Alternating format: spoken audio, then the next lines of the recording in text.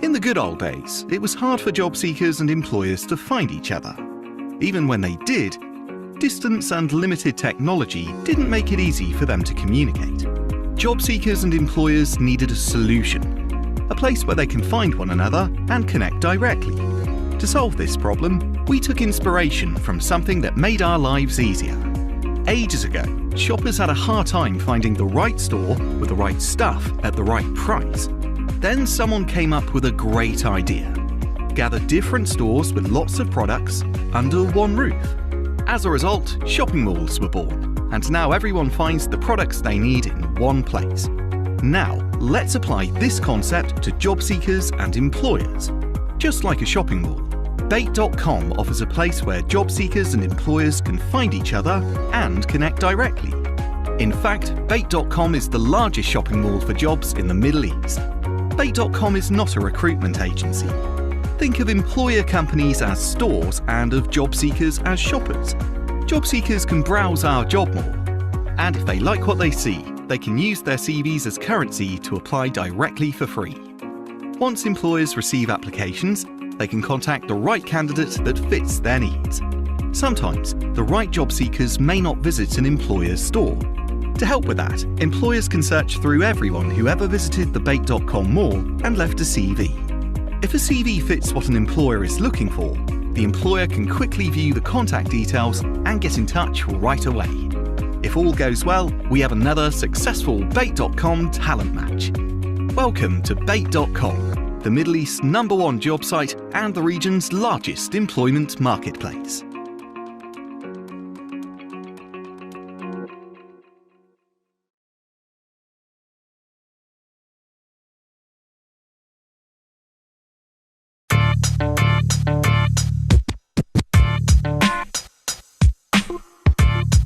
Hi everyone, my name is Elen, and I'm the Dean of HEC Paris.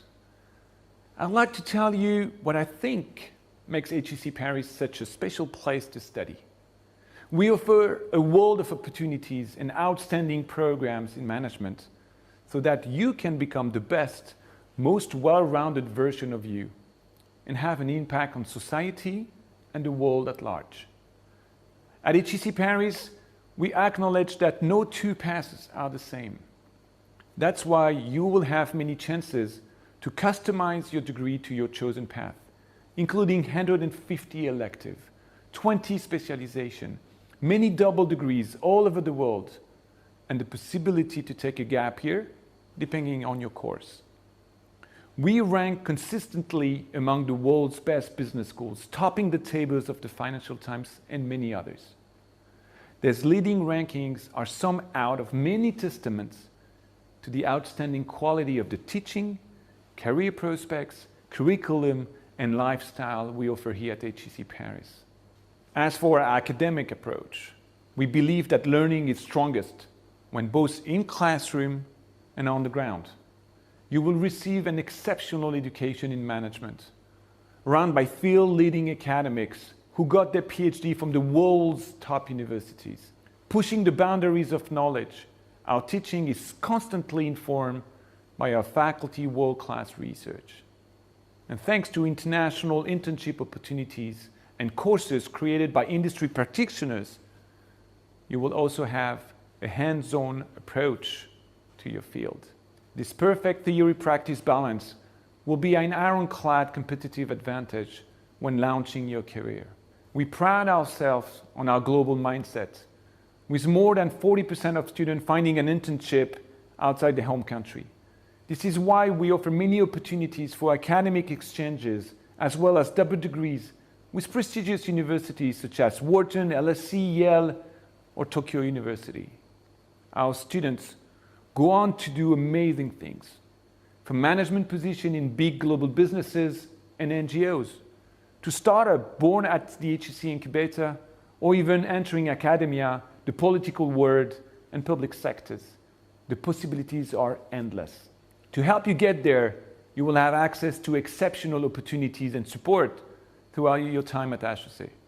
We offer many career fairs every year, personalized career coaching for every student, and a powerful global alumni network composed of 60,000 graduates and ranked among the most powerful in the world.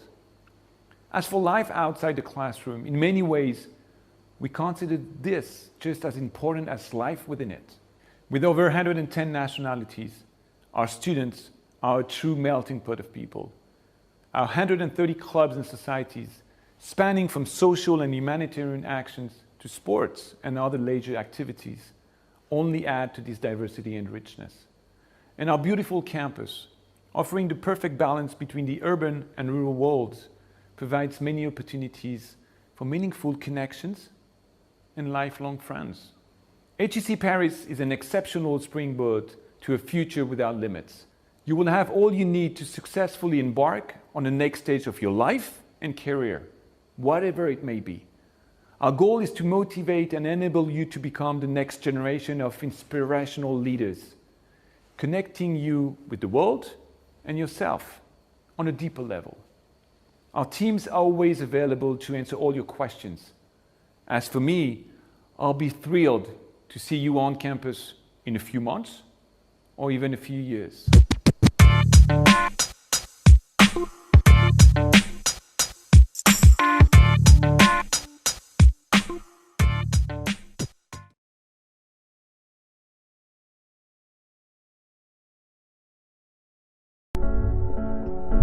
One of the greatest misunderstandings is that life is about survival of the fittest. It is not the strongest, but the one who adapts to change that survives. The only way to create real growth in these times is your capability to adapt to the current challenges. Your insights need to be precise to inform your next vital decisions. Your mission is to create stability, ensuring that the collective purpose is aligned to the everyday goal. The enterprises of tomorrow will look vastly different from today. How they do business, the people they hire, the way they work. And Entimo has designed solutions for the future of your enterprise. Drive everyday performance, engage and align goals, empower with everyday insights, and goal-oriented nudges to drive performance behavior. Drive performance by empowering your people to take ownership of their own career and skill development, personalized learning recommendations, and always have an enterprise view of skill health and talent hotspots. We offer AI-based learner engagement to create a dynamic learning experience for your employees. Entimo brings together visually stunning dashboards filled with actionable suggestions. Powered by AI and behavioral science, Entimo provides the right insights and nudges for each individual to take the right actions, resulting in behavior change that drives performance. To learn more, go to www.entimo.co.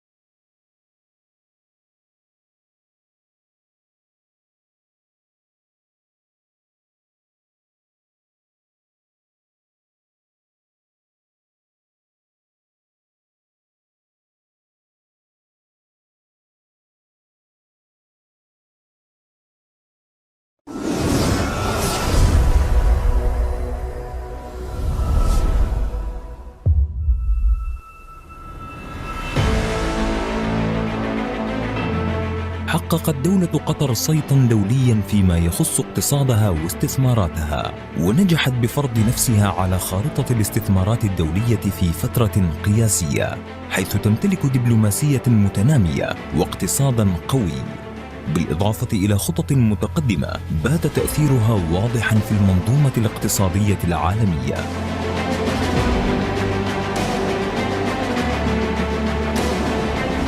ومن خلال تأمين الدولة لبيئة عمل شفافة ومنافسة، تآلفت العديد من الشرك المحلية، وأبرزها مجموعة الحطاب القابضة التي تأسست عام 1995 واحتلت مكانة رائدة في السوق في عدد من المجالات. تتمحور خدمات الحطاب القابضة في 4 ركائز أساسية، وهي الهندسة، الصناعة، الخدمات العامة، والسلع الاستهلاكية. تساهم الحطاب في لعب دور مؤثر في عالم الاقتصاد والأعمال على المستوى المحلي، كما تخلق أفضل قيمة لعملائها بمزيج من التميز والابتكار في تقديم الخدمات والأنشطة المتكاملة وبأعلى مستوى من الجودة والالتزام والمصداقية. الحطاب للتجارة والمقاولات، وهي شركة تحظى بتاريخ حافل يمتد إلى أكثر من 20 عاماً، وقد برزت الشركة كإحدى أفضل شركات المقاولات في قطر. سويت هاوس للتصميم والديكور، تعتبر من الشركات الرائدة في مجال التصميم والجودة والقيمة، حيث تقدم الشركة خدماتها إلى القطاعين السكني والتجاري، بالإضافة إلى تقديم تصاميم مخصصة تلبي الاحتياجات الفردية. شركة الحطاب للصيانة، تقدم الشركة أفضل خدمات الصيانة في قطر وأكثرها توفيراً من حيث التكلفة، كما تحظى الشركة بفريق عمل فني متاح على الدوام. الحطاب للمواد العازلة والتركيبات، تقدم الشركة حلول المواد العازلة والعزل الحراري، بالإضافة إلى أعمال الأرضيات وأعمال الطلاء بمادة الإيبوكسي. الحطاب للاستشارات الهندسية، تقدم الشركة خدمات متخصصة في مجال الاستشارات والهندسة إلى مجموعة كبيرة ومتنوعة من الاستخدامات في مجالات المعمار والهندسة والأعمال اللوجستية والإنشاءات. شركة الكعبي للخرسانة الجاهزة، تملك الشركة وسائل تكنولوجية متقدمة تمكنها من إنتاج خرسانة فائقة المتانة. الحطاب للسيراميك، وهي أحد أكبر الشرك الرائدة في مجال استيراد السيراميك والبورسلين وتوريدها في قطر. مصنع الحطاب للرخام، تمتلك الشركة مصنعاً للرخام تنتج من خلاله أسطح الرخام والكوارتز الطبيعية والمضغوطة والمصقولة. شركة الحطاب لمواد البناء، نقدم لعملائنا أجود وأرقى أنواع الأخشاب والأنابيب ومواد البناء من أجل بناء منازل عصرية، والتي يتم توريدها من أكبر الشركات العالمية. شركة الحطاب للخدمات الأمنية، تقدم خدمات وحلول أمنية كاملة إلى المؤسسات الحكومية والقطاع الخاص، ويعمل لدى الشركة فريق عمل على مستوى عال من التدريب. شركة تاتش للتنظيفات والضيافة والتجارة، تعتبر من إحدى الشركات الرائدة في تقديم خدمات النظافة والضيافة في دولة قطر، وتخدم الشركة عملائها على الصعيد الحكومي والسكني على حد سواء. الحطاب للعقارات، تقدم الحطاب للعقارات شتى فرص العقارات سواء على المستوى السكني أو التجاري، كما تساعد عملاؤها على الاستثمار في مجال العقارات. نيكست فيرز للمعارض والمؤتمرات، تقدم الشركة حلولاً جاهزة كاملة الخدمات إلى أصحاب المعارض الطامحين للاستفادة من فرص السوق الهائلة الموجودة في قطر. الحطاب للاستثمار، تضم الشركة حافظة أعمال تضم المشاريع الإعمارية والاستثمارات العقارية المدرة للدخل. الحطاب للمواد الغذائية، تقوم الشركة بتوزيع السلع الاستهلاكية والمنتجات ذات الجودة العالية، والتي تنفرد الشركة حصرياً بتقديمها. تحرص مجموعة الحطاب على تدشين برامج التحسين والتطوير المستمرة، بما يضمن التعامل مع مشاريع العملاء على النحو الأمثل، بالإضافة إلى التقييم الدوري لجودة منتجاتها ومشروعاتها وفقاً لاحتياجات العملاء والمنتجات الأخرى المطروحة في الأسواق. وضمان الالتزام التام بالمعايير ومواصفات المنتجات، واستمرار تحسين إدارة الجودة في عملياتها من خلال وضع ومراجعة الغايات والأهداف القابلة للقياس.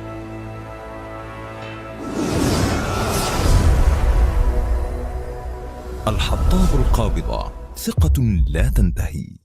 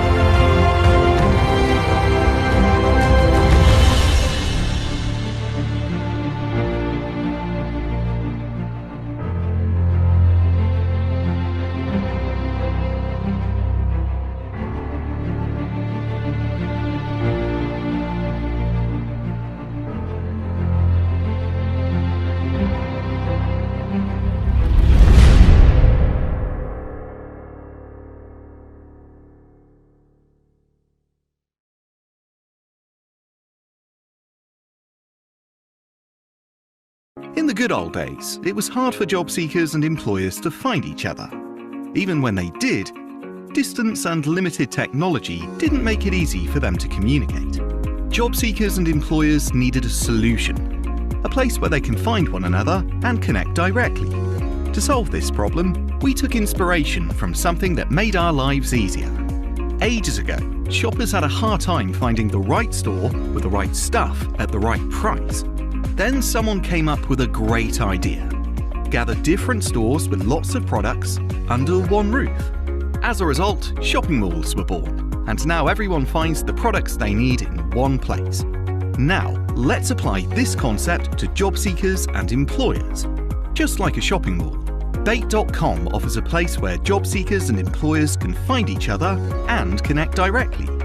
In fact, Bait.com is the largest shopping mall for jobs in the Middle East. Bait.com is not a recruitment agency. Think of employer companies as stores and of job seekers as shoppers. Job seekers can browse our job mall, and if they like what they see, they can use their CVs as currency to apply directly for free. Once employers receive applications, they can contact the right candidate that fits their needs. Sometimes, the right job seekers may not visit an employer's store. To help with that, employers can search through everyone who ever visited the Bait.com mall and left a CV. If a CV fits what an employer is looking for, the employer can quickly view the contact details and get in touch right away. If all goes well, we have another successful Bait.com talent match. Welcome to Bait.com, the Middle East's #1 job site and the region's largest employment marketplace.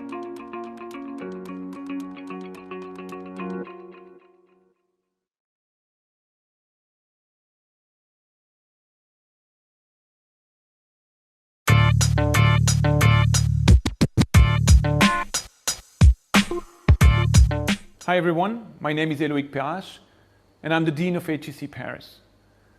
I'd like to tell you what I think makes HEC Paris such a special place to study.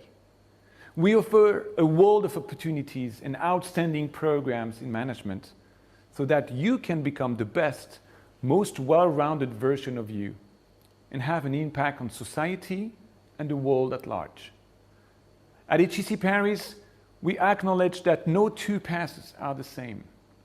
That's why you will have many chances to customize your degree to your chosen path, including 150 elective, 20 specialization, many double degrees all over the world, and the possibility to take a gap year depending on your course. We rank consistently among the world's best business schools, topping the tables of the Financial Times and many others. These leading rankings are some out of many testaments to the outstanding quality of the teaching, career prospects, curriculum, and lifestyle we offer here at HEC Paris. As for our academic approach, we believe that learning is strongest when both in classroom and on the ground. You will receive an exceptional education in management, run by field-leading academics who got their PhD from the world's top universities. Pushing the boundaries of knowledge, our teaching is constantly informed by our faculty world-class research. And thanks to international internship opportunities and courses created by industry practitioners, you will also have a hands-on approach to your field. This perfect theory-practice balance will be an ironclad competitive advantage when launching your career. We pride ourselves on our global mindset, with more than 40% of students finding an internship outside their home country. This is why we offer many opportunities for academic exchanges, as well as double degrees with prestigious universities such as Wharton, LSE, Yale, or Tokyo University. Our students go on to do amazing things, from management positions in big global businesses and NGOs, to startups born at the HEC incubator, or even entering academia, the political world, and public sectors. The possibilities are endless. To help you get there, you will have access to exceptional opportunities and support throughout your time at HEC. We offer many career fairs every year, personalized career coaching for every student, and a powerful global alumni network composed of 60,000 graduates and ranked among the most powerful in the world. As for life outside the classroom, in many ways, we consider this just as important as life within it. With over 110 nationalities, our students are a true melting pot of people. Our 130 clubs and societies, spanning from social and humanitarian actions to sports and other leisure activities, only add to this diversity and richness. And our beautiful campus, Offering the perfect balance between the urban and rural worlds provides many opportunities for meaningful connections and lifelong friends. HEC Paris is an exceptional springboard to a future without limits. You will have all you need to successfully embark on the next stage of your life and career, whatever it may be. Our goal is to motivate and enable you to become the next generation of inspirational leaders, connecting you with the world and yourself on a deeper level. Our teams are always available to answer all your questions.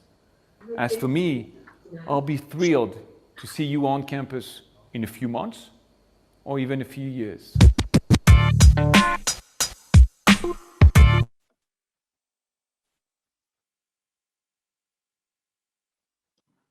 Hello, everyone. Good morning, good afternoon, good evening to all who are joining us today in different parts of the world. I am Nikki Prado once again from the organizing committee representing Next Fairs for Conferences and Exhibitions.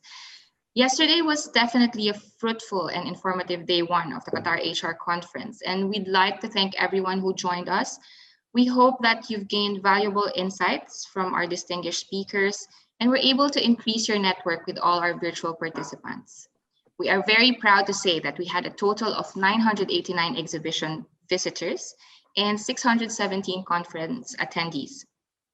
And we are really looking forward to keeping the same pace as we do have a great lineup of speakers for today as well. Again, if you have any questions, suggestions, or clarifications, you can visit our virtual help desk via our digital platform. And we encourage everyone to visit the virtual exhibition hall using the same. Please allow me to thank our sponsors and partners who have made all this possible. PSI Middle East, our talent management partner, Al-Hatab Holding and Byte.com as platinum sponsors, HEC Paris and Qatar as gold sponsor, and Tomo and McDam Technical Services as silver sponsors, and Management Solutions International, our recruitment and staffing sponsor. To our media partners, Marhaba, Qatar Living, and I Love Qatar, thank you very much for your support. And again, our conference partner, ZMZ, for supporting us all the way through.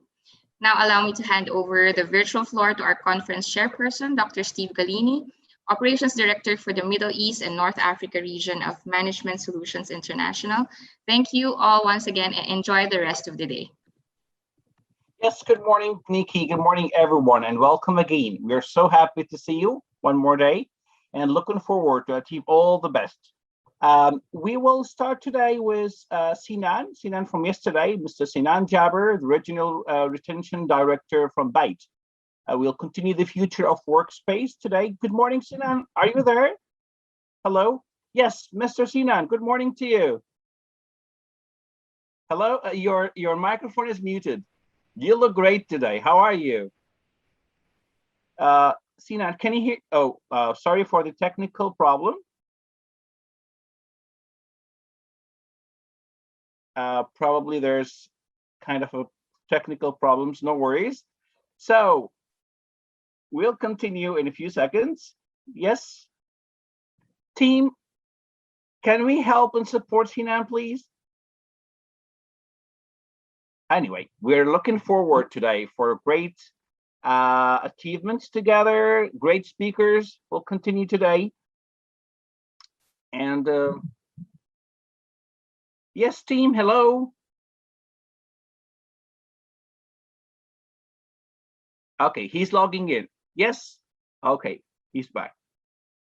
Good morning, Mr. Sinan. You're muted. Yes, you look great today. How are you? Thank you, Mr. Gallini. How are you? I'm doing great. I'm so happy to see you and wish you all the best luck. You may have the microphone. See you soon.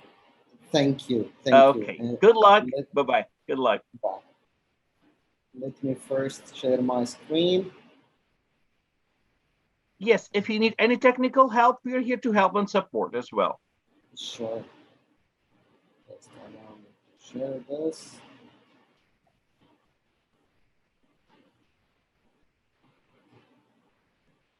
Okay, and let me know if you all can see my screen.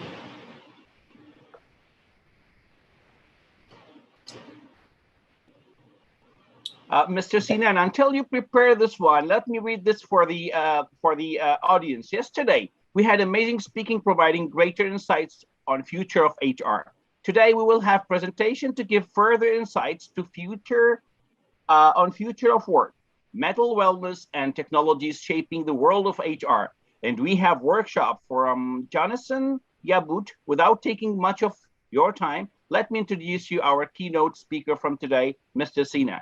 Thank you so much. Okay, Mr. Sinan, it's your microphone. Thank you, Doctor. Thank you. Can you see my screen? Yes, we can clearly see it. Perfect. Good morning, everyone. I am sure you enjoyed yesterday's speakers and session. It was great. I enjoyed a lot of them, if not all of them. And I hope today we're going to continue. And allow me first to introduce myself. My name is Sinan Jabir. I'm a regional sales director for Byte.com. I've been with Byte for around 11 years now, serving Byte in different countries and regions. In this presentation, we're going to see a lot of numbers, statistics, and figures from surveys we conducted from Qatar and the region, because we are specialized in the region. As a lot of you know, Byte started back in the year 2000, 21 years ago, as we're now officially the longest run e-commerce business in the MENA region. We added a lot to our portfolio during those 21 years. In 2010, we added an applicant tracking system platform called Talentera. It's one of the leading platforms now in the region. Then we added a video assessment platform called Evalify, onboarding platform called After Hire, and virtual event. Byte is known to have the largest database in the region. We have now 41 million profiles, and based on those, we conduct our surveys. And before we start on talking about our presentation, I would like to share with you a number from a survey we conducted back in March 2019. It's called Work-Life Balance in the MENA region. And surprisingly, the result was 58% of the professionals who responded to the presentation feel that there is a lack of flexibility in work. 39% expressed that their companies promote the use of advanced technologies to streamline work. So 60% does not feel that. So that is just few months before our life changed because of the pandemic, that 60% of us feel that we need flexibility in our work environment. Then 2020 hits us with the pros and cons of the situation, and the workplace changed. Today, I'm going to discuss about the 3 top working place models that we are living. I hope we're going to think about what we're going to adapt as leaders in our organizations, as leaders in our companies and units. We need to make a decision soon. We live in Qatar, and alhamdulillah, Qatar is now, we're entering phase 3 of lifting the COVID-19 rules or health measurements, and soon we're gonna enter phase 4, and that means that the country is gonna be open, and a lot of cities around the world is going to that direction, alhamdulillah.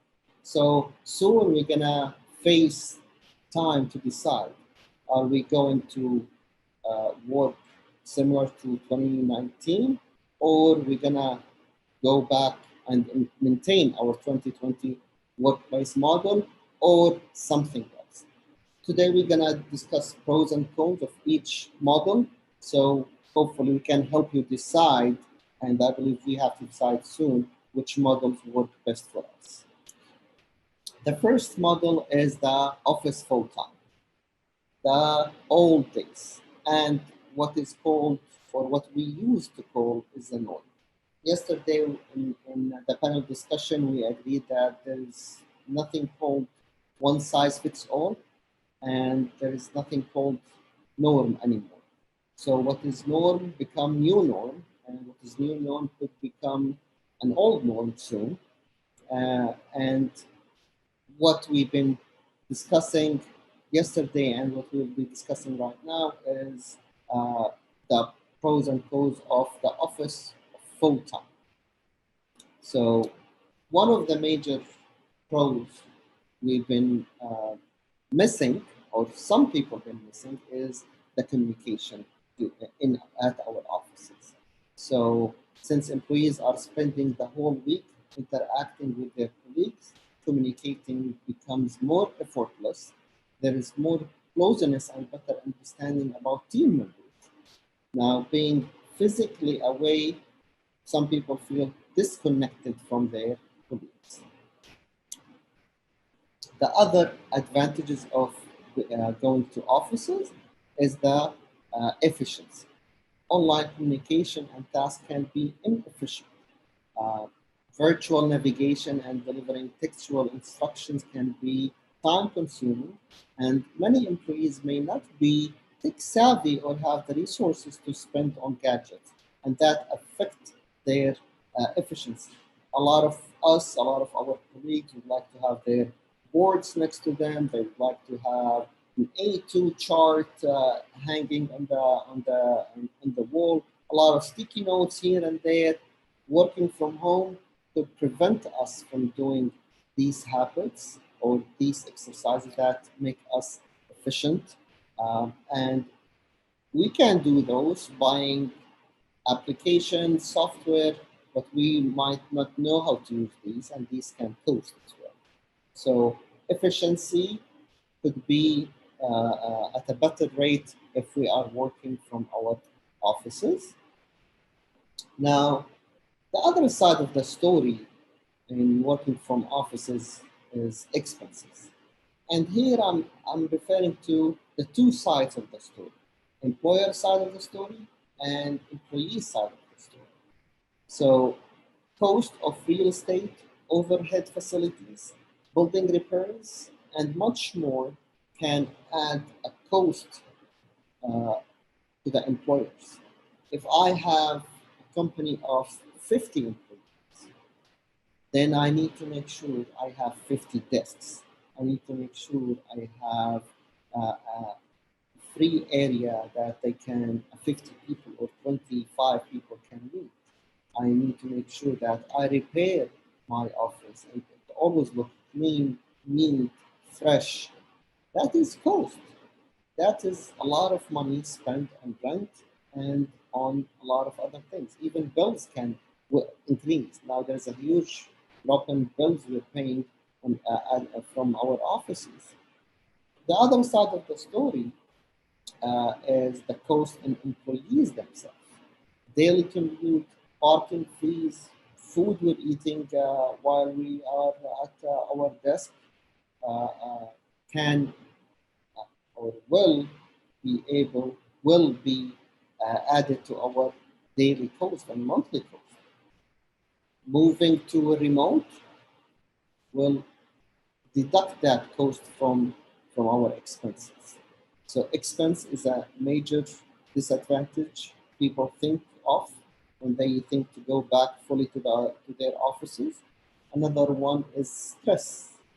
That's a second disadvantage of being full-time at the office. As a 5-day job saps much time, energy, and resources.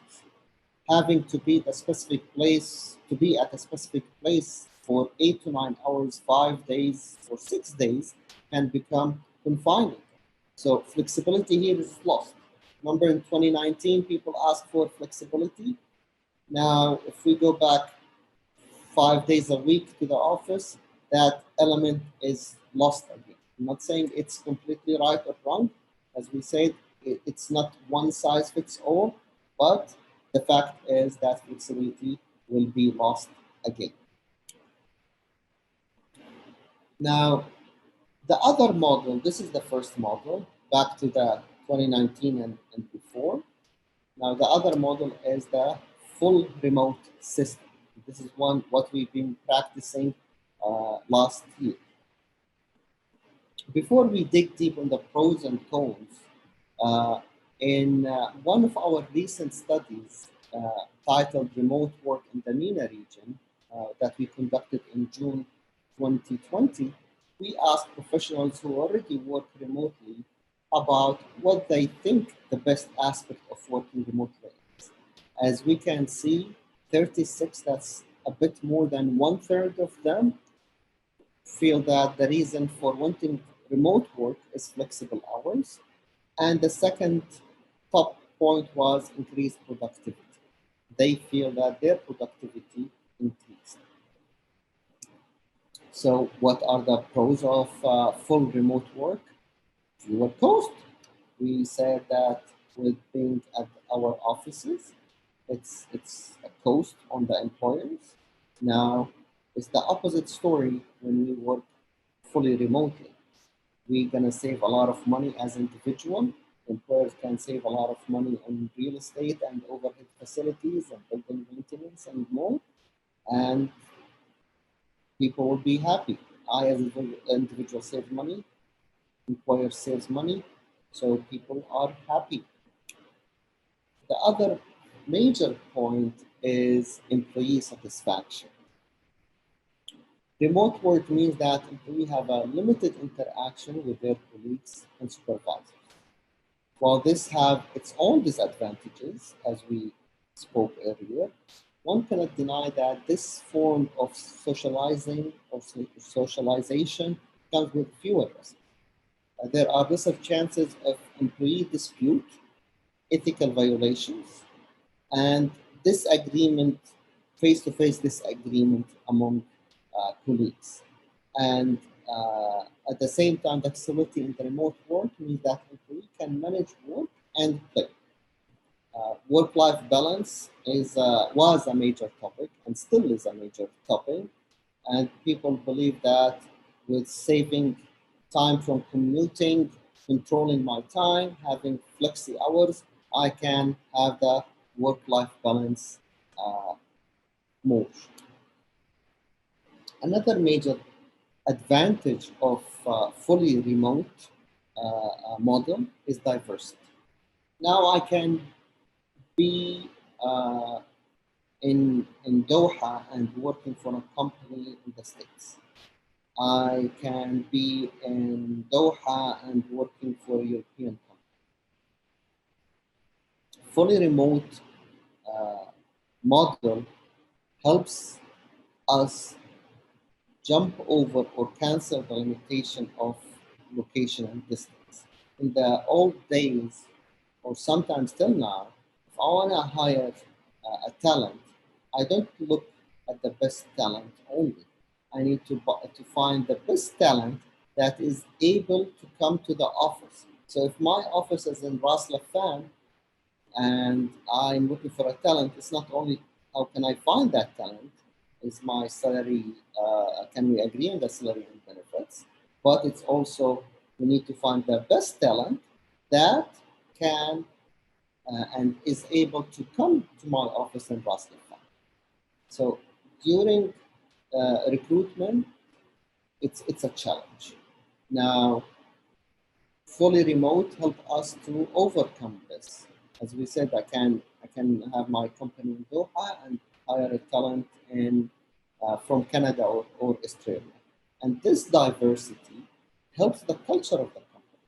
This diversity helps finding solutions, as people from different cultures can look at challenges or opportunities differently.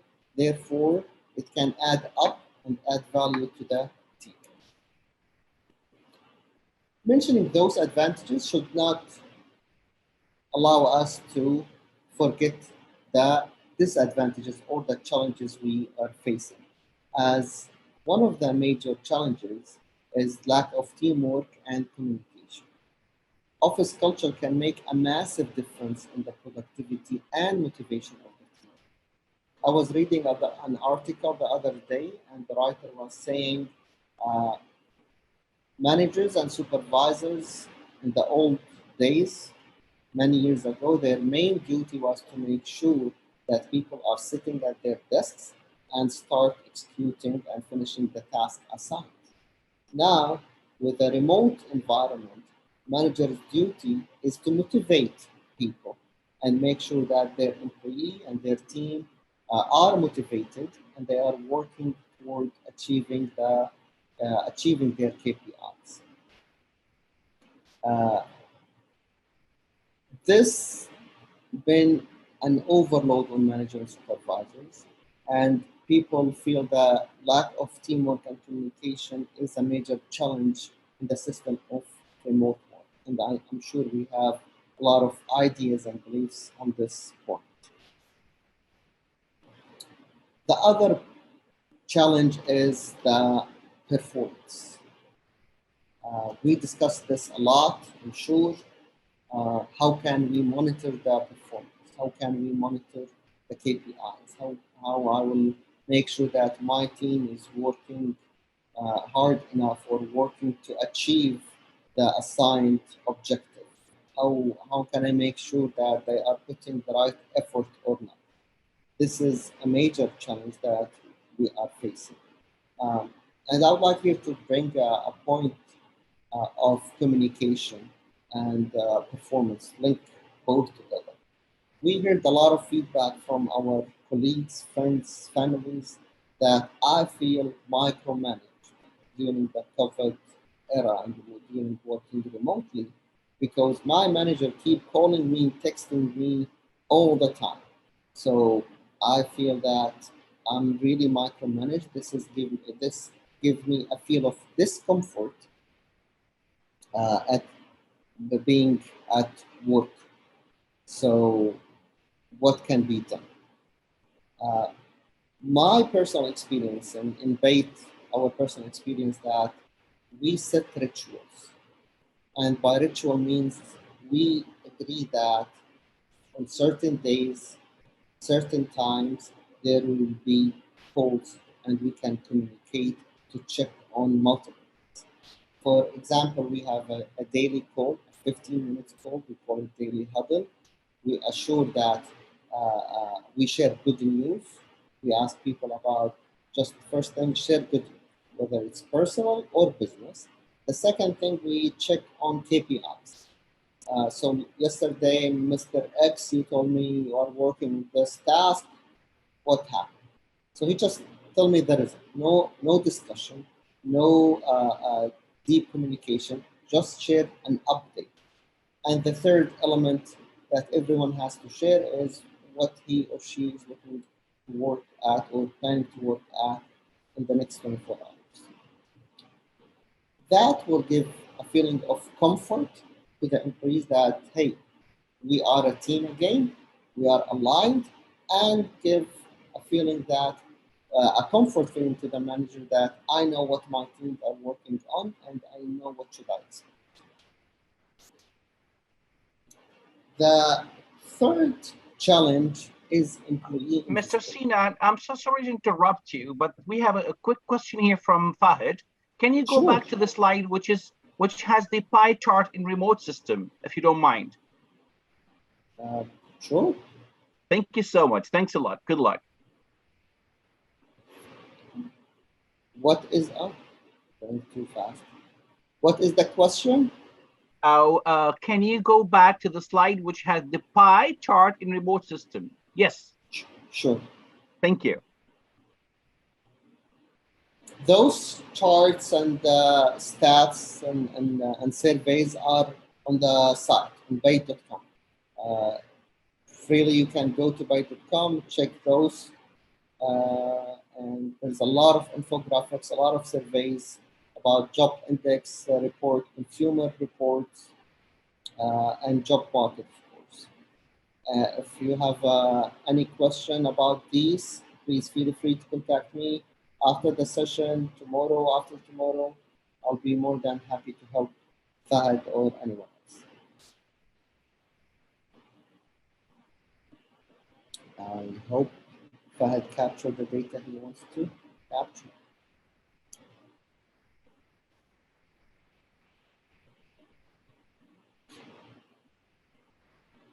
So we're talking about employee invisibility.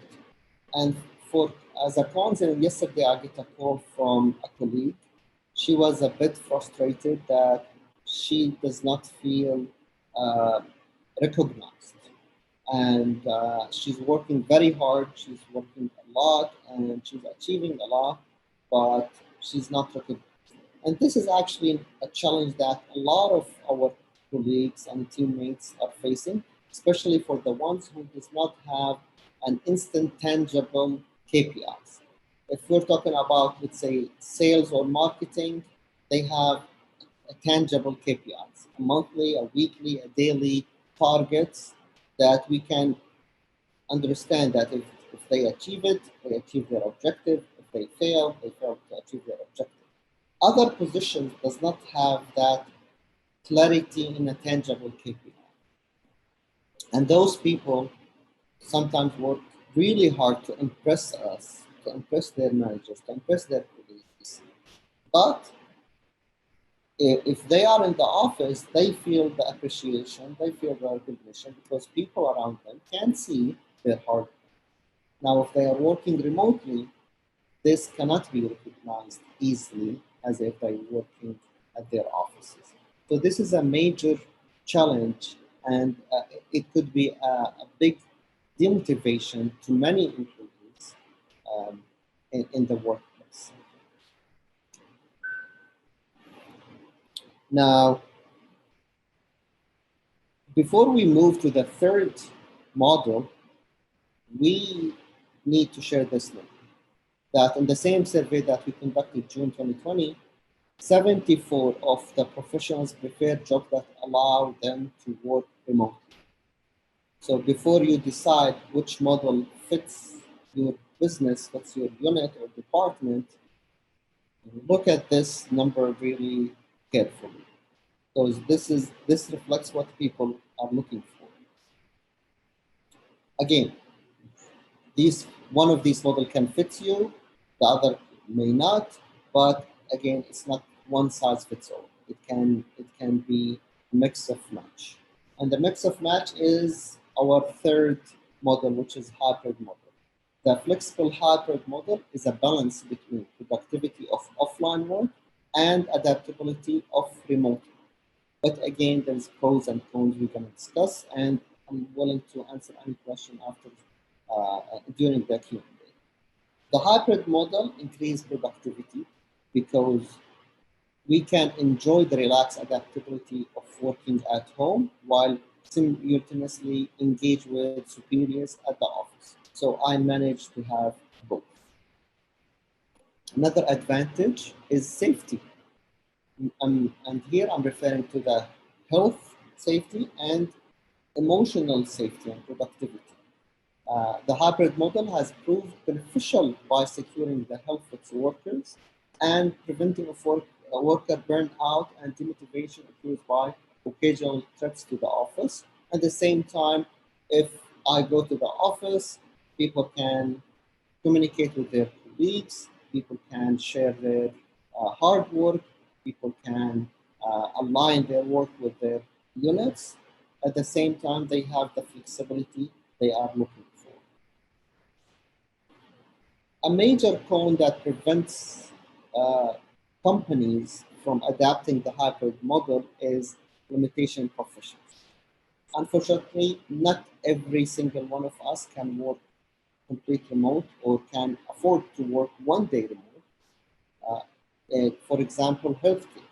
Despite the increase of video consulting with doctors or call consulting with doctors and nurses, still doctors, nurses, medical staff has to be at hospitals. Retail is another example.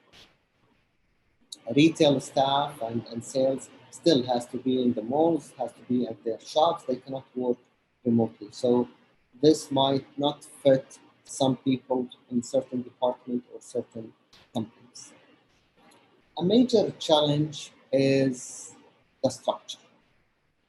Separate allotments of the week, month are assigned, incorporating remote working and physical work.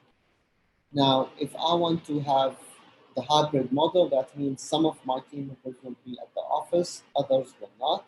I need to make sure that when scheduling, this has to be scheduled, of course, and when scheduling this, it has to be fair, scheduled for everyone. So everyone come to the office equal number of days.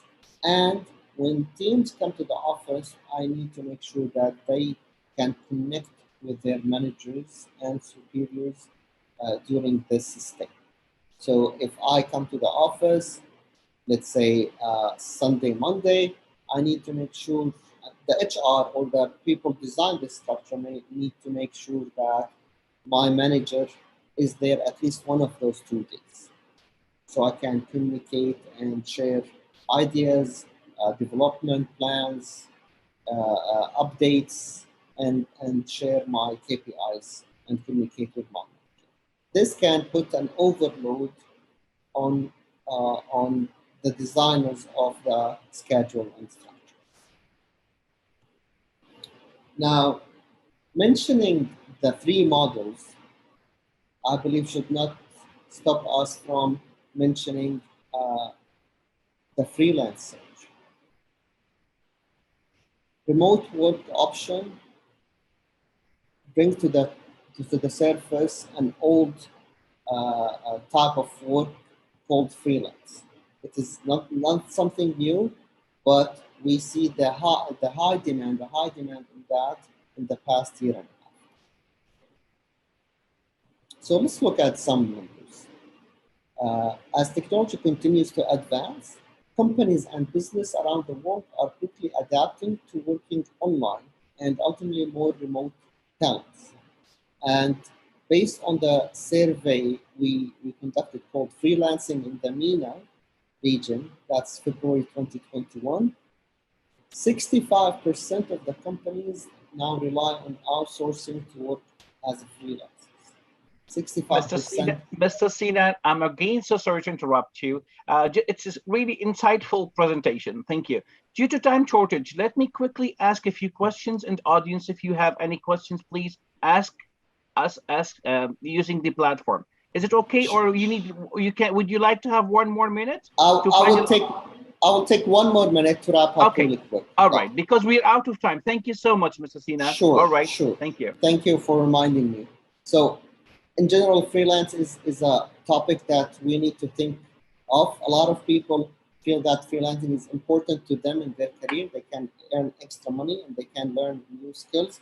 Companies feel that freelancing could save a lot of money from on their payroll sheets from the benefits, and it adds value to the team. It adds fresh eyes to the team. So it's a matter that we need to think about when we decide which model could work for us as well. So I'm open to questions, please. Thank you so much. It was really insightful. All right, from Fahad again, in regards to the unmonitored performance, how about if we change the KPI to each employee and the measurement tool? Does it might increase the performance monitoring? Change the KPIs? Yes. Okay. How about if we change the KPIs to each employee and the measurement tool? Well, measurement, if it's remote, measurements, yes, has to be a change. We need to find ways, tools, probably technologies that allow us to measure the KPIs of our employees. Changing the KPIs, it differs on the department and unit and probably individuals. But it should not change the whole organization KPIs. Maybe strategy will be set. Now, how do I achieve my strategy as a company and objectives? I need to distribute that among the teams, then from the teams on the individuals. Great, thank you. Well, one last question and we will move out. It's a personal question, actually. In your third slide, there is a mention on survey done by Byte on work life. Balance, different people want different things out of their life. So balance means different things to different people. What does work-life balance mean to you? That's a good question, Dr. Gallini. Balance, work-life balance for me, it's a time that I can spend with the family and friends. It's the time I can spend on hobbies and developing personal skills.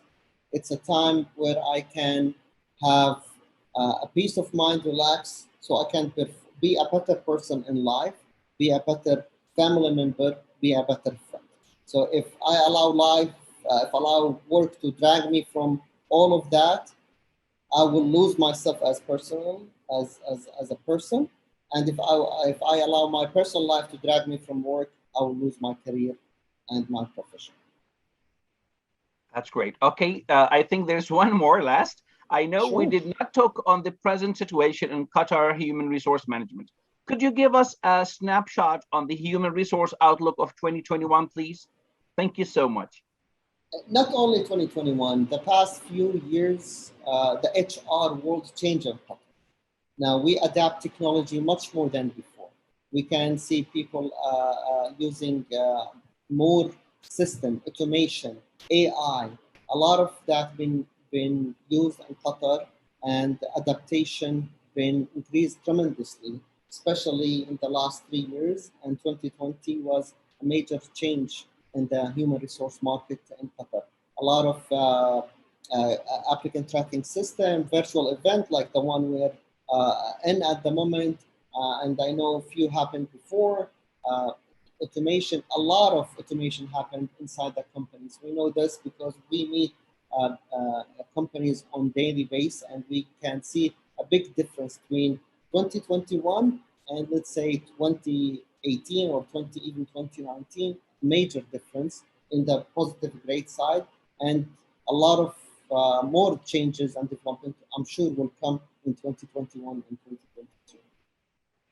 That was great. It was really amazing. Thank you so much, Mr. Sinan. We wish you a great day. Thank you for joining us and being with us. Thank you so much. Let me please welcome Mr. Shanawaz.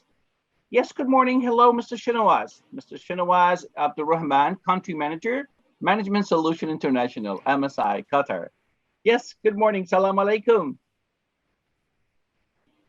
Your microphone is muted. Please, if you'd like to unmute your microphone, please. Salam alaikum. Yes, it's on now. Yes, how are you today, Mr. Shanawaz? You look great, mashallah. Okay. Good, thank you. Yeah, wish you good luck. See you later. Salam alaikum. Thank you. Okay, good luck.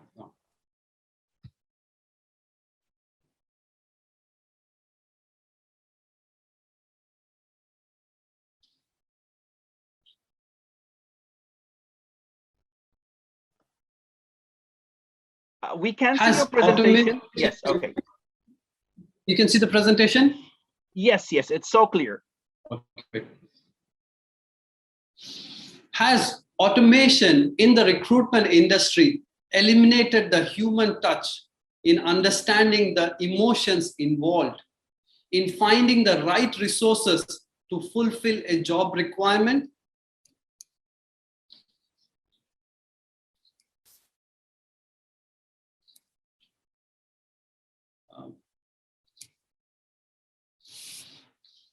Will most interviews be held through FaceTime, Skype, or Zoom, where software analyzes micro expressions, body language, and speech structure of the other person, providing a detailed report of the consistency between what was said and what the person thought?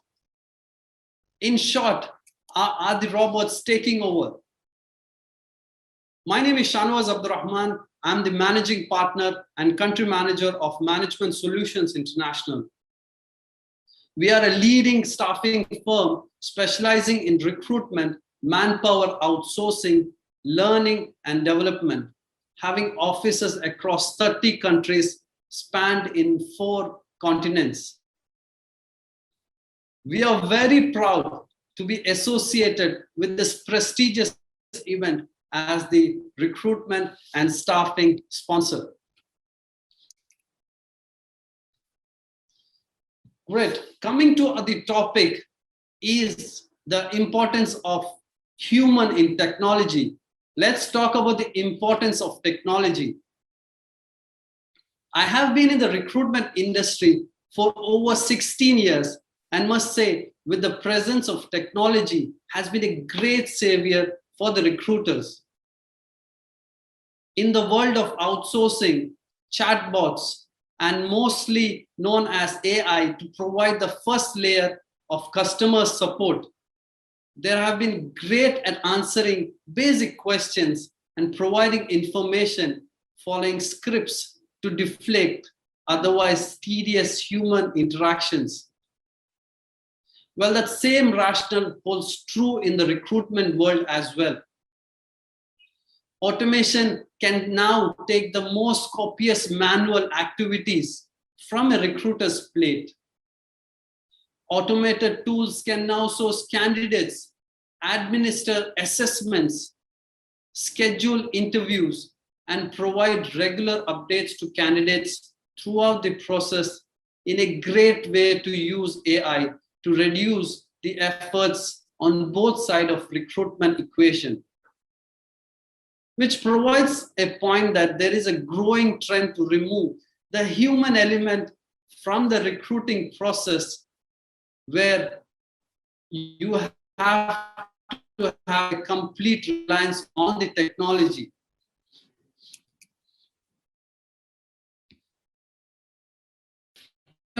Technology, and now talking about human, are we saying that we have to completely remove human recruitment?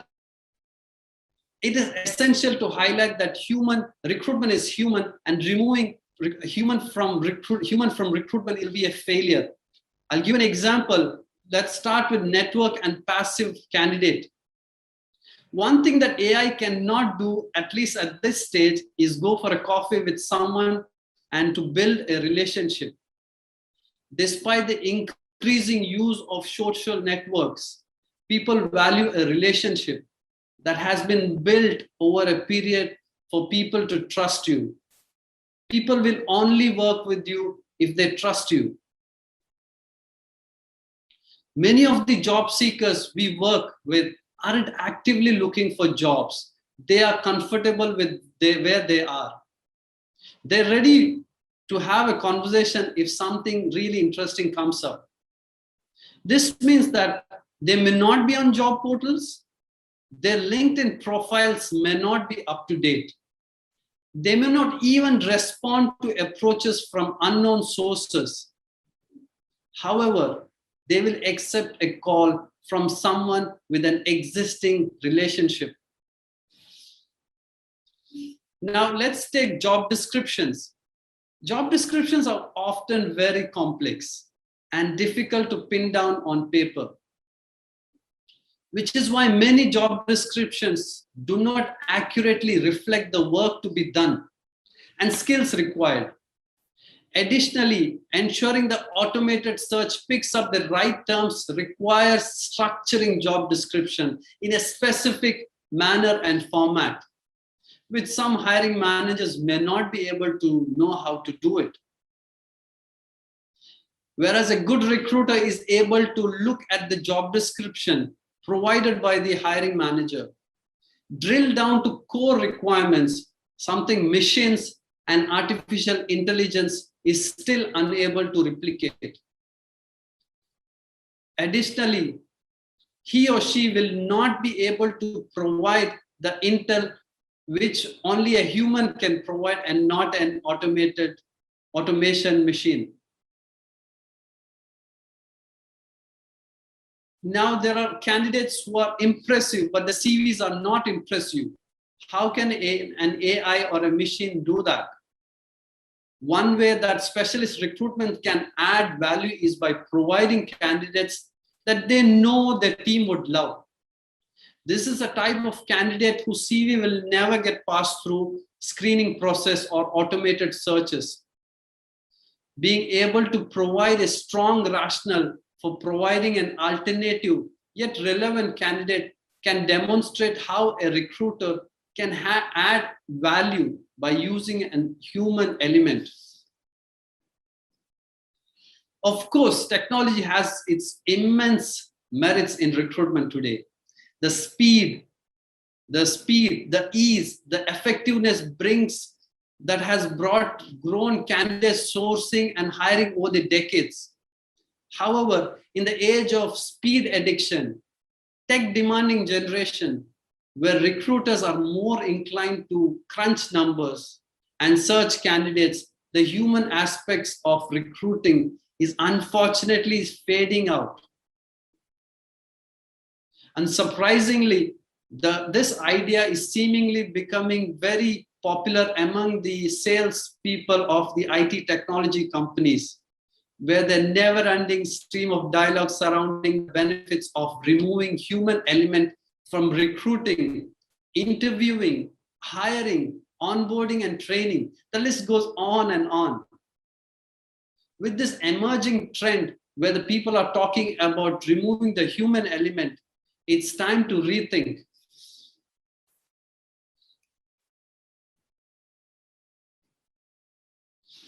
Now let's put things into perspective. You see, on an average, we receive at least 250 CVs for every position advertised. Now think about screening these 250 job responses, filtering through hundreds of LinkedIn profiles. All of this takes a lot of time, while hiring managers will not have so much time. Whereas a good recruiter, on the other hand, has the best candidate at hand and is able to find these candidates normally within 48 hours. Now imagine you as a job seeker who have worked hard on your application, spent hours and hours and hours to apply for your next dream job, only to receive an automated acknowledgement. How would you feel? Would you feel special? The answer is no. This would break your heart. It may even encourage you to not work for this company. Apart from the initial auto-generated emails, 53% do not hear from the recruiter for the next 2 to 3 months, leading to the candidate losing interest for the job and perhaps moving on. What we don't realize is 63% of job seekers will likely reject a job offer because of the long wait and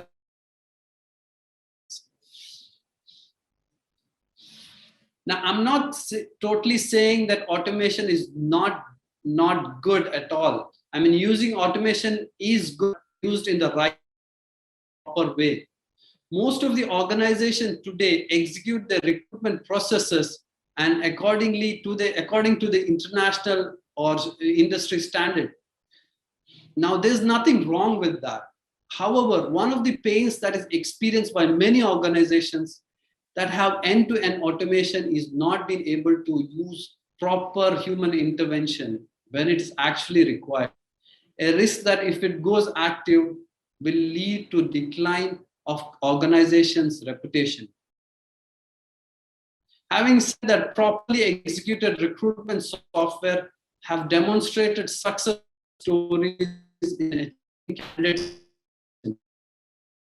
Again, to put things into perspective, over 98% of Fortune 500 companies use recruitment software. Almost 80% of employers say that using recruitment software had made their life much more easy and they've recruited at a faster pace. The flip side of it is 50% of employers do not use any recruitment software, which may lead them to have a minimal tracking of applicants. As demonstrated earlier, 2/3 of those candidates may not even respond to any job offers if not handled in a timely or structured manner. Now let's talk about an important aspect, that is culture. 67% of recruiters consider culture fit to be an important factor when hiring. And 90% of the recruiters have rejected candidates due to their lack of cultural fit. Now imagine, with no human intervention, CVs are screened by automation. If we have to automate the process and not identify the culture fit, especially in the world we are living currently, it would be very difficult to have that person fit into the culture, and ultimately it will be a disaster for the organization. Again, 73% of the job seekers won't apply for a job unless companies' value align to their company. So culture fit is an important part of your attitude towards the value system of the organization. And if not identified during screening, will lead to continuous conflict in a way candidate will pursue to adopt the organization. Now, yesterday, the professor of HSC spoke about millennial. Now, that's one more factor I would like to share.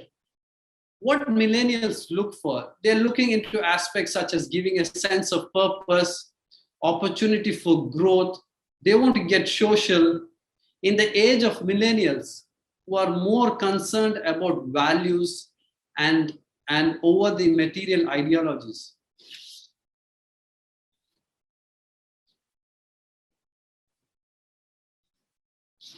Now you may say, okay, Shanawaz, we know these are the problems. How do we deal with these issues? Well, the winning formula is blended approach. The combination of AI, human, and automation will always be superior when it comes to finding the right candidate or right talent for your organization. Therefore, we at MSI have craftily drifted from the automation and blended it to an automation for our processes, where human intervention at various levels are introduced to effectively use the machine interference in order that our customer gets to humanized form of interaction. Now, to explain a blended form of automation, every organization needs to identify and clearly demark the human and non-human interferences in implementing automation of their business processes. The risk associated with automation of core processes, especially in the client or candidate or customer integration, have to be identified, and control should be kept in place to address the inhuman or non-responsive behavior towards client or customer needs. Efforts should be made to include mitigation of all risks through process automation. With the example I gave earlier regarding an applicant whose excitement of his dream job died when he received an automated response. In this case, what can we do? We can actually balance human, AI, and automation by just sending a warm email, thanking applicants for their application, while providing them with a number to call should they have any questions. Yes, you will get a number of annoying calls, but this will keep your candidates or applicants appreciated and keep them warm for much longer. If they are not quite right for the role, or you're rejecting a candidate, again, make it as human as you can. Maybe sign off with a line in the email, something like, we know that automated email aren't great. So if you have any questions, please hit reply to the email and a human will be in touch. Give candidates to feel your humanity. Give them a chance to feel valued. In other words, your automated system should be based on your business processes and not vice versa. Hence, I conclude by saying the winning formula to identify when you need to introduce human element in order to strike the balance between automation and human interaction by meeting somewhere in the middle. Recruitment is human. The human element within recruitment is very, very important when hiring the right candidate. Human interaction between job seekers and recruiter provides a platform for a successful relationship to ensure the candidate's needs are met. And ultimately, they require a role which is best suited for them. again, recruitment always and has always been about people. Thank you.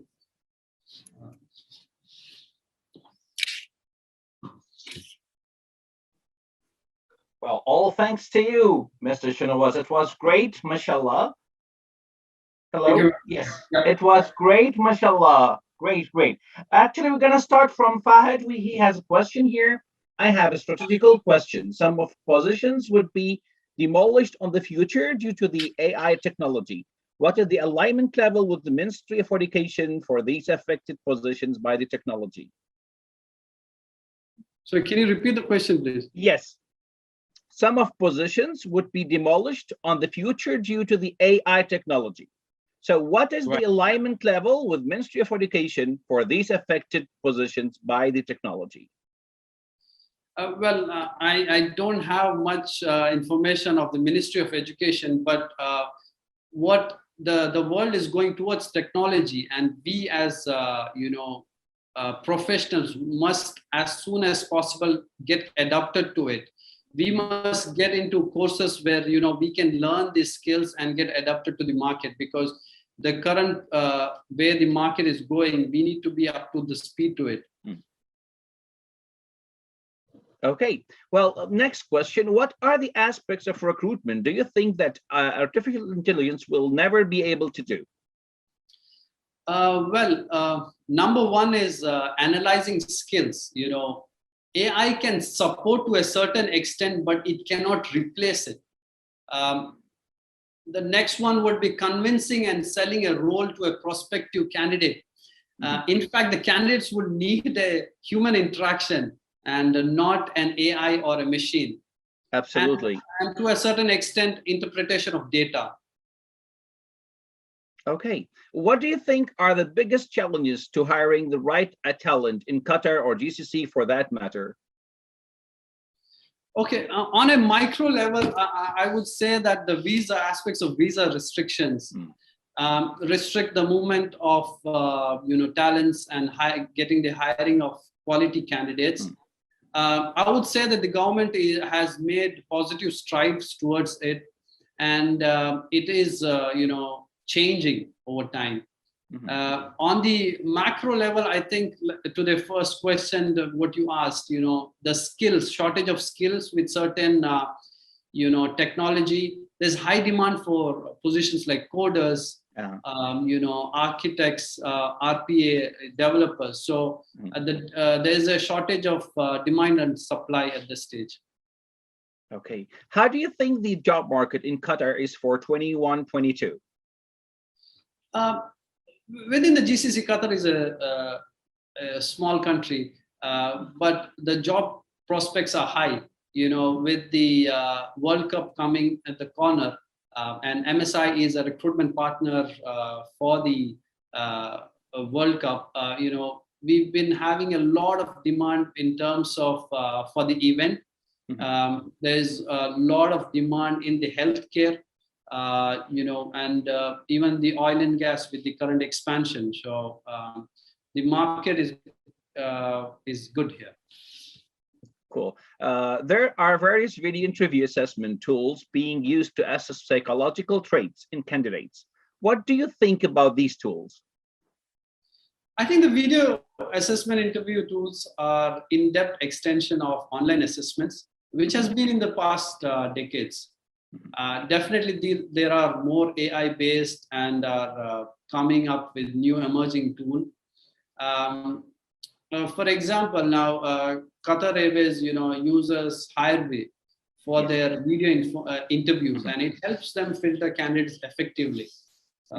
So there are instances where they're using, like I said, video where they can detect through some software. They can analyze what they're saying and what they're saying and what actually they mean. So well, understanding the importance of a human element to recruitment, what soft skills do you look for in hiring talent? We do a lot of recruitment, especially since we are in a recruitment industry. The top three would be attitude, Second one would be skill. Third one would be knowledge. The reason I put attitude at the top, skill and knowledge can be learned and taught, where the attitude, it's not very easy to learn. So Absolutely. So attitude, skill, and knowledge. Well, thank you so much, Mr. Shanawaz Abdul Rehman. It was so great to have you today. You had a great presentation. We appreciate your presence. Thank you so much and have a great day. Thank you. Thanks for having a lot. Me. Thank you very much, Doctor. Thank you. Welcome. We'd like to welcome our next speaker, Sarah Tabet. Good morning, Ms. Sarah. Hello. Good morning. Good morning. Yes, you look great. How are you? Thank you. Good. Good. Okay, Good to be here with you today. Thanks a lot. Do you need any help for technology? For like, you're ready for your presentation? Okay. Absolutely. Would you like to try it? To share it, please? Yes, I'll do that. Great. Second. Yes, it's coming. Okay. Good luck. See you. Bye-bye. Thank you. So good morning, good afternoon, everyone from wherever you're joining us. Happy to be here with you today with the Qatar HR Conference 2021. I'm Sarah Tabet. I'm the Global HR Director at Schneider Electric and a D&I leader and author of a book, Inclusion Starts With You. Today, I'm here with you to talk about diversity and inclusion in the new world of work. So when we say diversity and inclusion first, I know it's a hot topic that has been, tackled really across the globe in different industries, in different sectors. But the question always remains, what does D&I mean to you? And I've had the pleasure, or I would say the chance to talk a lot about diversity and inclusion in the past few years with many people. And I still realize that the topic itself, not only what does it mean in the new world of work, but also as of today, what does it mean for each and every one of us? And fortunately and unfortunately, the topic still is a lot, means different things to different people. But what we can agree on as a starting point today is that when we talk about D&I, it's really not only about women. There's a misconception that diversity is only about gender or about culture or about race or about ethnicity. Actually, it's not. Diversity and inclusion today and every day is about diversity in the seen characteristics, I would say. So yes, maybe gender, maybe race, ethnicity, culture, where people are coming from, their nationality, but also really the cognitive diversity when we talk about the mindset, the perspective, the religion, the beliefs. So it's about equality in pay, equality in treatment. We talk about empowerment. We talk about legislation. We talk about the policies that we have internally in our organization. So it's really about everything. And when we talk about diversity, does that mean diversity is the same as inclusion? So in the new world of work, if we invest in making our workplace diverse, does it mean that we have the right culture of inclusion? Definitely not. Diversity and inclusion are complementary. A friend of mine just actually said it in a very nice way that I will use. Inclusion is the glue to make diversity work. So if you don't have the right culture and mindset of people to share their diverse perspective, to raise their voices and say, I agree, I don't agree, then definitely it's not inclusive. Inclusion is really about making people feel they belong to the organization, they belong to the workplace they are working in, they are able to share and feel psychologically safe to share their perspective and mindset on the table. So when we talk about, as a definition, we talked about really the things that we see, the mix of diverse genders, generation, lifestyle, work, or ages, disability, communication, mindset, and much more. And we've seen also that many companies, research companies, consultants, Deloitte, Ernst & Young, BCGs, have also talked a lot about the benefits of diversity and inclusion.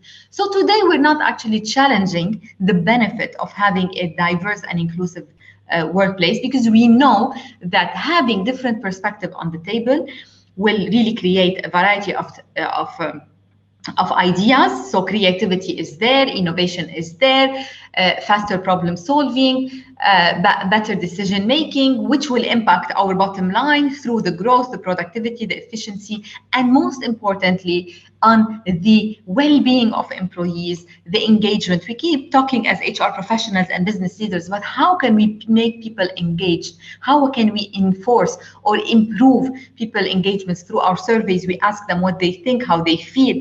So how do we do that? It's actually by giving them a voice. It's by making them feel they are important and they belong to that organization. And that voice and the sense of belonging is what we call inclusion. So we're not going to challenge what the BCGs and the Deloitte and the Ernst & Youngs and the Josh Bersin organizations have actually analyzed. But what we will say is, let's take it as face value. Let's believe that actually this research is important and ask ourselves, what can we do in today's world, in our organizations today, to make sure that we create that culture of inclusion, not by only ticking the boxes on diversity, but in really improving and creating that deep change management, transforming our organizations into becoming inclusive, where we give everyone an equal opportunity to share perspective, to go forward. So it's, you know, it's really, we have enough people that are talking. We have enough slogans that are going here and there and everywhere, in every industry, in governments, in organizations. It's really time to create action. It's time for us to move. So how do we do that? For us to move and create action around an inclusive leadership and a diverse and inclusive culture, we need to create a work environment in which all individuals feel that they are treated fairly and respectively. And when I talk about respect, I don't talk about only tolerating differences, because there's a big difference. There's a big difference for us as leaders to tolerate differences and saying, yes, I mean, I am a person who accepts and I'm able to overlook differences and work with people equally as if they don't have different genders or nationalities. That's not what is important. That's not what is needed. What is needed is actually to go beyond tolerance, beyond our willingness to overlook differences, and rather include people with their differences, recognize that they have differences, and respect those differences through our word and action, through the way that we speak, language we use, and our actions and the way we operate. So that's the first one. Second, have equal opportunities, give equal opportunities to people and resources. So make sure that we give equal access to everyone. When there is a new role available, there are new opportunities in the workplace. So we have to make sure that we are creating that equal access, and I will talk more about how to do that. And third is embed D&I in company values and culture.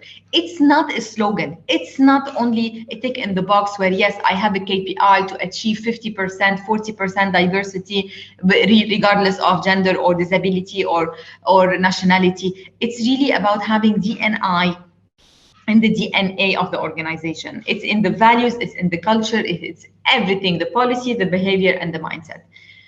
So how do we do that? There are three focus areas.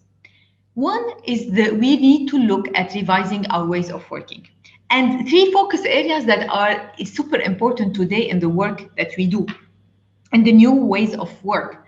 And I'll talk more about what does it mean, new ways of work. So I'll get into that in a few seconds. So revising our ways of working, women empowerment, and dare to disrupt.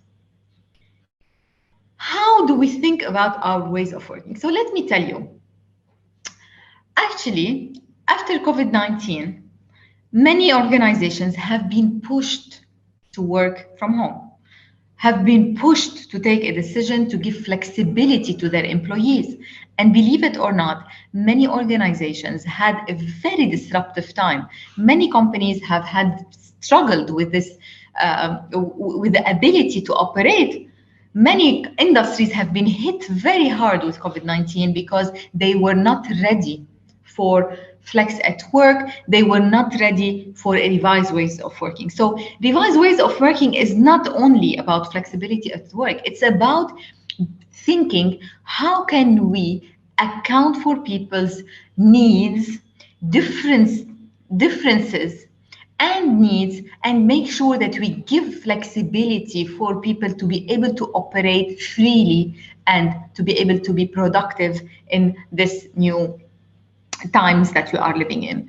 So flex at work is not a reaction to COVID-19. If as organizations or as leaders, you don't believe or you have not thought of or thought about the importance of giving flexibility to your employees, believe it or not, in few years, if not in few months, you will not be able to either attract, retain, or develop any of your generation Z and even the older generation. So many organizations have experienced flex at work because of the COVID, because of the mandatory mandate from organizations or in governments to close and have people operate from home. And they realized how much employees have actually engaged and how much they have embraced this new way of working. So, and as a consequence, companies have started deciding to go back to a 3 or 2 day of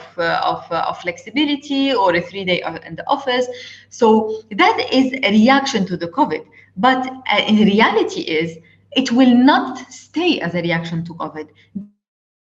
This is actually the new ways of working because it actually gives people the flexibility to juggle personal and professional. It gives flexibility to people to think and accommodate their personal needs and professional needs, not because only they might have families, but also because single people have hobbies that they want to take care of, they have the well-being aspect that they want to engage with. So there's a lot of consideration. Some people have parents that they need to take care of. So it's really about making our policy considerate of people's differences. So it's not the future, it's actually the present, and this is where we need to start thinking of how to make our policies inclusive to make sure that we survive in the present times and the future times. Second aspect is the family-friendly policies. Those are not nice to have. And when I talk about family-friendly policies, is actually going and looking at how, again, accommodating are we for people to take their leaves, to support their families, and what does family mean? I've talked a lot in my book, Inclusion Starts With You, around what family means to us. And many people in the past 2 years have experienced the importance of family. They tell you, yes, I mean, I love my career. I love, you know, I'm super ambitious and I want to grow. But at the end of the day, people have realized in the tough 2 years that they have lived how much well-being is important, how much family is important. And this is where companies have to accommodate and account for that. When we talk about family, unfortunately, it's not anymore, fortunately and unfortunately, it's not anymore the family that we have been accustomed to, like mother, father, kids. We know that the world has changed in the Middle East and outside of the Middle East.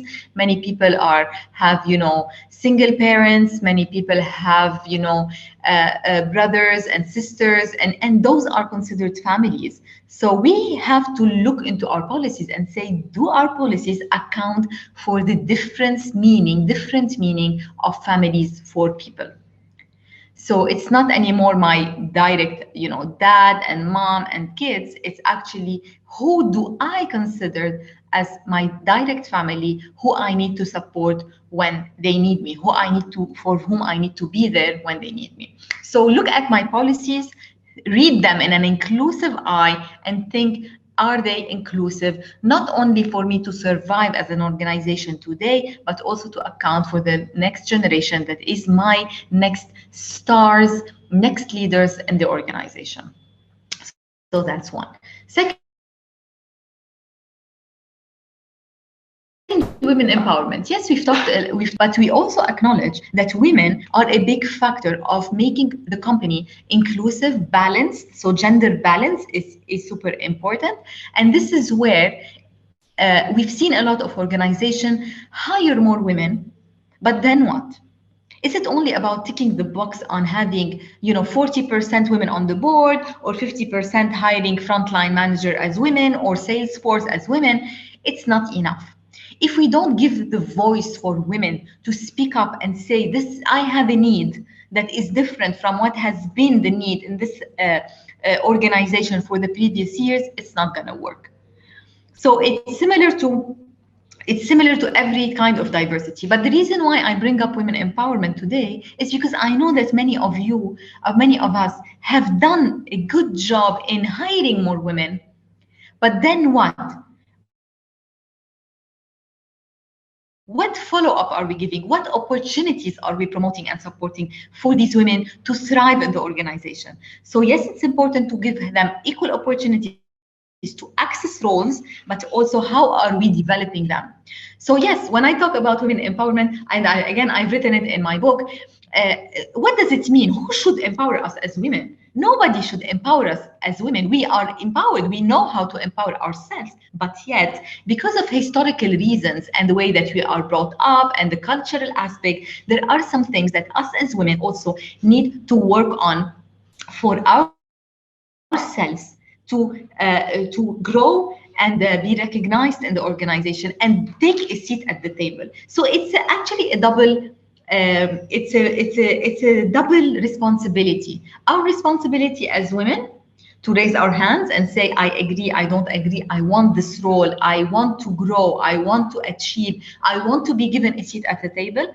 And it's the responsibility of the organization to actually make sure that they are giving that equal opportunities for women. I talk here a little bit about the imposter syndrome and about some of the aspects where women have been struggling or need to change the way that they also operate by getting, being more aggressive as negotiators, being more assertive, and many of the things that, again, I don't have time to talk a lot about today, but I'm happy to talk more about individually with women who want to develop themselves as leaders, as assertive people who have a seat at the table.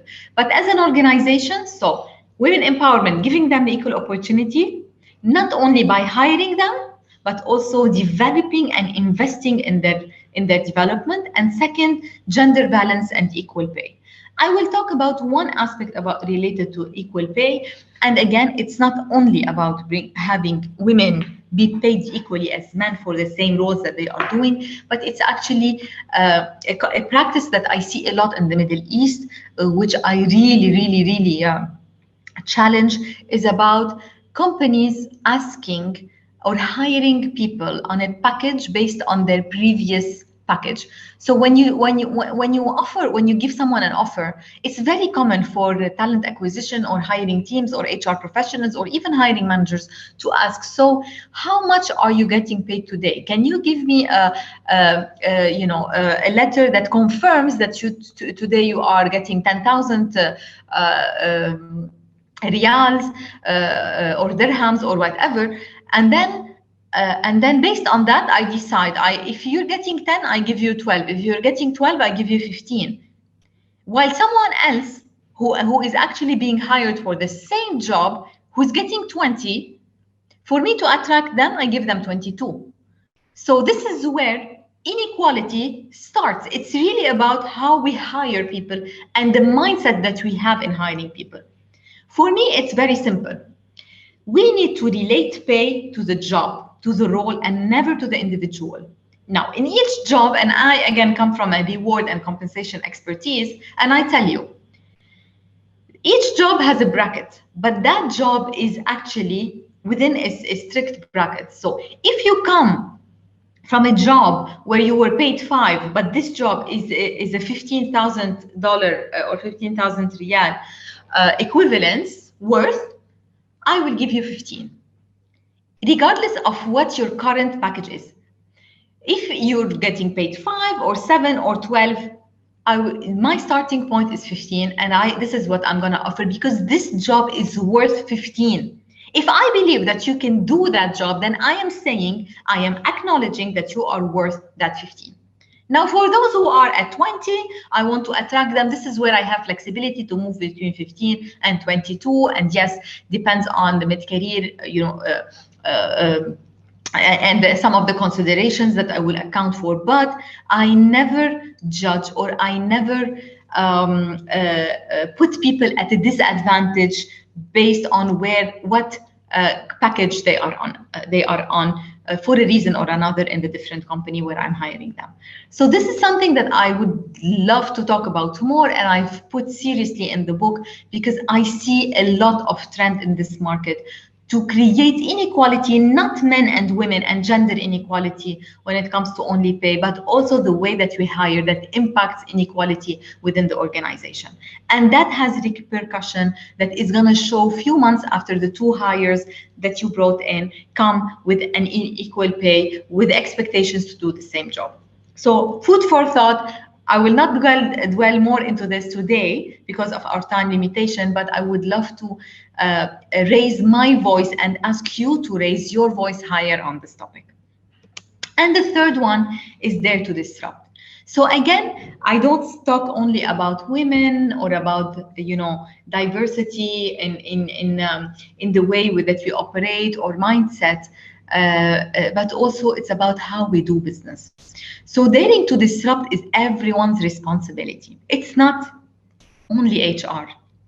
Diversity and inclusion is not an HR topic. It's not only driven by the top from the CEO or from the board. It's everyone's responsibility. And for us to survive in the new ways of work, this is the new way of work. It's about daring to disrupt the old way we used to do things because of historical reasons. We have responsibility to disrupt the way we used to operate. One, I give you some ideas today, but there's so much more that we can do. Revise language.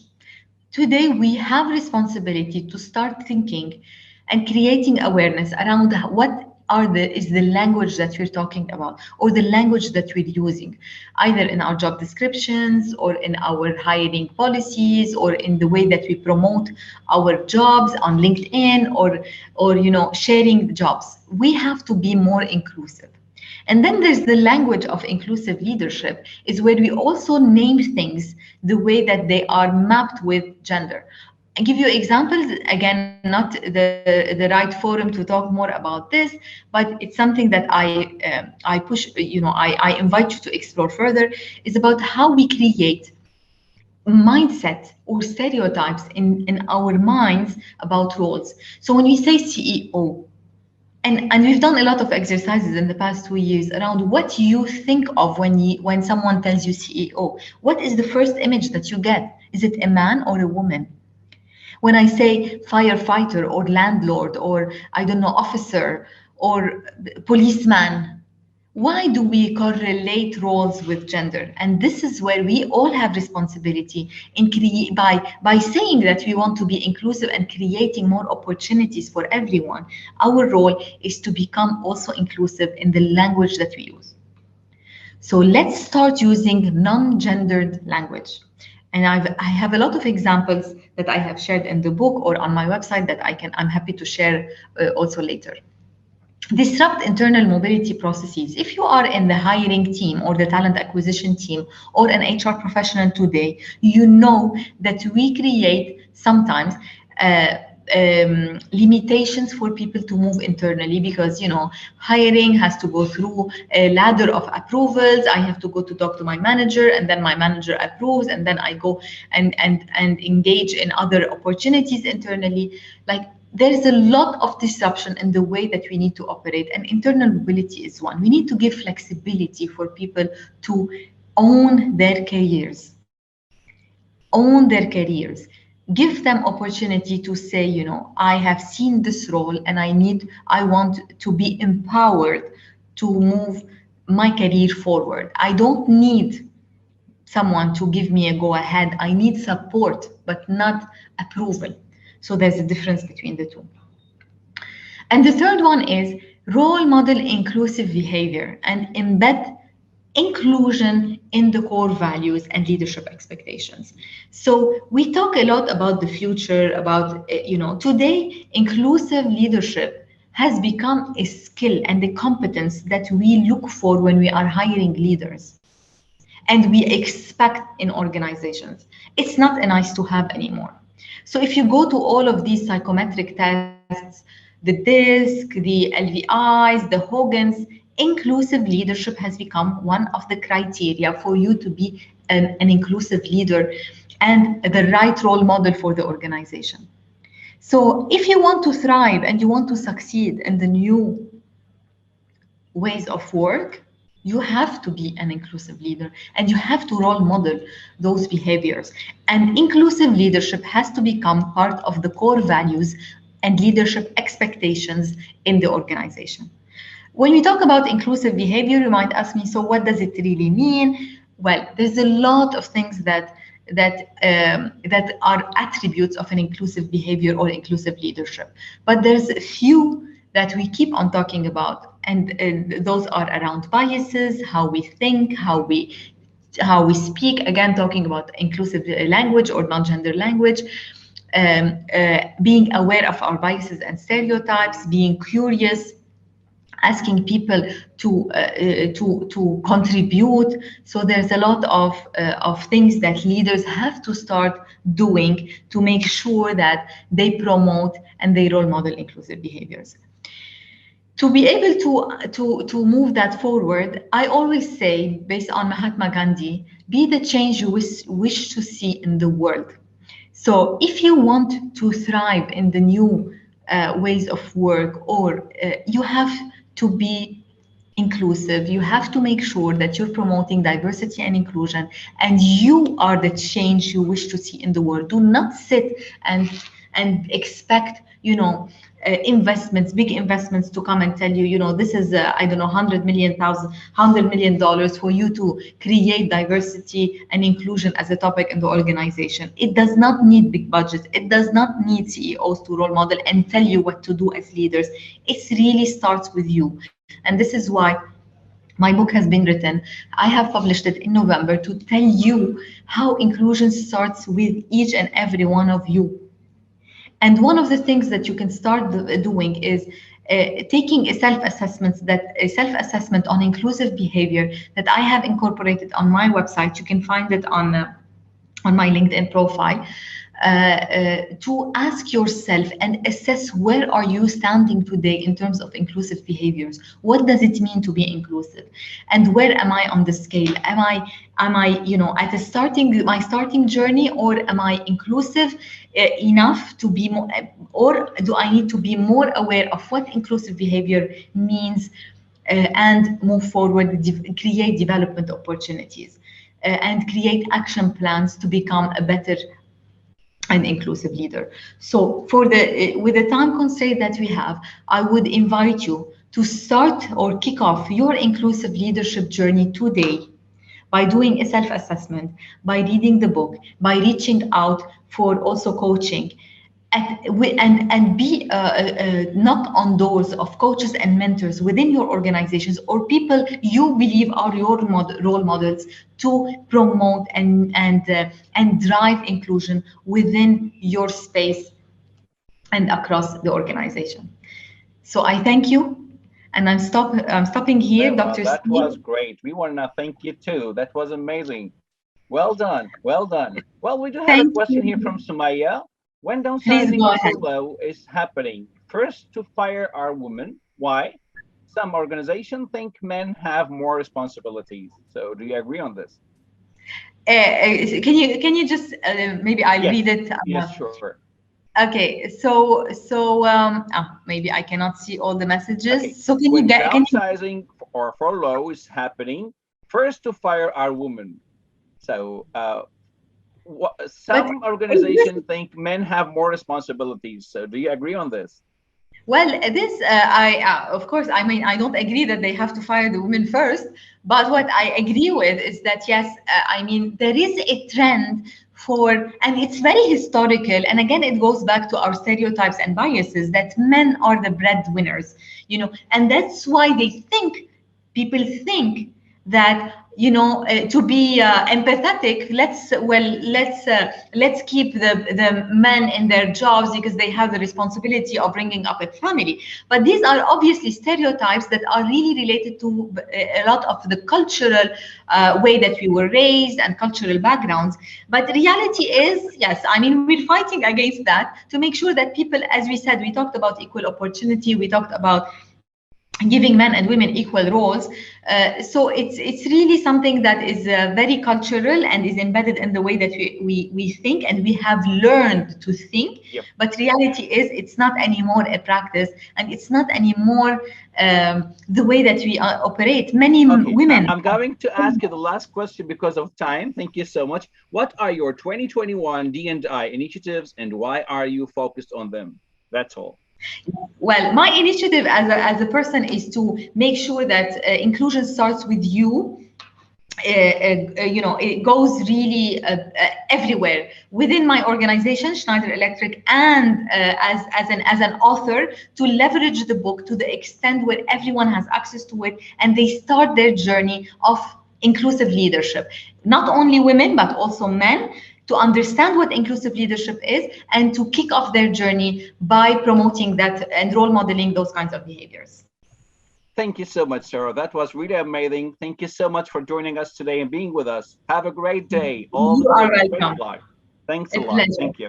All right, we're gonna welcome our next speaker, Subramanian. Yes, good morning. Hello.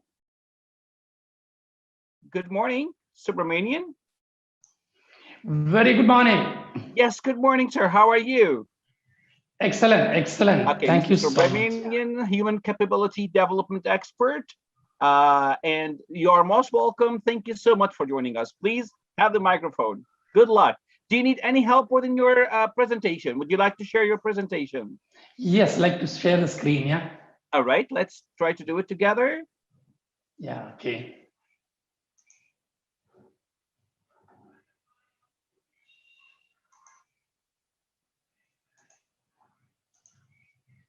Okay, it's coming.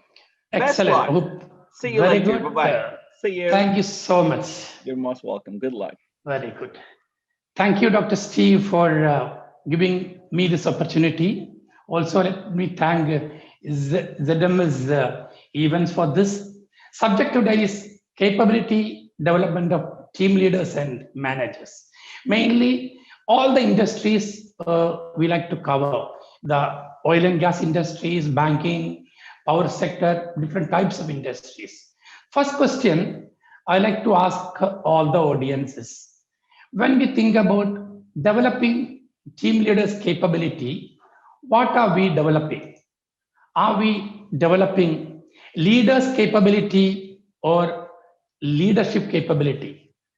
Maybe for a first look, we think these two are the same, but actually two are not the same.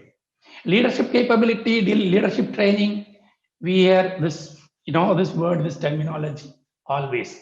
So let's have a discussion. What are these two? Okay, my name is Subramanian. Already Dr. Steve introduced me. Been with different industries for quite many years as a trainer, training manager, competence assessment team leader, different roles actually, mainly training and development.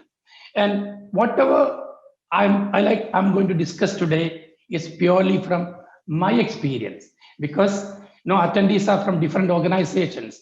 They might have a different well-defined systems. So you please apologize me for that. It's from my experience only, but I'm going to talk today. Leadership training initiatives, how effective are they?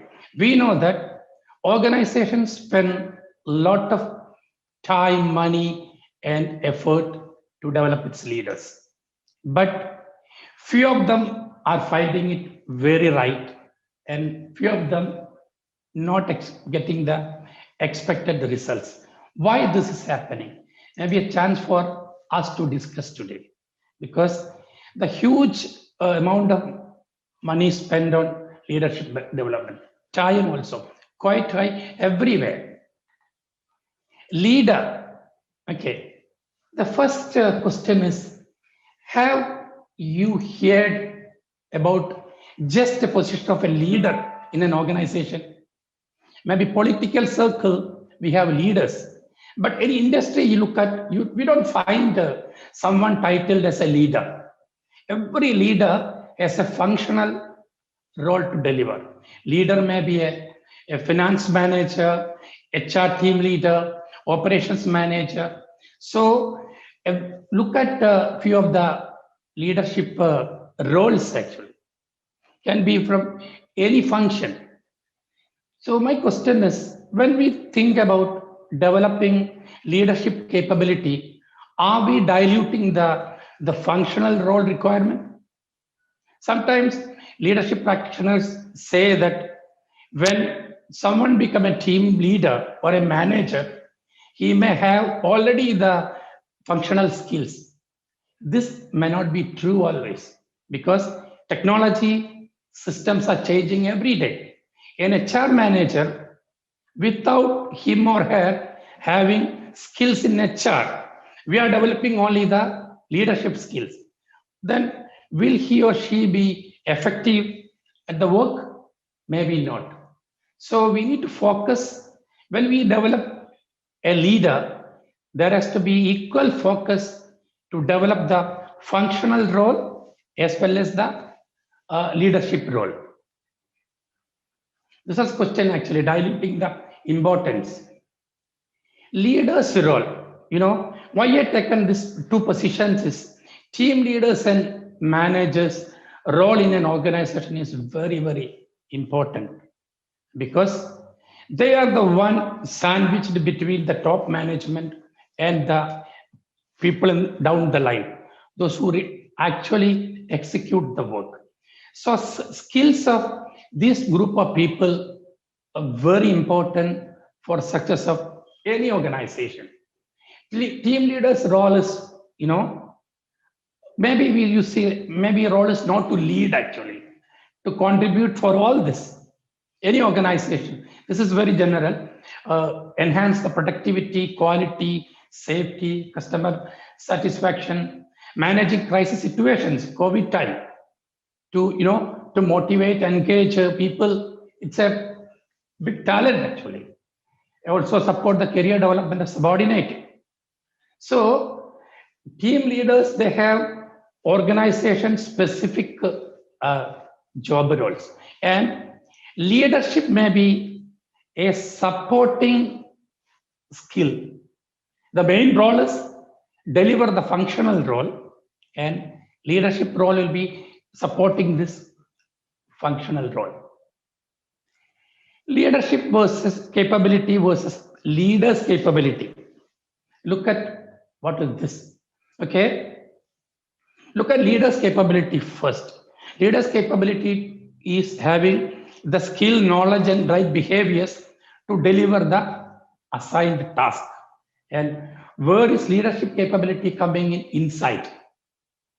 So leadership capability is a part of leaders' capability. So it is leadership capability. Leaders' capability is equal to leadership capability plus the functional capability, competency in the functional role. So when we decide to, develop a team leader, we have to assure that we are developing both functional and leadership capabilities. Let's consider two operations managers, one working in a bank and other working in the oil and gas industry. Job title is operations manager. We look at these two gentlemen. Mr. Aziz, an excellent operations manager working in a bank, and Rashid working in oil refinery.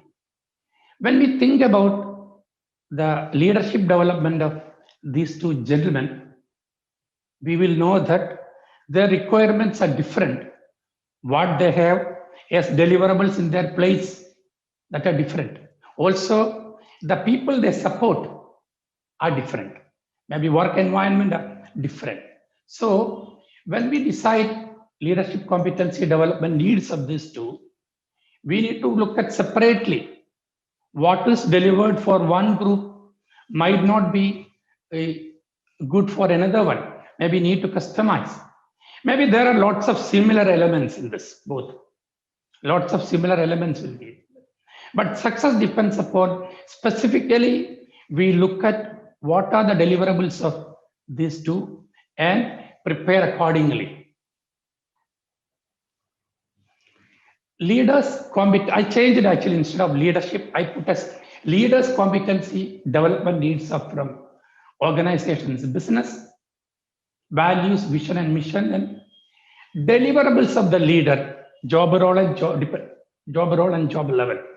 Also, the equipment system the leader is working with. The green one, deliverables, is so important. So first, before we plan to take up a development program, we fully need to know what are the deliverables. You focus developing someone skill-based. What are my jobs actually? What my management expect me to deliver? So deliverables of the leader to be considered in detail. Then work systems and work environment, external business environment is so important if we are planning for future leaders. Not only looking at inside systems, look at what is the external environment. So important. Organizations, community and culture, it's a big factor, because culture play a big role in the learning and development. And what is applicable in one place or successful in one place may not be successful in another place. I have seen or observed leadership programs coming from different places. Sometimes they bring in case studies, scenarios that are relevant to their area, but not at all relevant to the candidate's working area. So those are very important, culture applying. Then organizational context. This is very important. Sometimes what we learn in a leadership development program, we may not be able to apply it. All depends how the organization is functioning. Maybe I don't have the authority. I don't have the power to apply it. So organizational context is very, very important. Maybe employees are not motivated. So maybe whatever I learned, I cannot motivate my own staff. Capability assessment or leadership assessment. What we need to do. What we have to do. Capability assessment or leadership assessment. This is a question.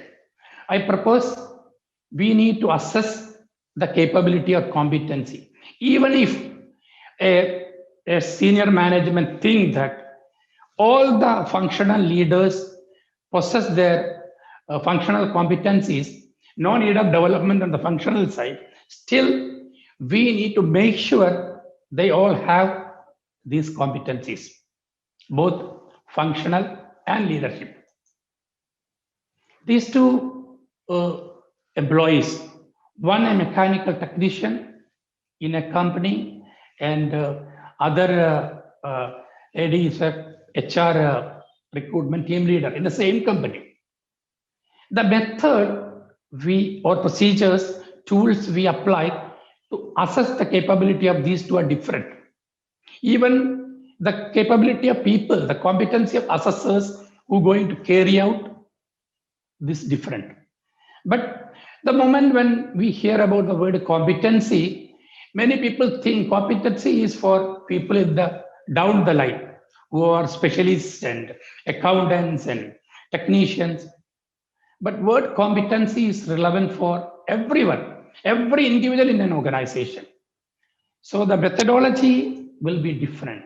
And assessing team leader and managers, we might set up an assessment team actually, having a specialist from different work areas.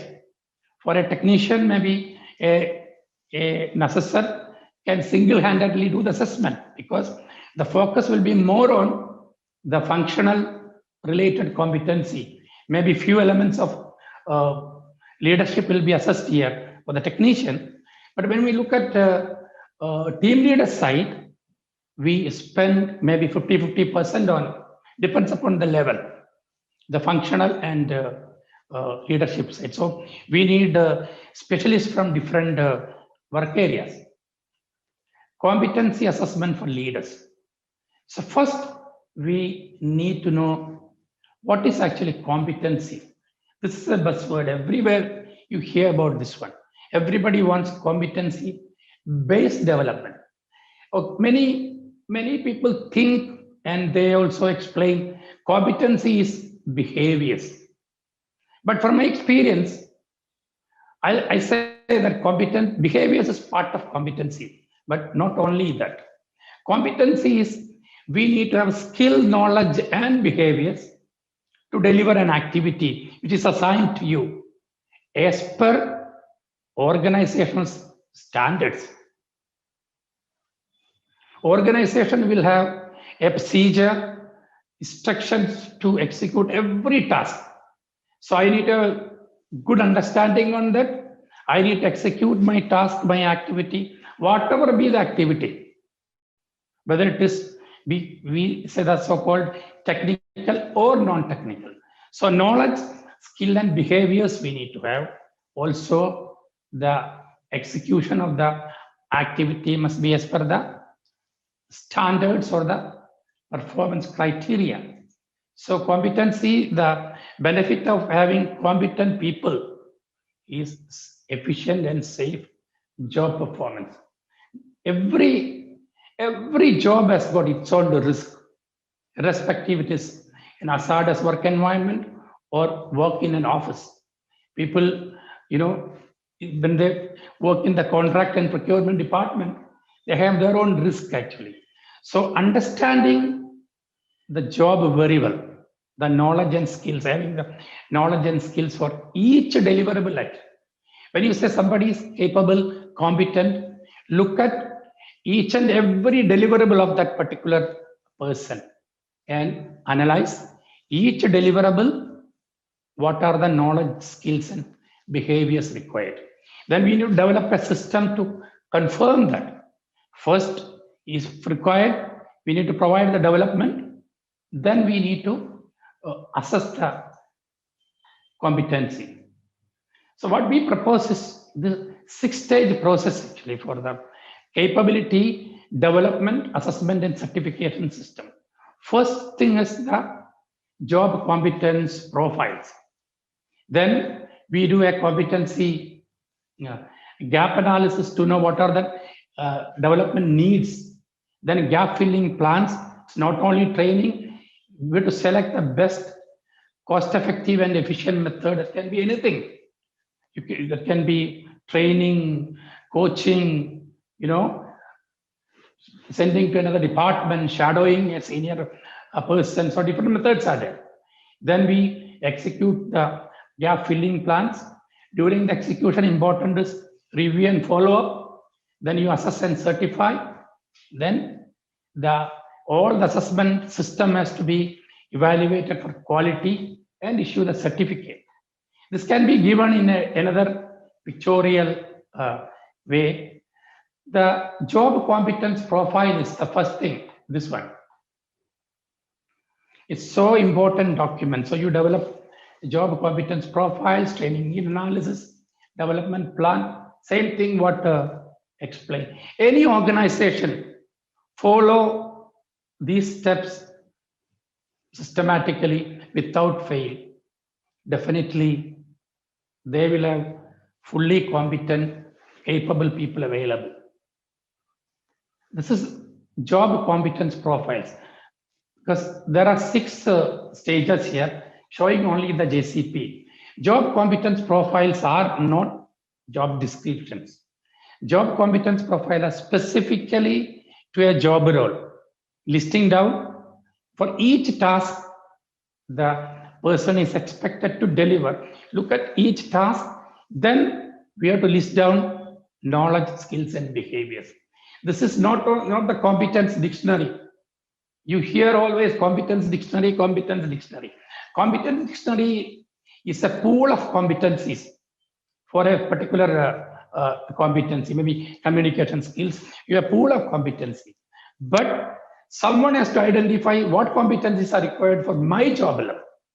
Once you have that, that is JCP. Then it is very good for my development, my progression also. In my career ladder, I'm an engineer now, then I am a senior engineer, then engineering team leader, engineering manager. So each job position, there will be a job competence profile available. So very easy for me for my next progression, because I have done well with my current job, and look at what are the competencies additionally required for next level. So JCP can be used for talent development, succession planning, even for recruitment. When you go for recruitment, the skill and knowledge required is listed so well. Pick few from that, then you analyze the best candidates. So JCP can be used at different areas. Conclusion, I think that taken the time. Conclusion is, if we are looking for efficient leaders, we need to focus developing or making sure, maybe to say that maybe they already have their own functional skills. That's what many people assume. Making sure that they have the required functional skills and leadership skills, because functional skills are so important. I'm a maintenance senior manager, and I had to procure an equipment. I have all the skills to negotiate, communicate, lead everything, but I lack up-to-date understanding on the type of equipment. Maybe I need to do a research. But before that, if I get development as per the changes in the technology, changes in the system, I'll be more competent. If we think that leaders have the functional competency, then assessment definitely we must do. To assess team leaders and managers, set up a dynamic assessment center, arrange the right resources, a certified, competent assessment team. Then assessment and certification should not be only in the paper. When we think about assessing a certain competencies, we need to be really focused, because a lot of competencies are only in the paper. Sorry to say that. People can't demonstrate their skill and knowledge many times, certified people. So that should not be the case in the focused development. So let me conclude here. Thank you very much, Dr. Steve. Hope I have not taken. You're most welcome. You're most welcome. So I think so maybe we can have some. Actually, we do have a question from Ahmed here. In competencies, I believe that competency will lead to the business driver's priorities, but it's based on competencies usually are skills that to be assessed to make sure that employee will be able to deliver as expected. Would you like to comment on this, please? Yes. Competency, first of all, we say the word competency has to be 100%. Every aspect of an employee's job role has to be listed. We need to look at mainly, depends upon the job level. Someone from a technician, supervisor level, more of the competency will be coming from the equipment system the employee is assigned to work with, his job descriptions and deliverables. Then you go up, there will be a departmental competencies, there may be corporate level requirement, corporate level visions and values will be there. So all those will trickle down to the competency of an employee. But more focus must be given to the deliverables, a task actually. So each task, every activity, we need to look at the knowledge, skill, and the behaviors. Every task, list down 1, 2, 3, 4. Then we can do a gap analysis and provide a proposal. These are the areas employee is very good. Maybe some of these areas need some improvement. Yes. Right? Right, absolutely. I hope this is the Ahmed's question. Hopefully. Well, what are the answered. best practices to improve the effectiveness of leadership training development initiatives?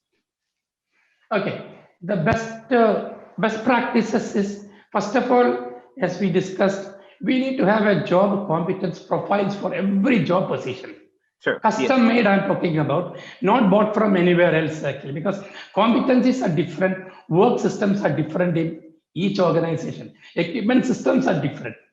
Like the case of operations managers in a bank and a place, other oil and gas company, what we said is competencies are different. So this has to be custom made, yeah.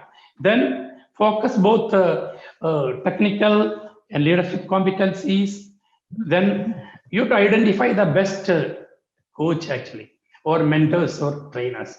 We don't need leadership speakers. They can't induce the behaviors. So that's very, very important. Then organization to decide on maybe 8 to 10 important competencies for that organization. The values, leadership values. Then group people accordingly, because everyone may not have they may be different actually. There's leadership requirement. Say negotiation skills may be so important for me, for somebody else it may not. So we need to group people, develop accordingly, and do not keep your first line supervisors and your senior managers in one group when you send them for development programs. Yeah, and development tools and what they learn from from the session, that must be good to apply at work. Because many times you view something from a helicopter, you get on the ground, things are different, right? That's right. What are the systems an HR should create to identify future leaders and present opportunities for them to grow leadership skills through development programs? HR, we need to identify the potential of the people. What we need is, we have to do a CEP, current estimated potential assessment, everyone in the organization. Then you know that this particular person has the right potential, and we need to provide him support and motivation, organizing the resources. The same way that JCP important comes there also. Maybe a competence management system is required, where everyone's competencies, their development requirements, everything can be monitored, evaluated. A CMS, a dynamic CMS will be very good. But then current estimated potential CEP assessment will be the right method to identify the high flyers actually. So they can be taken a different stream development from the common. Absolutely. Well, from Fahad here, he have a different approach with competencies and assessment, which connecting dots between all functions in HR. How can we have a direct contact to go through different experiences, please? This is very, very good practice done by many organizations actually, because they will be, sent to different departments. Also, there will be assigned task also, what to learn with a time frame actually, different departments. They learn from there. That's one of the methods we used. But monitoring is so important. Every development plan. And people need to know what I need to learn, whom I should contact for my learning. So guidance and support is so important for any development program.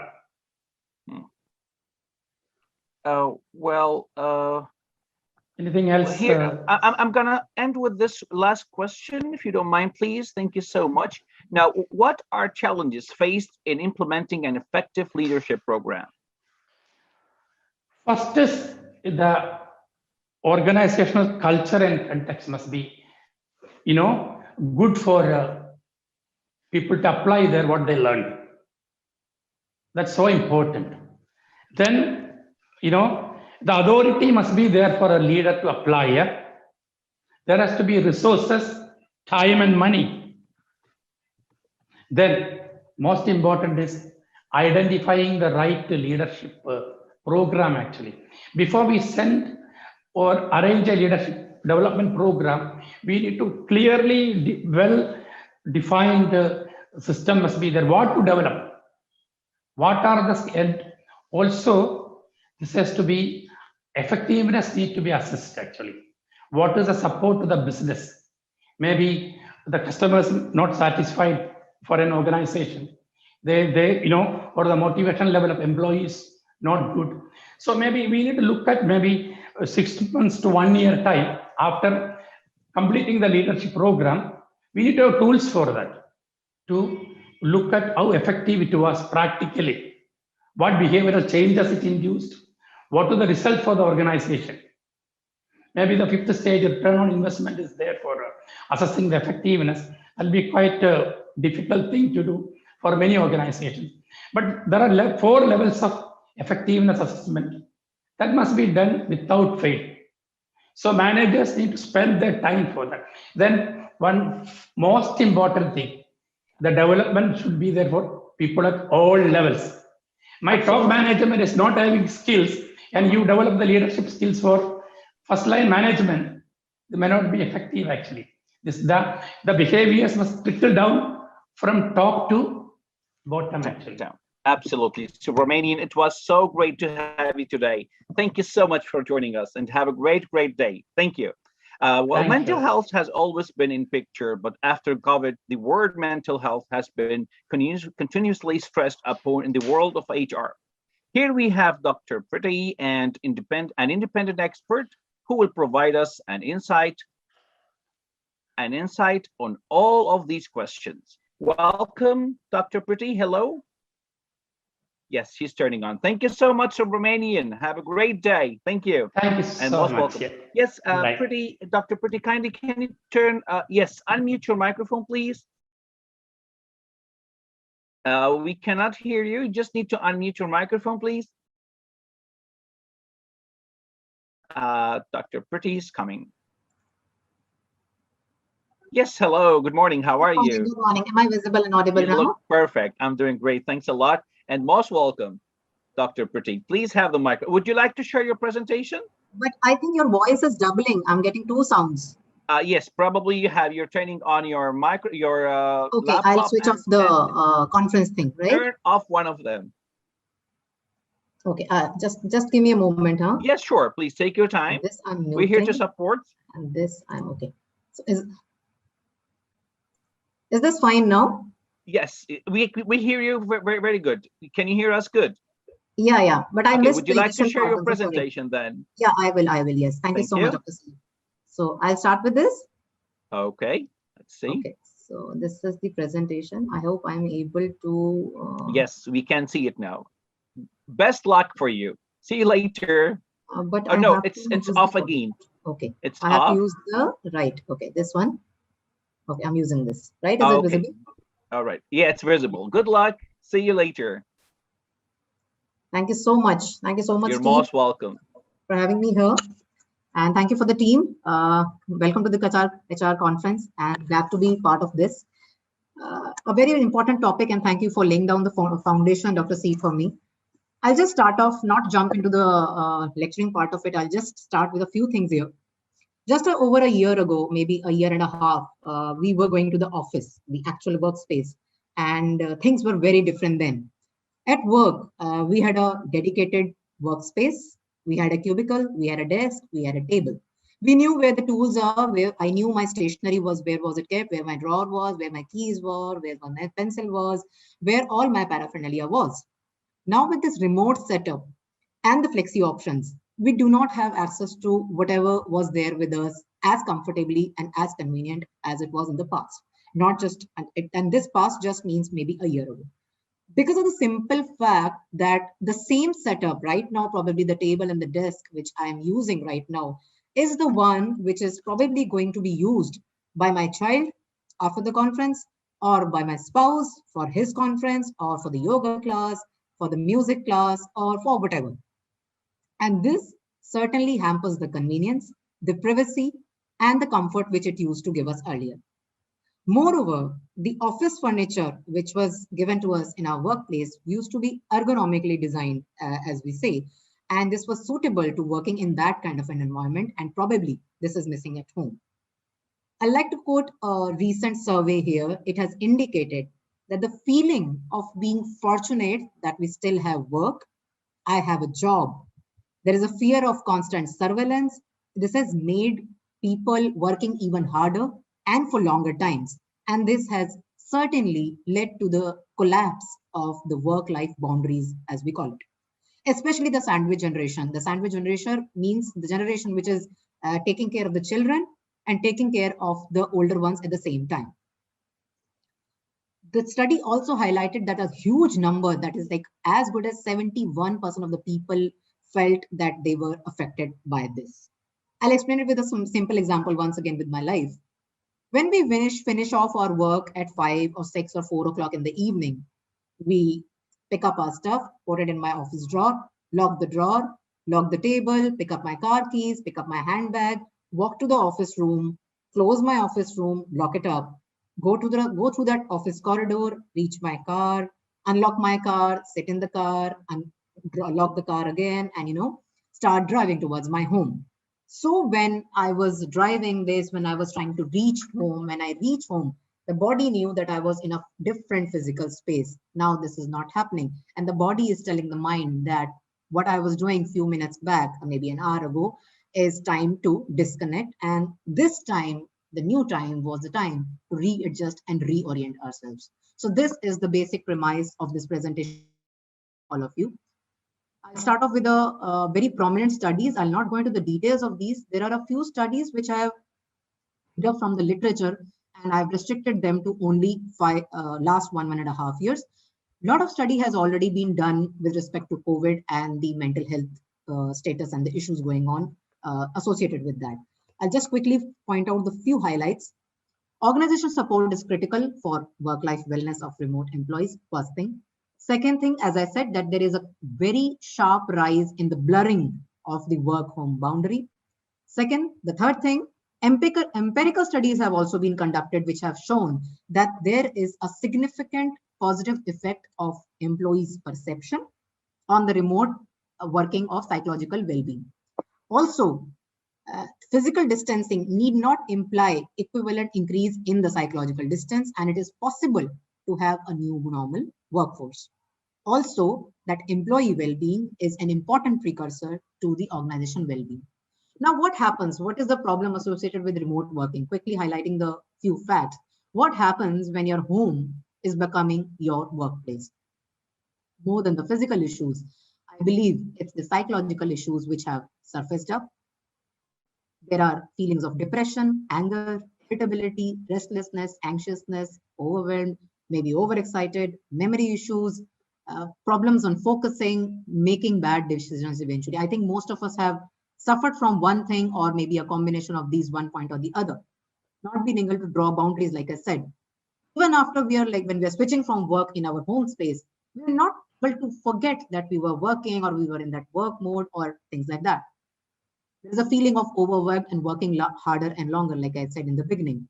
There's a feeling of isolation, even if your family is around, but you do miss that corridor chat. There is a light chat with the coworker or your boss or your peer or your office staff. So that disconnection with the, from other people, which is socially and professionally unable to talk to the coworker and connect basically, because we're after all human beings and we have a tendency to socialize. We miss that coffee break. We miss that water cooler discussions. We have difficulty in staying motivated, definitely. And there is difficulty in prioritizing the workload as well. And definitely there is a problem that we do feel uncertain because there is no face-to-face communication. There is no body language involved. So we feel that I don't know whether I'm performing okay or not. So with certain questions ahead in front of all the organizations, I would say, are there any tools that employees can be given in their home setup to have a non-office environment? Can we create a team-level work-life balance? In absence of physical equipments, are there any benefits or incentives or any discounts? Can we give the employees to encourage their physical well-being? We provide them with physical tools or equipments, like I said, like computer accessories and ergonomic chairs, like mentioned before.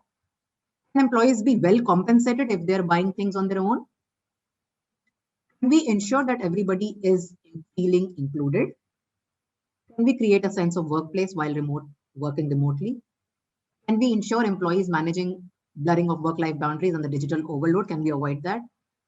And are there any systems and benefits that can be provided to the employees to support their ongoing mental health difficulties? And lastly, in the absence of those facial expressions and the body languages, can we connect that deep social connectivity in the distance mode?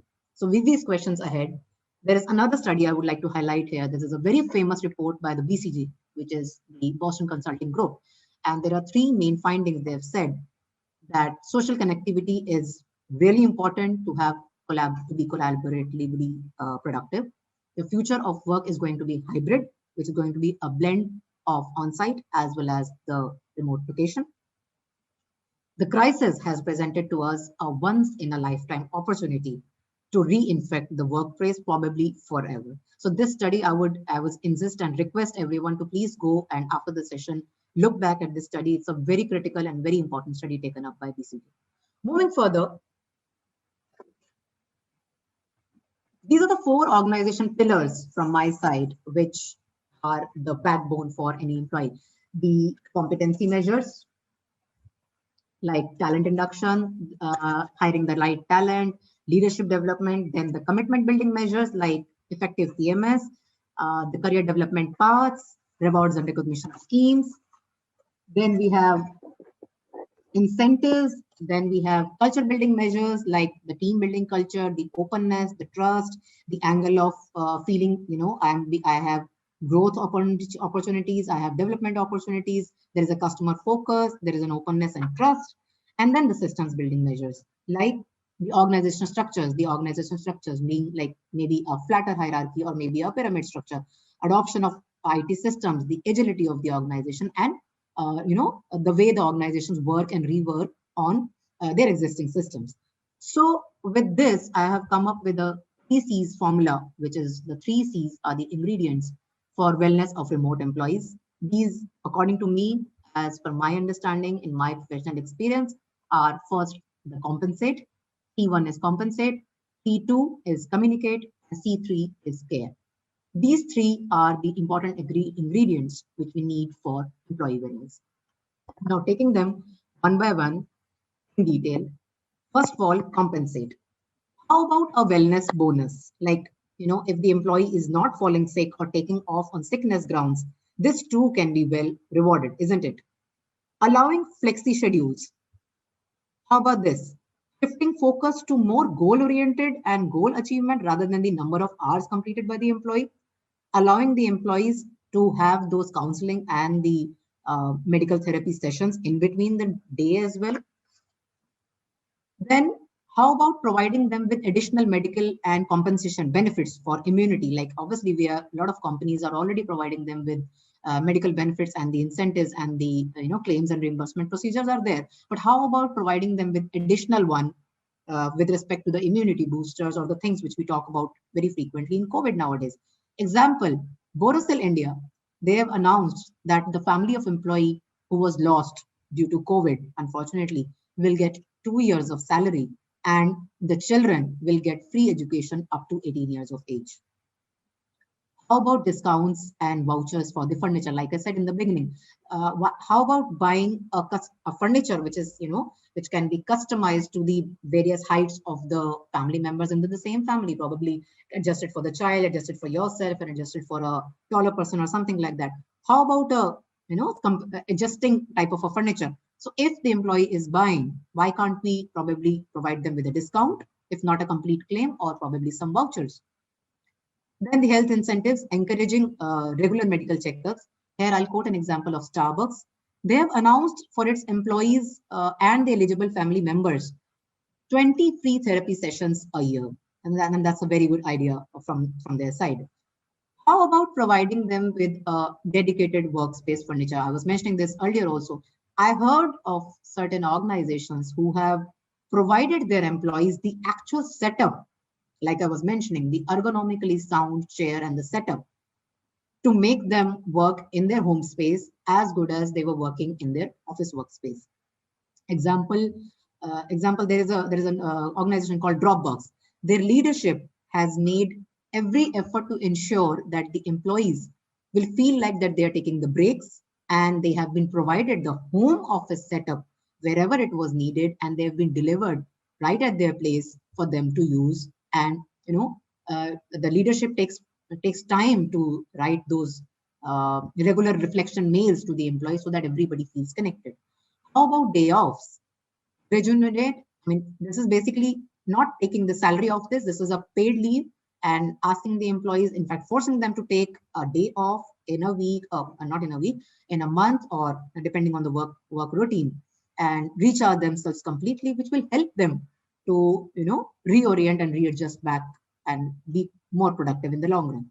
How about providing them with fitness equipment? If there is a costlier kind of an equipment, maybe some higher end the products, if the employees are not able to buy, they're not able to go out, and they're not able to go to the physical gym.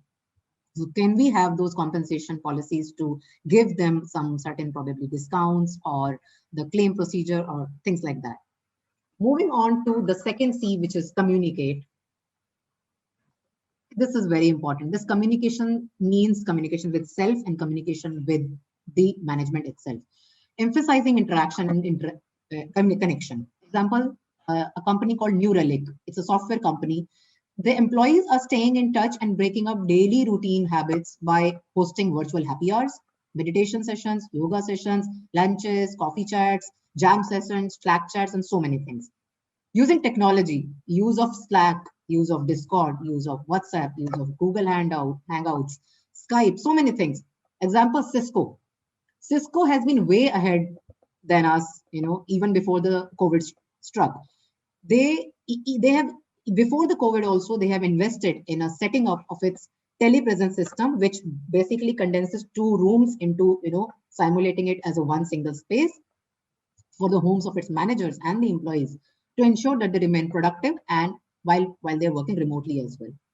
How about mailing etiquettes? Now everything is on mail. Everything we are working on email. So now is the time that the email etiquettes need to be communicated to the employees even more, because of the simple fact that everything is being communicated on the email. So it's important to keep your email short, crisp, and to the point, because that will help in reducing your screen time also and the other person's screen time as well.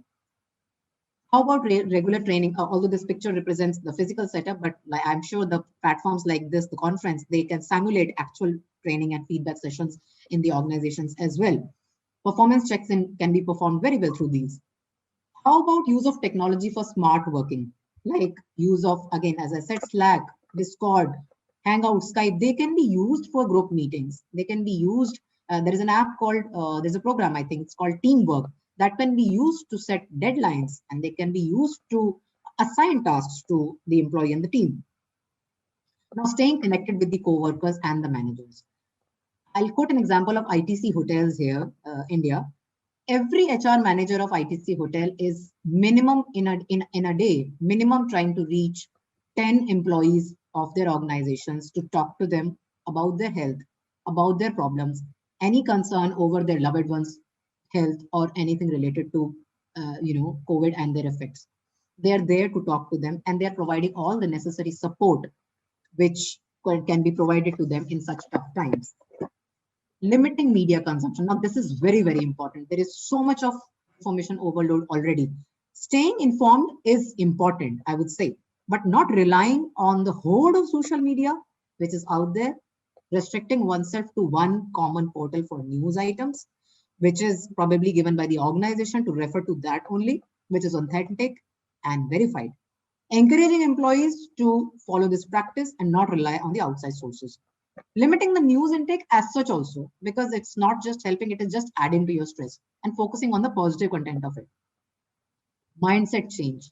This is very important. The organizations have to really put in efforts to focus on the programs that encourage open-mindedness both ways. For example, Financial Times and Bristol Myers Squibb, BMS, they have a concept of mental health ambassadors to ensure that all the employees know that there is a resource for one-to-one counseling. There are meditation apps, there are meditation sessions, there are therapy sessions, and they have the availability of a therapist all the time whenever they need whenever they want to communicate.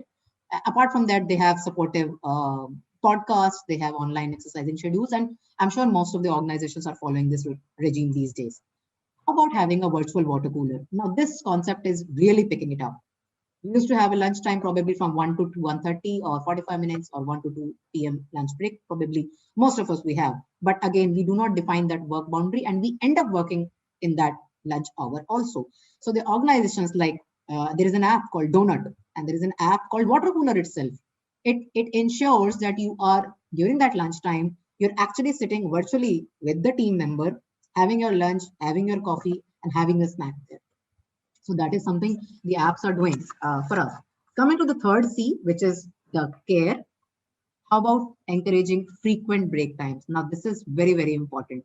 And there is a concept of unsick day in some organizations. Even if the person is not unwell, they have to go for those annual dental checkups or go for those medical checkups. Organizing counseling, mental health campaigns. So many of the organizations are doing it these days. Example, Siemens Healthcare Engineers India, GSK, and Economic Times.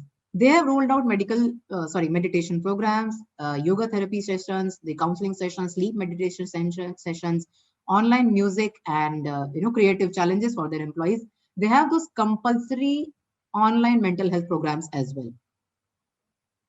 How about getting all the team members on board, talking to them in detail about the work from home rules and listening to their inputs as well to have some flexibility and customization.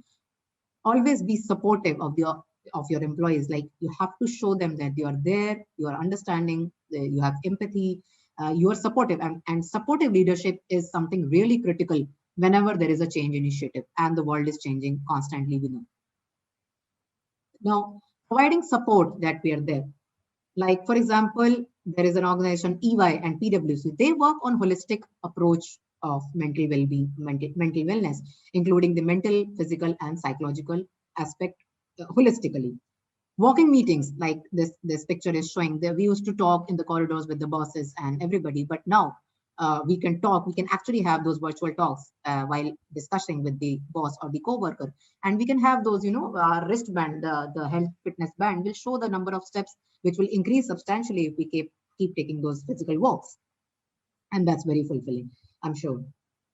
How about having those virtual get-togethers and coffee chats and sessions and, those ice-breaking type of sessions with all the employees together with the team. Example, Exposure Ninja, it's a digital marketing agency. Even if their work is actually 100% remote in nature, yearly they take and put in efforts to that their overnight, once a year they are organizing that summer party or summer camp kind of a thing for the employees. Now, digital detox is something really very, very important.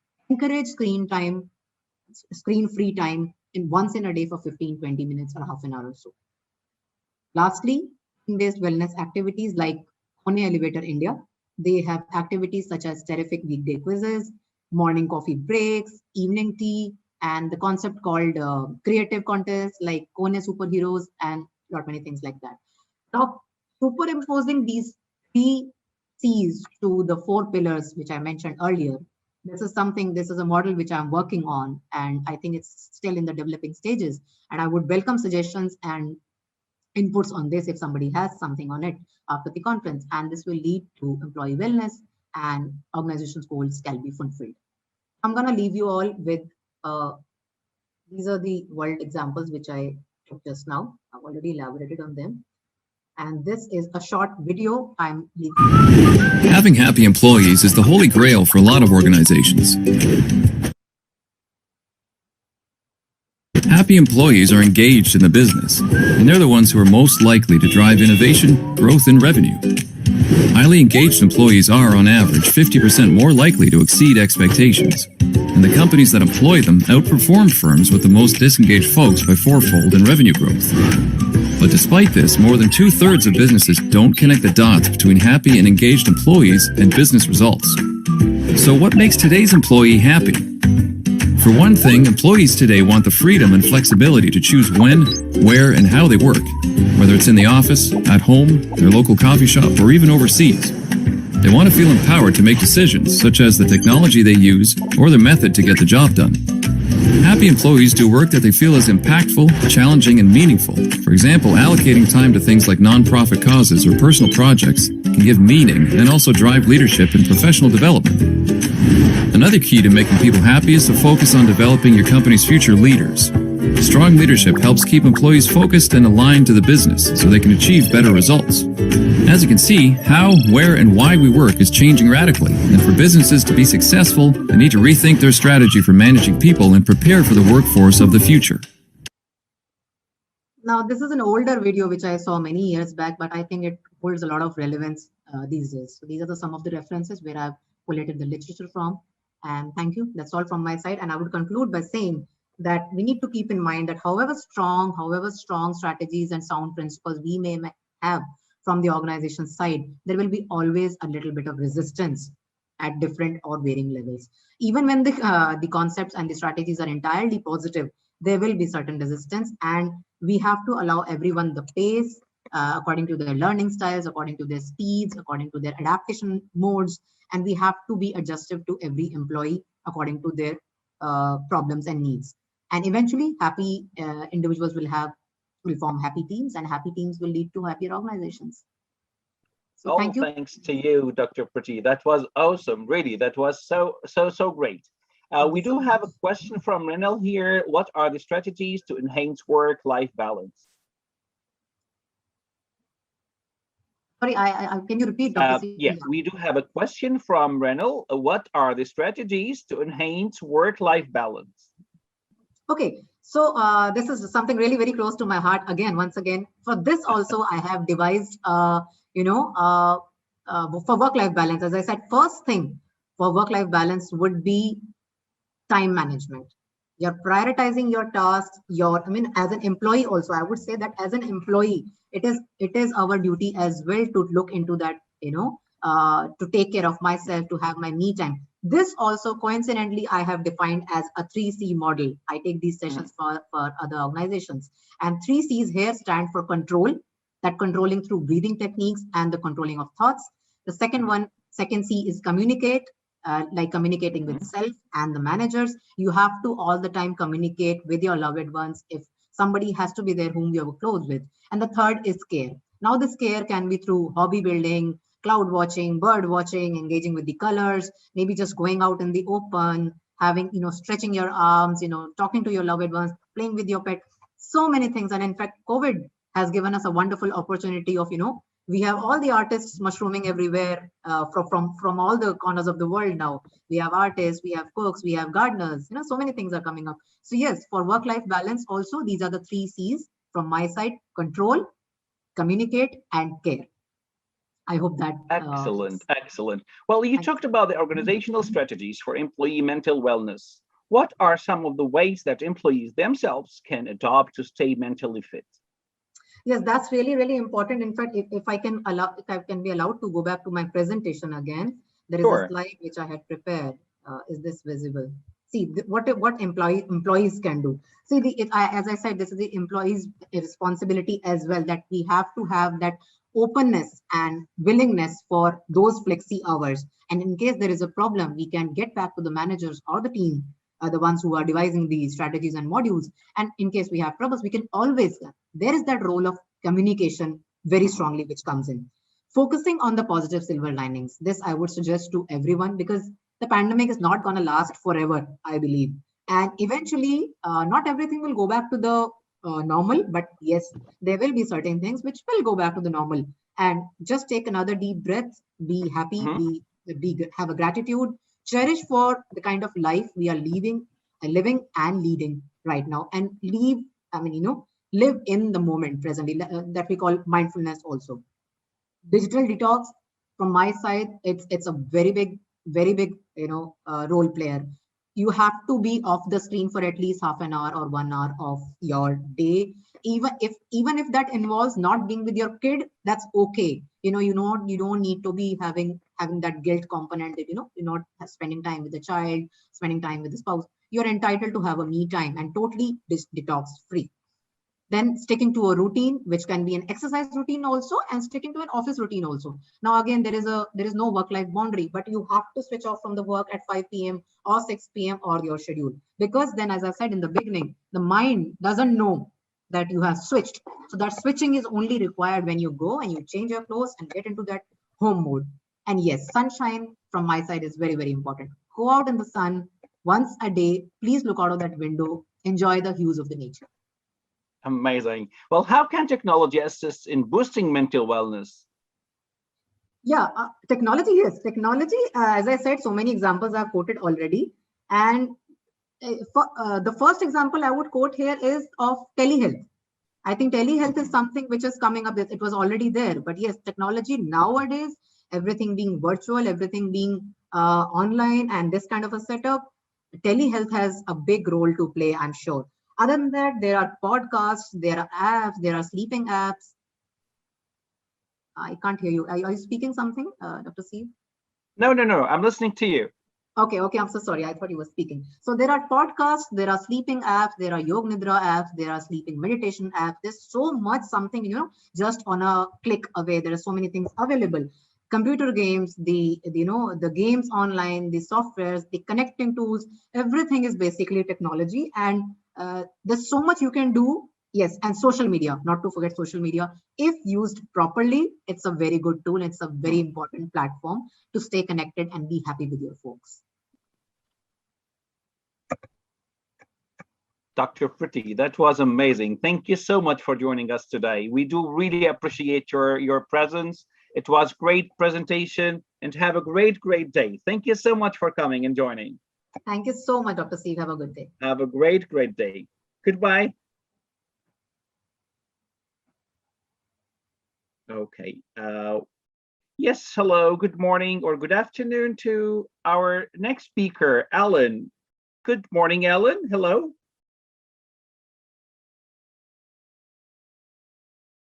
Yes, hello, Elen. Good morning. Well, Elen Davies is Director and Head of People at Temporal. We're going to discuss today using data analytics to drive organizational effectiveness. Good morning. Elen, can you hear us? Sorry, you just need to unmute your microphone, please. Your microphone, just unmute. Can you hear me now? You look perfect, and thank you so much for joining us. I'll leave you now in peace. See you later. Good luck. Good luck. Thank you. You're welcome. I'm absolutely thrilled to be here, dialing in from the UK today. Been listening to the presentations this morning, really interesting, and so relevant to actually what I'm talking about. So I hope everyone can hear me and see me okay.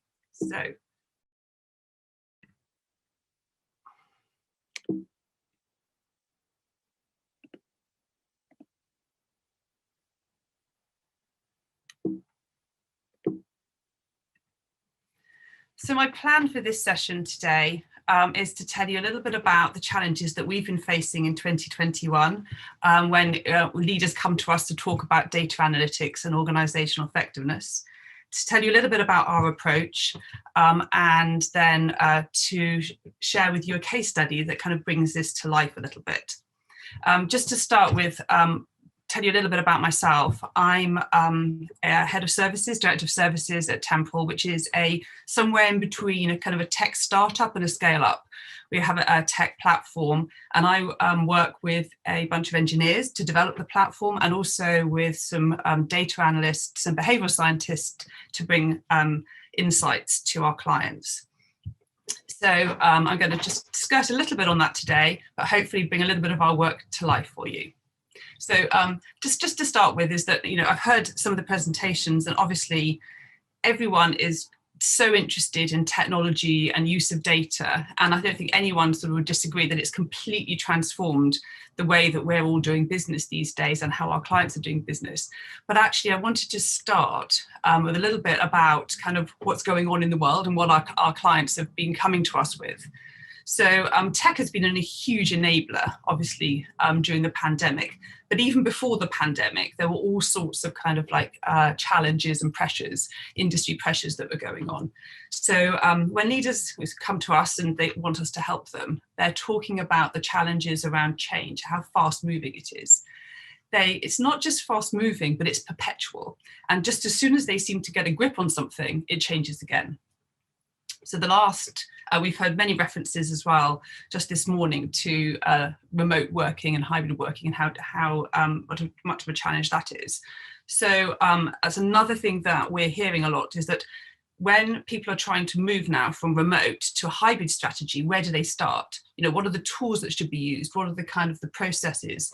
And also how to create a culture for everyone when some people are working in the office and some people are working at home, and how's that going to kind of pan out in the future? And then particularly, I think for this sort of audience is the impact of disconnected teams. If that remote and hybrid working doesn't work effectively, and if the culture isn't working effectively, then this sort of issue of teams being disparate and disconnected and what that might do. We've just heard about sort of well-being and engagement. How do you actually onboard and retain people really well when you can't meet them? How do you ensure their well-being if you can't actually walk the corridors and see how they're doing and have those kind of informal chats? And then also, how do you, on the sort of the flip of that, how do you ensure that they're not too engaged? How do you ensure that this sort of whole issue of asynchronous working doesn't make people feel that they are on all the time? So we're having lots of leaders come to us say, actually, I'm not sure about this issue of burnout. You know, how do we measure? How do we understand without just asking people how they're coping at the moment? How they've coped not just during the pandemic, but as we move into 2021, and this change and fast-moving lifestyle is actually just perpetual for work and at home. So one of the things that we've completely heard is that leaders need to make fast decisions, and they need to know what they're talking about fast.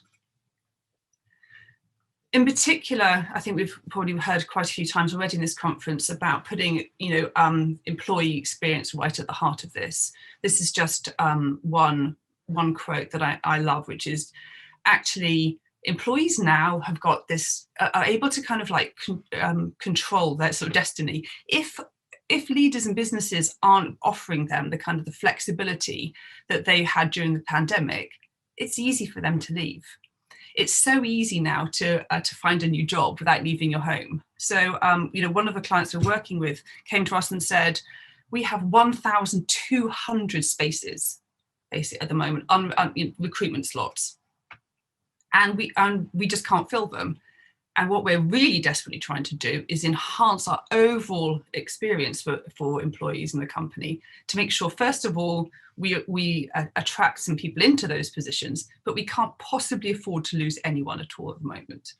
So we know that companies are and leaders are under huge pressure to deliver results, move fast, but also ensure balance that with the fact that the employee's experience is actually top notch.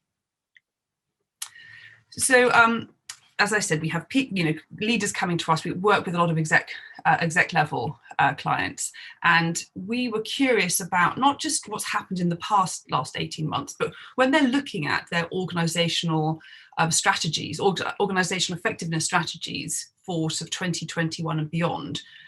What are their priorities? What are they actually prioritising that needs to get done, especially when they're trying to balance strategy and business goals with people? So the end of last year, we launched some research. We interviewed 140 very senior execs about the prioritisation, what they were looking, what they saw as challenges, but also priorities for 2021 and beyond. Wanted to share just a little bit of context of that with you today. This report in its entirety is available to download if anyone's interested from the Temporal website. So alignment, communication and people were the three absolute sort of buckets of priorities.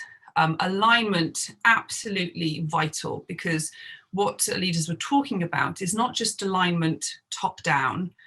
or alignment to vision and strategy, but also alignment across the functions and across teams. How do you understand how to do that? How to increase collaboration and avoid fragmentation when people are working in such difficult circumstances?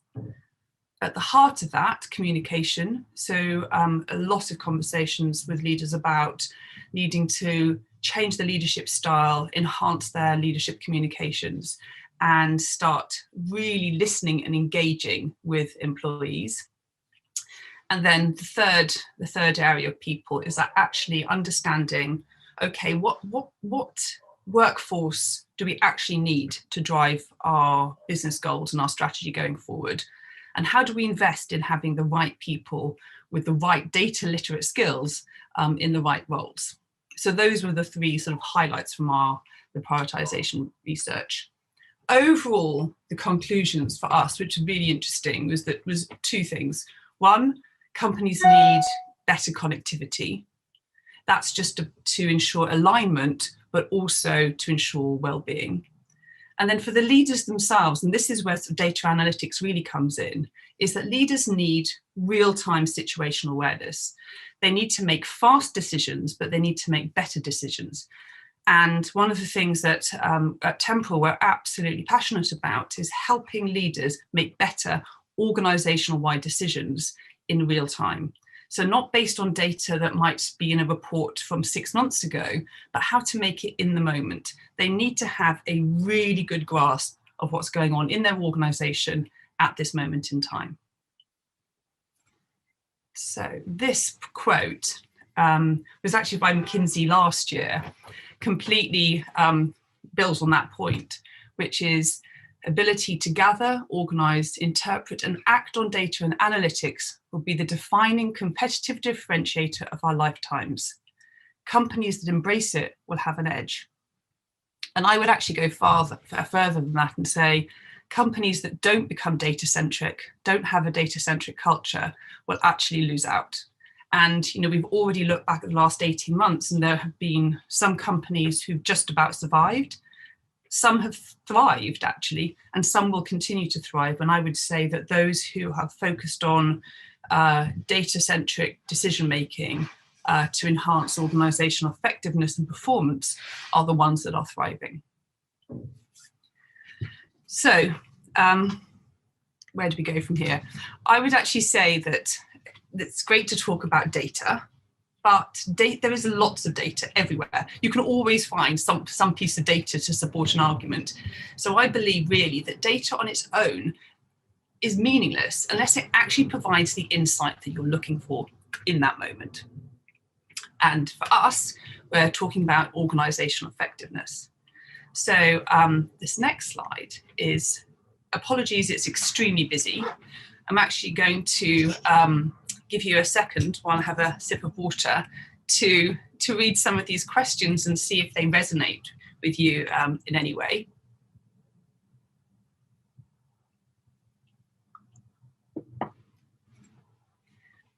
These are the questions, these are sort of the 6 areas really where we get asked to create insight for our clients and our partners. So when they're looking at driving organisational effectiveness, these are sort of the 6 buckets. And these are just examples of questions that we get asked when people come to us. So I'm hoping some of those will resonate with you. I can't really possibly do justice to all of this, but we're working with clients in all of these different areas. So I'm going to just pick one of them to talk about as a case study today, but very happy to go into detail about all the others as well if anyone's interested. But first of all, how do we work at Temporal? How do we turn data into insights? So what we believe is that the data to create insight already exists in your organisation.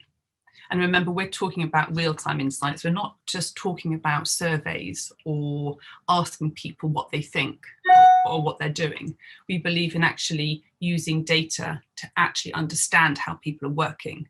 So it's what people say and what people do when combined together give the absolutely sort of critical insights that help deliver organizational effectiveness.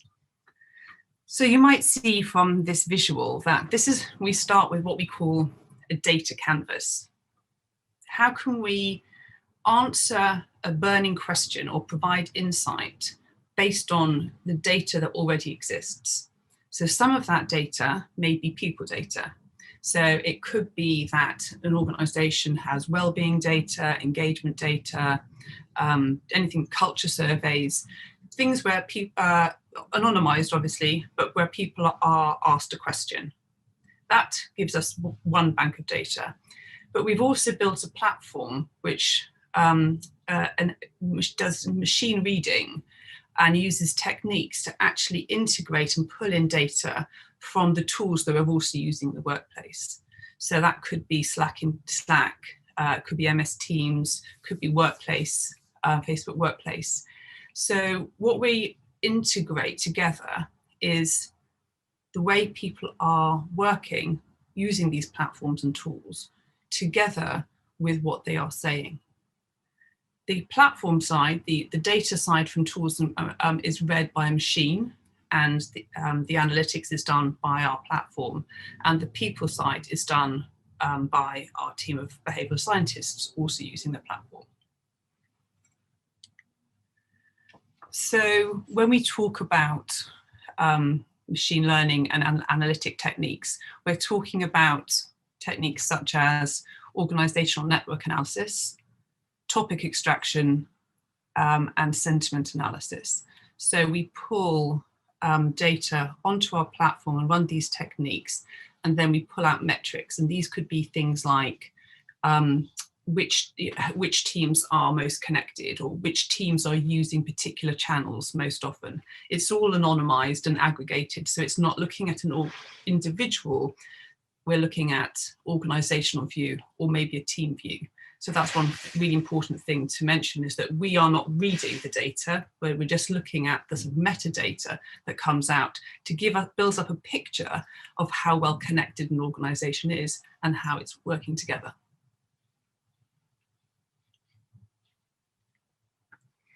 So I said I wanted to try and bring this to life. I'm going to give you a very quick case study looking at collaboration and connection, because those two areas that keep coming up again and again, and references to our report about the disconnected enterprise is a question we get asked all the time. So the challenge we were brought was just at the beginning of the pandemic, a tech company, medium-sized, had acquired its competitor right at the beginning of 2020, and was trying to integrate two different elements of the organization, two big companies merging together. So the leaders not only had to deal with the merger, but also during the pandemic, it was almost impossible for any of the people to actually meet in real life. So all the work was being done remotely.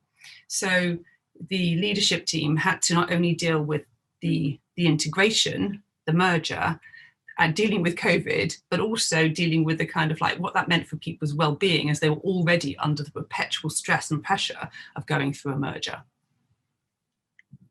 So what we did is we always start with a discovery, is that to say, okay, what is the critical insight we're trying to deliver here?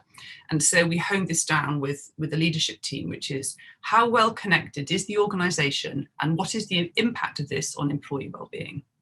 So for a 12-week period, we created the data canvas, which is, okay, so what data exists in the organization? And we knew that they had actually done a well-being survey in both different companies, slightly different, at the beginning of the year.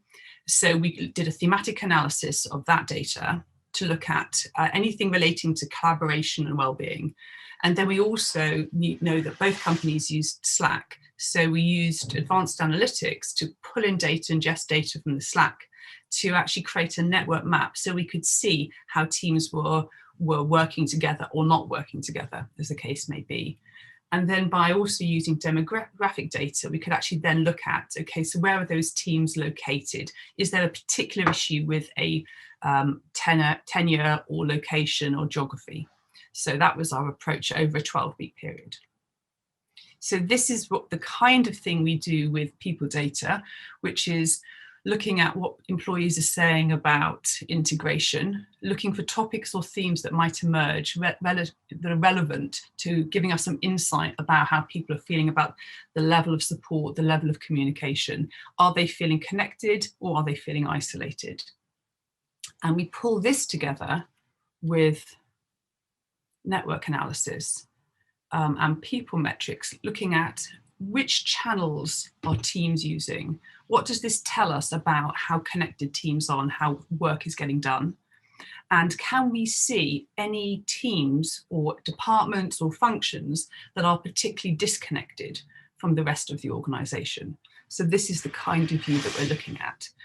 We can also look at by team or by tenure or by level, you know, who is, which teams are initiating, which are responding, all sorts of different kind of levels of analytics come from the organisational network analysis. And then these were our initial insights. It's still, we've gone through the first period, so this is still a sort of a work in progress, but actually what we're showing is something like this ONA map to show which particular sort of functions might not be working well together.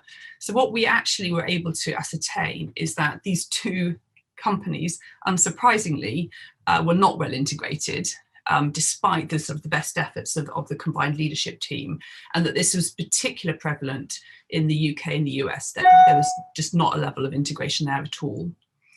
We also could see that silos and this level of disconnection was really bad at a particular level between them sort of managers and people who'd been in the business for 1 to 2 years. There seemed to be quite a lot of effort in, with new people with onboarding, but that could have tailed off after 1 to 2 years.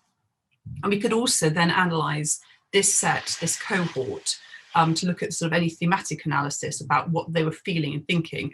And actually, we were able to see there was a correlation and that this cohort was at absolute risk of attrition. So our initial recommendations were I've listed here, which was actually about, they already had initiatives going on about sort of culture, but actually that really needed to be prioritised. Leadership comms needed to change because actually they needed to go out in the businesses even if they couldn't do it face to face and listen to people. And then recommended some workshops for this particular sort of manager level about well-being. And then also, you know, this is an ongoing thing, putting actually metrics in place so we can keep creating network maps regularly, so we can measure how this will change and how a particular intervention, what impact it has and how effective it is. So that is a very short whiz through the work that we've been doing at Temporal. As I said, you know, we were also working in the area of culture, culture transformation, how to sort of map how data analytics impacts culture transformation, and also with lots of HR teams, onboarding and attrition. But I thought the collaboration one just gave you some kind of insight into how we work with our clients and our partners. And that's it from me. Thank you. Well, all thanks to you, dear Ellen. It was so great. Thank you so much. Thank you. I'm just trying to turn on my cam here. Okay. So, dearest Ellen, it was really great. And we would like to ask a few questions, if you don't mind. How do you deal with the privacy concerns about using employee data? Well, I think hopefully you'll understand that I said we're not looking at individual people data. We're very much looking at organizational view or either organizational insights or by team. We never look at a small team view. We have lots of controls to combat that. But also the insights are coming from any tools or systems are machine read. We have no access to that. Even though we use the platform, we actually don't see any of that data. The privacy controls are extremely high. So we need to make sure that anybody has complete anonymity and complete confidence that nothing that they are saying or doing is going to be read and assigned to them. Well, from Sandrine here, we have a question. How do you ensure the respect of the privacy of employee data and also for the consequences of the reports? Example, if one team is analyzed as less efficient, will the manager retaliate against their employees? So actually, we're not looking at efficiency. So I think hopefully I've addressed the first part, which is about privacy. We're not looking at individual performance.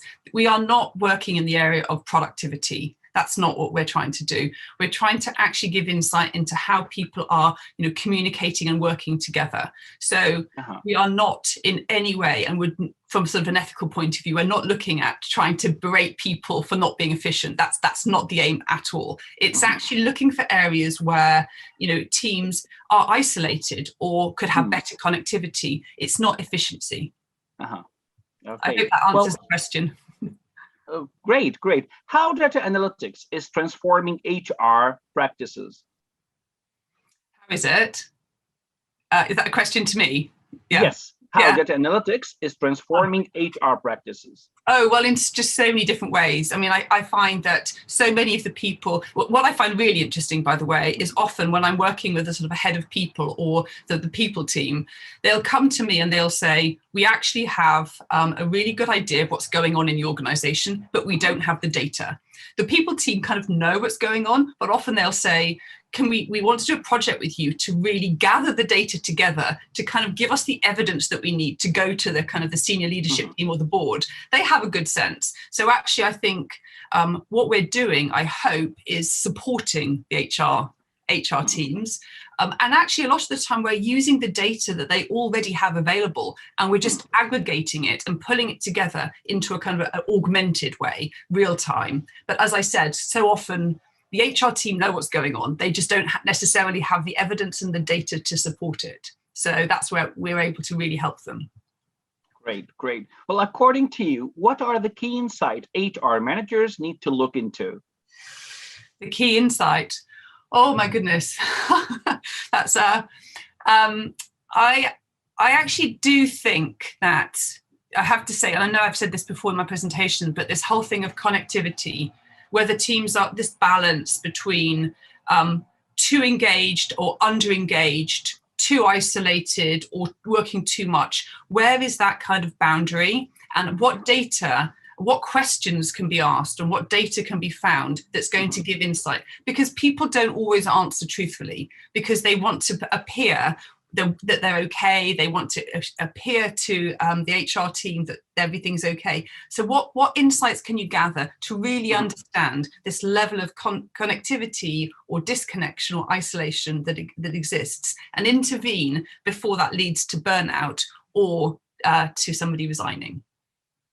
Cool. Well, the HR department is involved with many technicalities, yet only a few managers have learned and implemented data analytics tools. What skills should HR analytics be equipped with before analyzing data?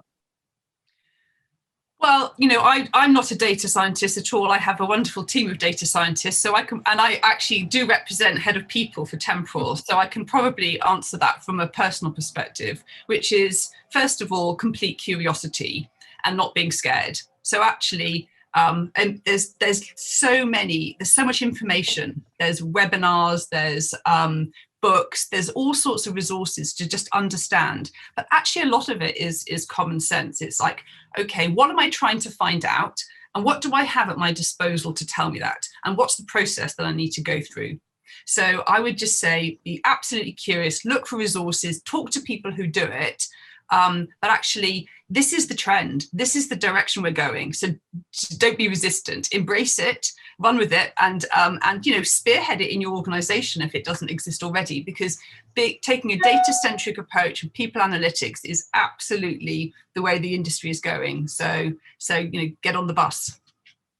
Great, well done. We would like to thank you so much for joining us today. It was really awesome to have you. And your presentation was so great. Thank you so much for joining us.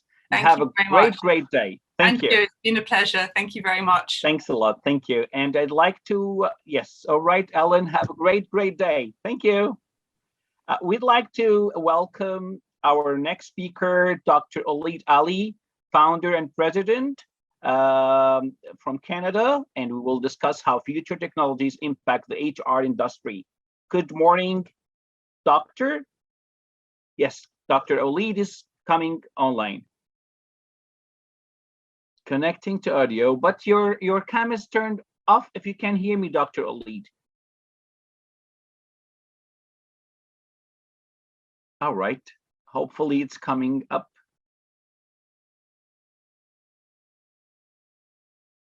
So as I was telling here, Dr. Oualid, founder and president from Canada, and we will discuss how future technologies impact the HR industry. Good morning, Dr. Oualid. Hello. We can't see you, we can't hear you. Hope you can do.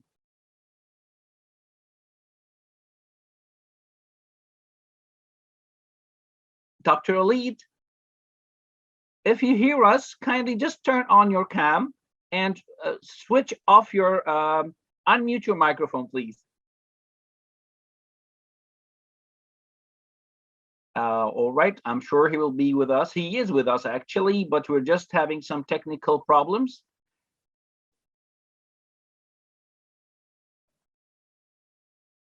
Okay. Dr. Oualid, can you unmute your microphone so we may try to help to hear you, please, if you hear us?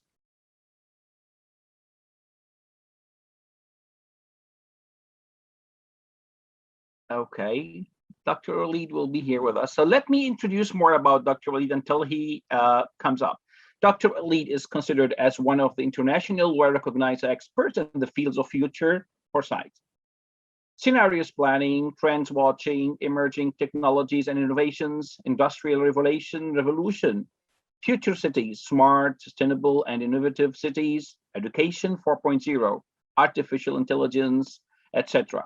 As a global speaker and world traveler, he has been invited as keynote or guest speaker to several local, regional, and international events, more than 40 events each year.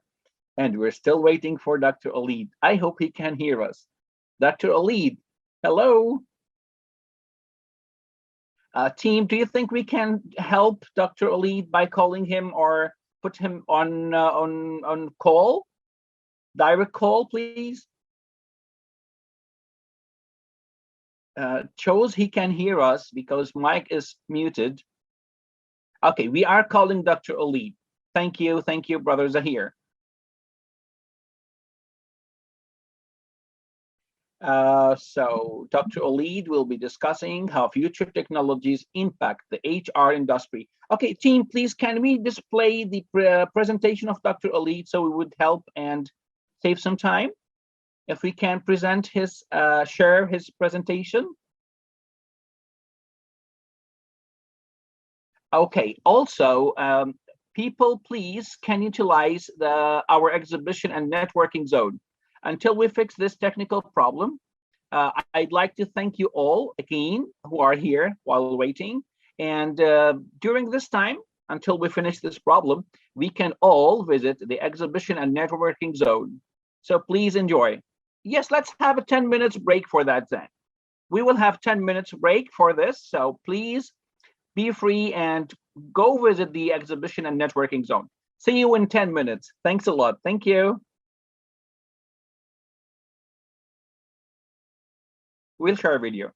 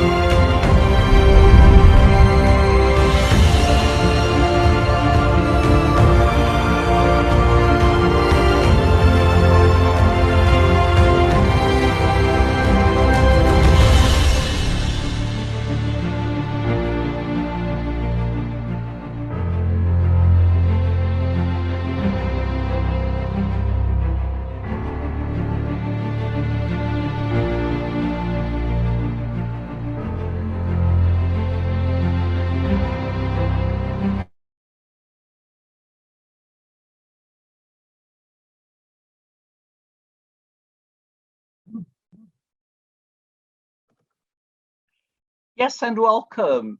Dear Joseph, thank you so much for being with us today. So let me introduce our next speaker for technical problems we're trying to solve with Dr. Oualid. Josef Balaz, CEO, co-founder, IERPS, JSA Slovakia. Good morning to you and most welcome. We will be discussing future of the workplace with AI. Can you hear us, Joseph? Absolutely. And again, thanks for having me. Yes, Can thank you you hear me so well? much for joining. Would you like to share your presentation? I will be more than delighted. All right, good luck then. I'm here for any help and support. Good luck to you. See you soon. Thank you very much. So, apologies for that. So again, good morning. My name is Josef. I'm the CEO of IERP. Now, what we will cover today is the future of the workplace with AI. I will, in terms of the agenda, I will first of all cover something about me, then what is the AI and machine learning, because there's still certain mysticism around AI. Then we will look into how companies are using AI today, and then cover the future of the workplace with AI. So first of all, who am I? I'm the CEO of IERP. Before, I do have a past 16 years of experience with the Fortune 500 companies as a program manager, and I'm actually a tech enthusiast. I started to code when I was 7. At IERP, what we are actually doing, we are helping companies to predict their future using our AI and our business platform. But enough about that. Well, let's start with what is AI. First of all, I would like to put it into the context. You can hear artificial intelligence, machine learning, deep learning as a terms. You see on the graphic on the right side that machine learning is the overarching term for anything what actually program can actually do the software. Machine learning is subset of that, being able to use the algorithms to extract the knowledge, and deep learning is even subset of that. So this is AI with the terms, in the more broader sense. There are actually 3 stages of AI. There is the first step, which is the narrow AI, then the general AI as a next evolution, and the super AI as a last step. Think about where we are today. Most people, based on the the news stories, think about it. Hey, we are currently in the general AI area. But in reality, we are just on the beginning of the revolution. So currently, the algorithms are only for narrow use cases, and as the technology will evolve, we will see how even more advances will be achieved with AI. Just to give you a little bit of sense how actually the machine learning works today. In a sense, you do have your set of the training data, which you will provide to the algorithm. Based on what the algorithm will actually create some sort of abstraction or representation, and then you can put a new data in, and the model will actually provide you the prediction. This is essentially the process which is used in any sort of machine learning projects, which we'll cover later. Now, I would like to just quickly touch upon, and this is the machine learning challenge what we have today, is so-called algorithm bias. This is an example. The Amazon is very well known how they are deploying and using AI in their ongoing processes. And in 2015, they deployed an algorithm to cover the CVs and actually make a decision which employees to hire. They found out actually, once the algorithm was deployed in the production, that there was a bias against women. And the reason for it was that the training data, they used the historical resumes, and majority were men. So the algorithm during the training phase determined that actually men are more suited. This is a perfect example of the algorithm bias. If you do not have, correct data, then typically the the algorithm will provide wrong predictions or predictions biased to one end or the other. So this is just very basic, like a helicopter view, what AI is. So let's have a look at how the companies are using AI today. First of all, we are, as I said, on the beginning of the revolution. It will take a decade or so until all the companies and AI will become a norm in the ongoing processes. So currently we are at the stage where the companies are starting to test, starting to pilot, starting to do some implementations, but it will take, it's a journey for the whole industry will need to go through. These are some of the facts, which are actually from Forbes, based on their annual survey. From HR perspective, 85% of the employees worldwide are not flourishing in their work. 40% of the workers spend at least quarter of their work, with manual repeating tasks. And only a third of the workers recently got access to appropriate tools and AI applications. So you see that the market on the global level do have a lot of improvement to be made, both from the employee perspective, as well as from the tools and accessibility of these sort of approaches. Now, I would like to actually complement or comment on how the companies are using AI and what are they actually, how AI will complement the workers. Because a lot of people think that AI will replace people, but actually that is not the case. The AI is complementary in nature to our skills as humans. You see this very easy, comparison. Then you say that what is easy for AI and what is easy for humans. So for AI, it's very easy to memorize facts, recall information, weight different and even very complex risk factors, rapidly performing repeating tasks, and performing statistical procedures. What is easy for humans, for us here on the meeting, is, for example, using common sense, understanding the context, manipulating the objects, even using a slang, understanding the sentiment, and learning from only few examples. And this is where once you are starting to deploy AI in your organization, covering the left side of this table, really providing or implementing AI where AI is strong, will then complement humans and enable the workers and employees to be more productive and utilizing what is actually easy for humans to do, like using the common sense, understanding the outputs from the algorithms and things like that. In terms of the implementation into of the AI, you do have like 4 stages. The stage number 0, which is here on the bottom left side, are the business intelligence or like a data dashboards. This is really the step number 0, even before companies should consider deploying the AI, just to be, let me call it data-driven content, meaning that a company already is collecting information and is providing the access to this information using these portals. The next step is SaaS, means it's a service which you can actually order from the companies like ours, where your existing data could be utilized to train the algorithms.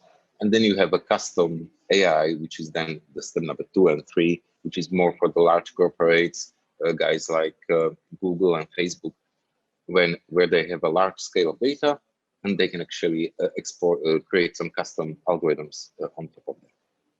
But typically, medium-sized companies, even large ones, are here on the bottom left side, where they completed the data transition currently, and they are looking into first steps. How can they extract additional value using the algorithms from the existing data?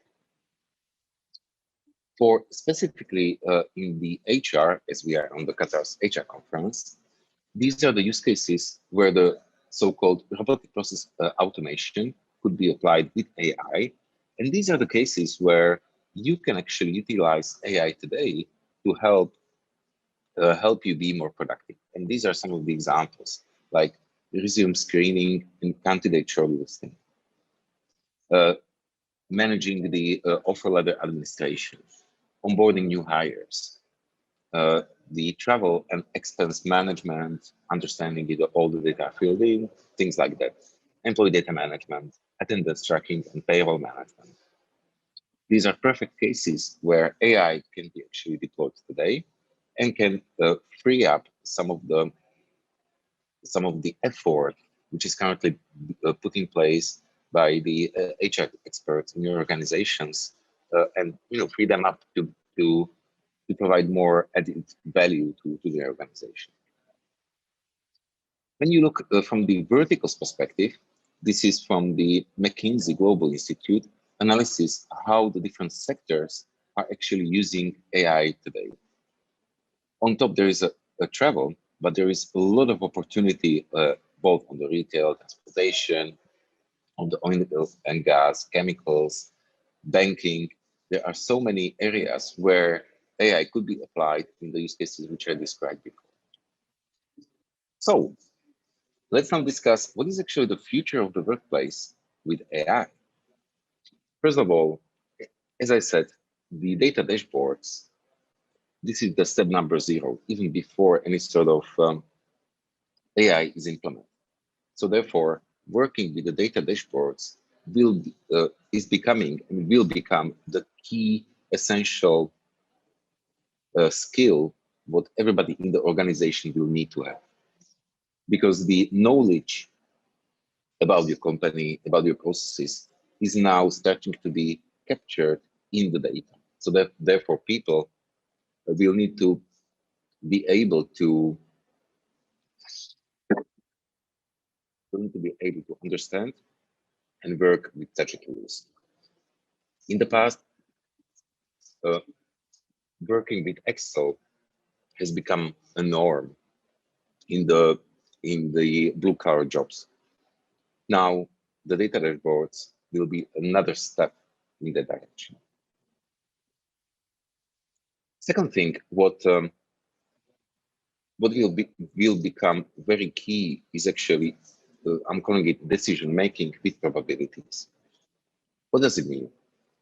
If you have your AI algorithm deployed, typically you see an output from the algorithm saying that this is a good candidate with 85% confidence. Now, how to interpret these probabilities, how to create a scale, how to select the worker, the employees or candidates, how to make these sort of decisions. It's in some cases, really people need to start to use their common sense to really understand and to interpret these probabilities out of the algorithms. So this will become a key skill for the employees to be able to understand what is the probability and how to work with it. Next one are actually changes, again, as we are on the HR conference, changes in the management role. This is actually a survey done by Oracle, and they ask a large pool of employees where they are expecting robots to do better compared to their manager, and when the manager will do the better job than a robot. But it's interesting that employees even today are expecting that the robots will be better than managers because they can provide unbiased information, maintain work schedules, resolve problems, manage budgets, to do these sort of analytical type of activities, and without having a bias will help employees to be more engaged. But still, employees are expecting from their managers to understand their feelings, to do the coaching, to create and promote the work culture, elevate team performance, and solve the problems. So now you start to see that the future of the workplace is the combination of the AI on one end and utilizing AI in the use cases where it is where AI is strong, but still keeping the humans for those areas where the humans are strong. From another change, what AI is actually bringing to the companies are the new job roles, which we historically did not have in the organizations. You see examples of 3, and let me just quickly go through them. The first job type created by AI are so-called trainers. These are the people which are preparing the data for the algorithms which they will learn out of. Second one are the subject domain experts, helping to tune the algorithms. Very good example here are, even in our work, what we do, if we are creating a new algorithm, we always have a subject domain expert which understands that specific area or specific problem and is helping our AI developers to actually translate that into the code. And we see that this is a role which is required in the organization just to have these very high experts. And the third new job type are so-called explainers. Because once we will deploy the algorithms, you need to have a specific skill set to be able to explain the predictions if something don't feel right. And let me give you an example. If the algorithm is predicting that you will sell 1,000 clothes or 1,000 t-shirts next week, but somebody would say that, hey, based on my experience, it should be only 100 instead of 1,000. The explainer can actually help you to determine who is actually right. Is your common sense or is the algorithm right? So just to close on this topic, there are 4 words which will be key in the future of the workplace. Is the data, predictions, simulation, and action out of it. And you will see in the different aspects, these 4 words starting to show up more and more and more. So in summary, there will be a transformation for companies to become data-driven companies. AI will help you to automate a lot of the interactions, to be more personalized and help the decisions. In the next few years, there will be this transition happening in each and every company to bringing the algorithms to start to coexist together with employees. And this will have really significant impact how the companies are actually operating, because this is a shift in a way how the AI will impact the culture and will impact the companies as a whole. So good. Well, again, my name is Josef. Thanks for listening, and well, now it's time for Q&A. Thank you so much, Joseph. It was really great, amazing. Thank you so much for sharing everything with us today. And yes, we do have a few questions, if you don't mind. Sure. What steps should companies take to prepare their organizations? It's a really good question, and thank you for that. So there are, first of all, this will be a cultural change. So what I would typically suggest companies to do is actually to implement like one proof of concept project with AI and use that to demonstrate the technology, to bring employees and show them how it actually works, to reduce any sort of risks of let me say unease, that's the word, what employees might have, and really show that, to showcase to the broader company what is actually the future. Okay, great. Well, why to use AI in my company? Is it only for cost saving? Well, no, it's not. So the cost saving in the past, a lot of the companies has been promoting AI as the cost saving measure. But the bigger impact what it can have is to change your company to be more personalized, to be more open and more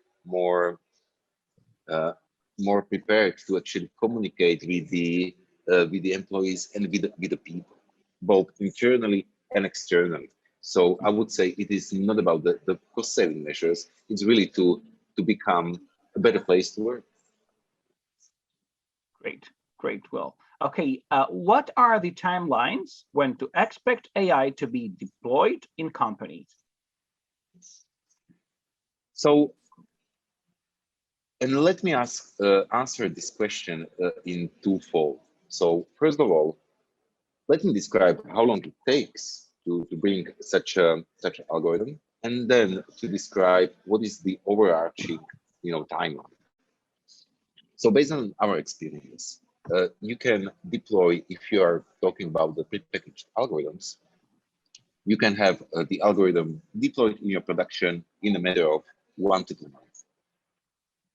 Again, it depends on the size of the company. In some cases, we can even do it in a matter of days. It really depends on that. The hard work is actually once the technical work is done, how we can bring the people and together jointly actually ensure that the algorithm is properly used. And this typically takes few weeks to few months, because we see that over time, as people will become more comfortable using AI and trusting the predictions, then they will start to use it. But this one really takes time. Therefore, I'm suggesting the companies, now it's time. If you don't have any AI in your organization yet, start a small pilot project now and see how your data looks like, how people will react to that, and what will be the bottom line impact into your company. And the second answer, from the more broader perspective, I am expecting in 10 years that each of you, CEOs, CIOs, you will have 5 to 10, 15, maybe algorithms for the different use cases running in your company. So this is the future in 10 years. It is a journey which will take you from the first pilot and proof of concept until this goal. So therefore, the timelines for to have full penetration will take some time. But again, it's a journey. Yes. Joseph, I will close with this one from Sumaya. Thank you so much. Thank you so much. Insightful presentation. Would you recommend conducting interview with robot or human? And what if robot did not consider the human factor in selection? We will close with this one. Can you please ask the question again? Yeah, her question is, would you recommend conducting interview with robot or human? I see. We have less than a minute to answer this one. So I would actually not recommend, at least at this stage, to do the interview with the robot. What I would do is to pre-filter some of the candidates using the AI, and out of the 100 candidates, having those top 10, top 15 selected by the robot, and then to have a human doing the interview itself. Thank you so much, Joseph. It was really great having you with us. Have a great day, and thank you for joining us. All the best luck. Thank you. Thank you very much. Thank you. Have a great day. Thanks a lot. Thank you. Okay, we are Bye-bye. going to welcome our next visitor, Faye Dinglasan, Business Manager, MEGDAM Technical Services. Good morning to you, or good afternoon to you, Faye. How are you? Faye, you just need to unmute your microphone, please. Hi. Hello. Yeah, Hello. you look great, Faye. Thank All you. right. So thank you so much for being with us, and I'll let you go with the with your presentation. Just to mention here, we're talking about sourcing successful digital talent. Thank you so much, Faye. Would you like to share your presentation, please, to make sure everything is okay with you? For a while. Your time. Yes. Well, I can't find my presentation. If you cannot, we can help. Don't worry, we're here. Can you help me? Yes, sure. Please, team, can we present Faye's presentation, please? Can we help support? Yeah, they're doing it. Okay. Okay, good.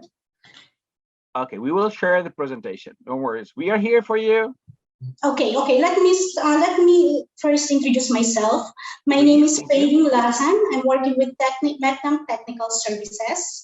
Mecdam Technical Services a manpower recruitment. This is established to meet the demand of the rapid growth of multiple industries such as oil and gas, information technology, renewable energy, construction, infrastructure and engineering, BPO, banking and finance, and life sciences. Mecdam offers a full range of human resources and technical solutions tailored to meet the evolving needs of our client and associates, with its expertise spanning across different industries. Mecdam Technical Services firmly anchor excels among the nation's trusted service providers. So yeah.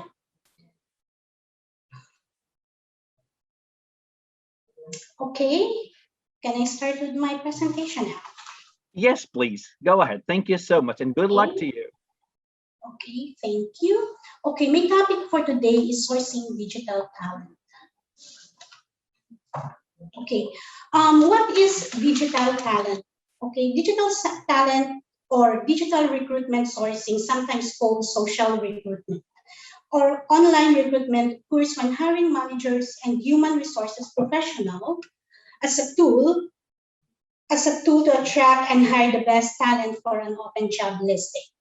Thanks to the internet, computer, and mobile device usage, reaching the most skilled and proficient candidates today is easier than ever. No longer are companies restricted to a local newspaper or bulletin board for attracting the best talent. Rather, businesses can recruit around the world for job listing from the comfort of their own office. Popular avenues for digital recruitment are platforms you may already be familiar with. Websites like Facebook, Instagram, Twitter, and LinkedIn can match employers with potential candidates.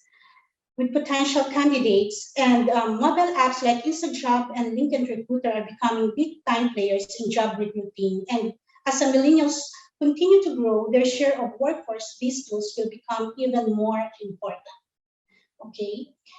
Digital hiring is the process of leveraging technology to source, attract, assess, select, and hire candidates to open roles, particularly in light of today's health crisis. Adapting more digitized process to hire remotely is the only way companies will stay on target for their recruitment and broader business goals.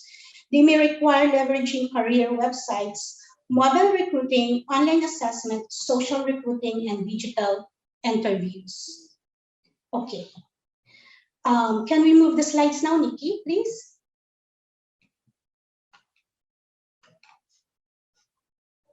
Okay.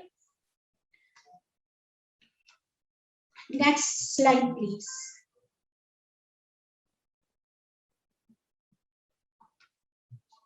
Next slide, please. Okay, how to source successful digital talent? Okay, let's go social.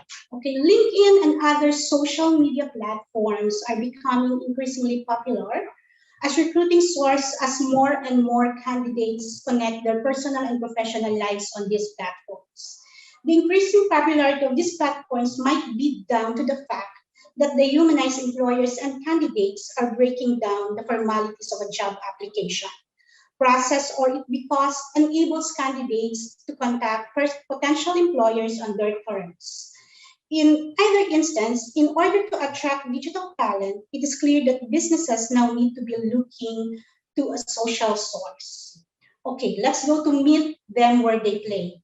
Aside from these platforms like LinkedIn and Facebook, which is still undeniably useful, search tool for recruiters' digital talent just doesn't hang out on this platform. Okay, with an advent of the likes of AngelList for entrepreneurs, GitHub and Stack Overflow for engineers, or Kaggle for data scientists, digital talent is moving off to the generalist channels and onto specific platforms where they can interact like-minded professionals and hone their skills. As a result, these channels are full of talented potential candidates that may not be in your competitors' radars yet. Okay, let's activate the passive. One of the biggest misconceptions in today's digital world is that digital talent is waiting to be approached by recruiters. In reality, data suggests that 73% of candidates are passive job seekers, and that these individuals tend to be very highly quality candidates. What does this mean for recruiters? It means that a large proportion of their potential digital talent aren't actively looking for a role.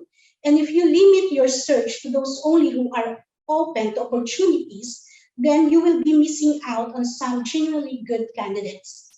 Talent professionals now have to shake up their acquisitions methods, which typically only target candidates in order to engage this untapped pool of potential talent. Let's personalize. In a world where digital talent is in short supply and high demand, and where they know it businesses can no longer afford to send generic messages in their bid to attract talent, now more than ever, it is imperative that they put their focus on personalized outreach. Candidates now expect every potential outreach to be personalized and relevant to their situation. So, if you want to be in a chance of attracting the attention of the top talent, you simply have to invest the time and effort in sending bespoke outreach. Take it offline. Okay, when you say take it offline, despite being the age of digital, there's still a massive trend of candidates attending events and meetups as a chance to network. What does this mean for businesses today? Just as they need to adjust what platforms they are using their candidates on, they now need to adjust where they are meeting candidates. Namely, they need to be present at these events because the potential to find and engage a passive candidates here is now too good to ignore. Okay, most importantly is give feedback. Can we adjust the slide, please? Okay, give feedback. The term resume black hole resonates with most job seekers today and refers to the disappointing and eerie abyss into which applications tend to fall, seemingly never to be seen again. Up to 50% of candidates never heard back again upon submitting their application, which is often hard to not take personally and become extremely frustrated by. This may erode their employer and brand over time as more and more candidates take to the internet to share their grievances. Furthermore, keep in mind that your candidates are likely also your consumers. The impression candidates get from interacting with your company translates directly into their impressions of your brand. So feedback is very important, okay? Bring in an expert. Evidently, there are numerous ways that the business alter their talent acquisition process in order to find and source digital talent. But for some businesses, making this adjustment just isn't a priority. This focus is purely on transforming their business and customer experiences. But we already know that business can no longer afford not to bring in digital talent. A failure to do so can even result in negative revenue.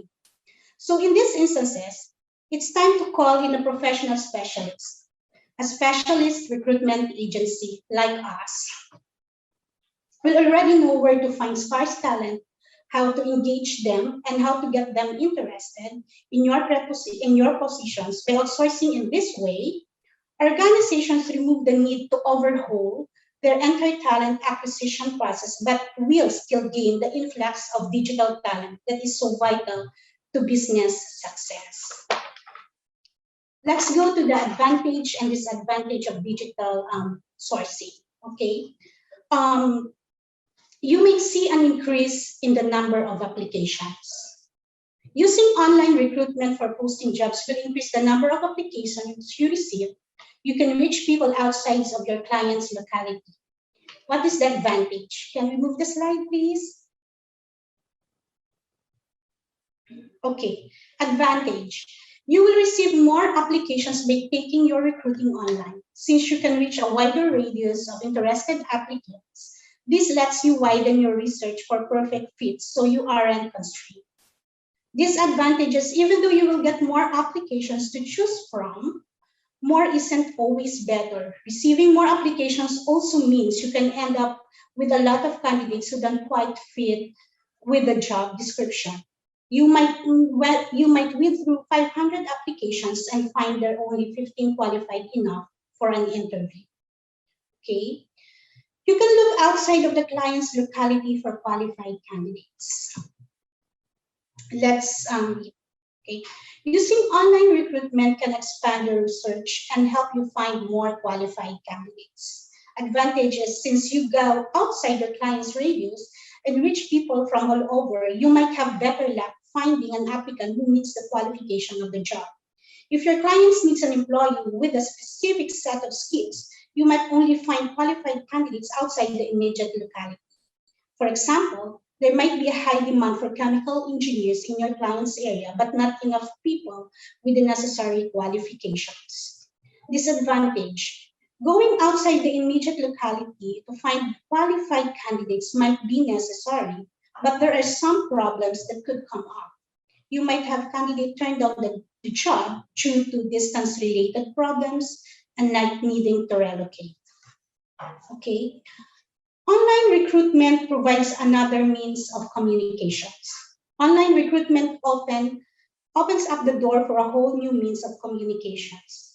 You keep in contact with people via email, through job posting, websites, or through video calls. Advantages with an online recruitment, you have means to communicate with the candidates easily instead of needing to talk over the phone or in person, which could cost your time. If you use recruiting software, you can send mass emails out to candidates to save your time and streamline the process. Candidates can send their application in right on the job posting site or to your email address. They can ask questions over email too.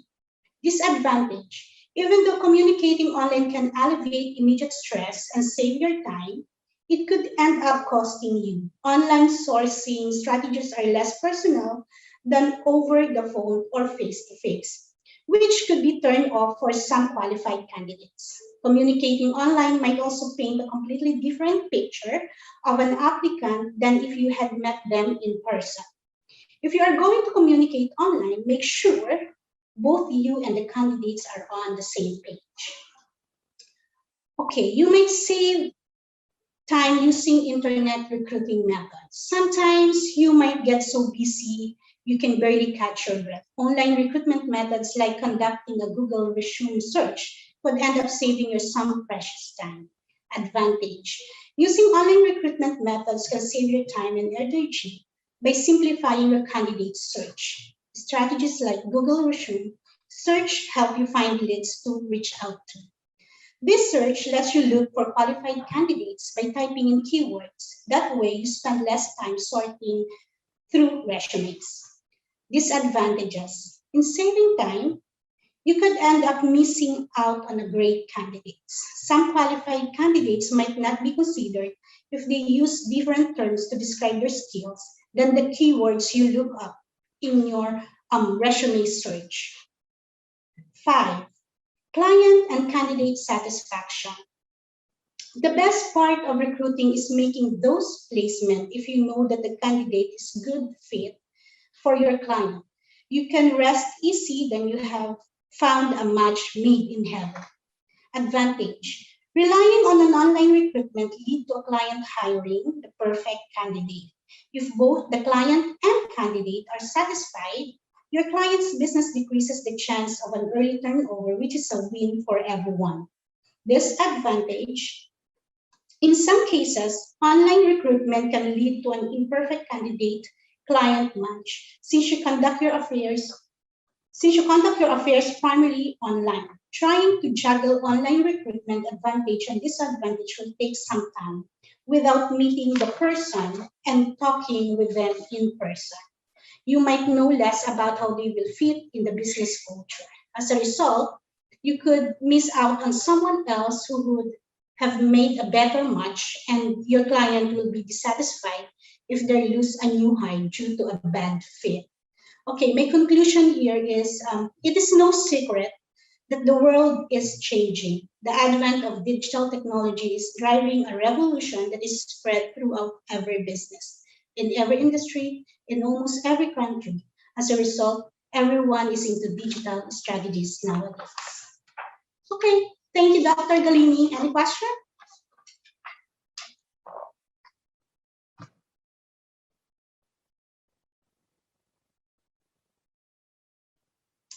Hello?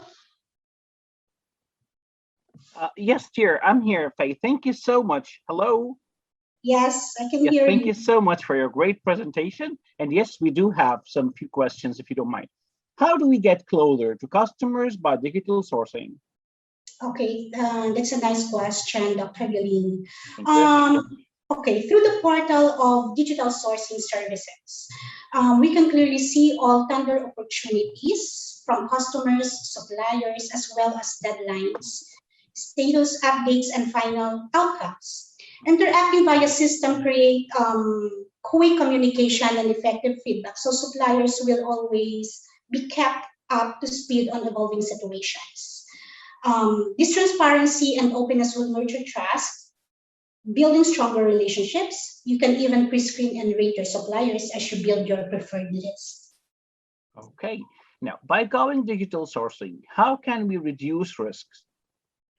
Risk is always there. However, a systematic and company-wide approach to all sourcing process gives you better overall control, helping ensure that all sourcing activities to conform company policies. Digitalized processes also make it easier to write, analyze reports while creating an auditing trail for corporate compliance to help mitigate risk. Great.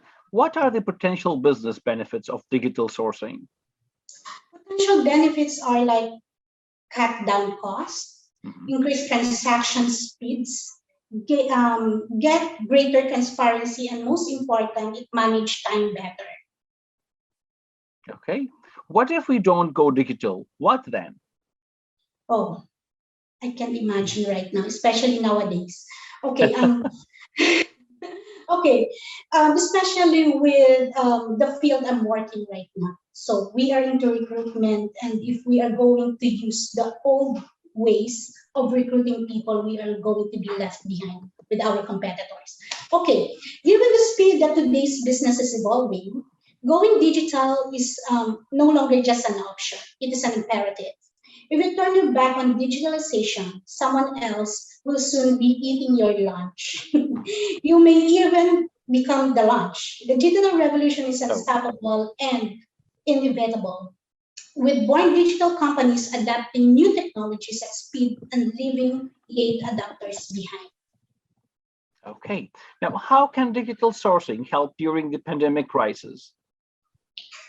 Okay, by leveraging technology to source, attract, assess, and hire candidates for open roles, especially considering today's health crisis, adopting more digitized process to hire remotely is the only way companies or us recruiters will stay on target for our recruitment needs and broaden our business goals.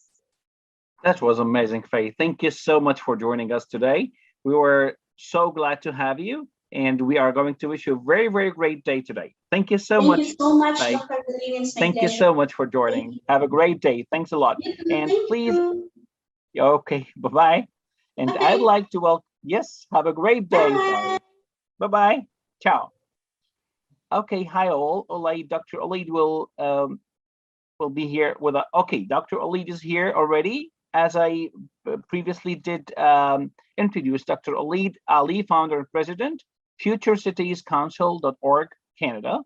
And we are going to discuss here how future technologies impact the HR industry. Good morning, Dr. Oualid. Can you hear us? Yes, good evening. Yes, I can hear you. Okay, great. Would you like to share your presentation? Okay, Yes. great. Well done. Okay, can you see my good luck, presentation? Dr. Any help or support we hear? We're so sorry. Probably there's a bit of problem within the video there, but we will try to, if it's possible, to work on it. Yeah. Dr. Oualid, please go ahead. Can you see my presentation? We can see your presentation. Yes. Yes. Good luck. Thank you very much. Yes. First of all, thank you very much for giving me the opportunity to present my presentation in Qatar HR conference, and I'm sorry because I had earlier technical problem, and now I'm using a PC without a webcam, so I'm sorry for that. Yeah, so today, we live in the fourth industrial revolution. So I'm Dr. Oualid. I'm president of Future City Council and many of futuristic organizations. So I'm futurist. I'm looking for future technologies and how they impact every aspect of our life. So today I'm glad to speak about the future technology and how they impact the HR industry. So as I said, I traveled the world talking about future foresight, talking about technologies and so on.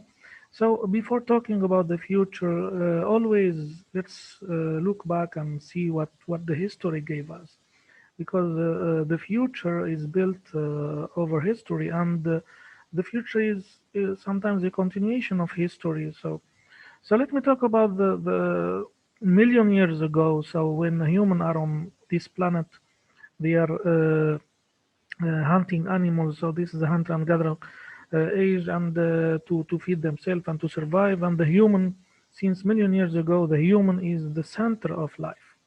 This is my point. 10,000 years back, the human discovered agriculture, and this is what is called the agrarian age. And then again, the human is in the center of this life with one job, which is agriculture. And for thousands of years, the human carried this job. In 1784, we lived in the dawn of the first industrial revolution, and here we see some diversification of the job. We see some job function. For a long time, I said the human has been farmer, agriculture person for a long time, and then since the dawn of the first industrial revolution, so we started the diversification of the job. We started having some functions, some jobs, in the industry and so on. In the second industrial revolution, again we have the electricity and more innovation, more manufacturing, more jobs, more function, and again the human is always at the center of this issue. Again, the human, the jobs are getting more complex, more diversified. So, and then the human function is getting more and more complex. In the third industrial revolution, we lived in the digital age, 1969, with the invention of transistor, computers, and network, the internet. So the job became more digitized, and again, the diversity of the jobs has been increased. The complexity of the HR function has been increased, and these are basically the challenges where we are living due to this industrial revolution, three industrial revolution that we lived. So we have, as I said, more diversified jobs, a lot of jobs related to industry, related to digital, a few jobs related to the farming and agriculture. We have new standards every time. We have a new compliance. We have decentralized workforce, especially with the digital workforce. We have offshoring. We have outsourcing. So the jobs has been, is now more and more complex to manage, and especially humans working are more and more complex. So these are basically the HR challenges, that we are living so far. So what happened to tackle these challenges? We live since 2006 almost in the fourth industrial revolution, and then here we go. We have a lot of technologies, and we live what is called the exponential technology. In Future City Council, and we study a lot of technology, more than 66 technology, and it's booming. So the fourth industrial revolution is an inflection point of many technology. We have IoT, we have data, big data. I think one of the speakers talked about data analytics. We have the cloud, we have a blockchain, we have also not only digital technology, we have even green technology. We talk about machine learning, artificial intelligence, virtual reality, social media, mobile technology, web technology. So these are a few of the famous technology that the fourth industrial revolution came with. So the HR field is not an exception. So this technology has influenced all aspects of our life, and especially the HR field. So the people working in HR and technological companies said, all right, there is a nice book I read which is called The Technology is Answer. What is the question? What does it mean? This means that the technology can solve any problems actually. So companies and people working in the HR field, they said, why we don't solve or tackle these challenges or solve this HR function using technology and make it more efficient, less costful and so on. Because remember, the HR function now is more costful, is less efficient and so on. So they said, okay, why we don't benefit from this exponential technology to improve the HR function and the HR management. So today I'm going to talk about the artificial intelligence, which is actually the iceberg of all this technology. When we talk about IoT, big data, any clouds, etc., they are generating data. We live in the data age, and data is the new oil. And as I said, data is the new oil, and artificial intelligence is the new electricity. So today I'm going to talk briefly about some cases related to the artificial intelligence and data and how it impacts the HR function. So very simple, I had a look at the employee life cycle, as you can see here. So and we will see how in each step of this life cycle we can benefit from actually artificial intelligence, data, and other technology of the fourth industrial revolution to improve each step. So here we have many models.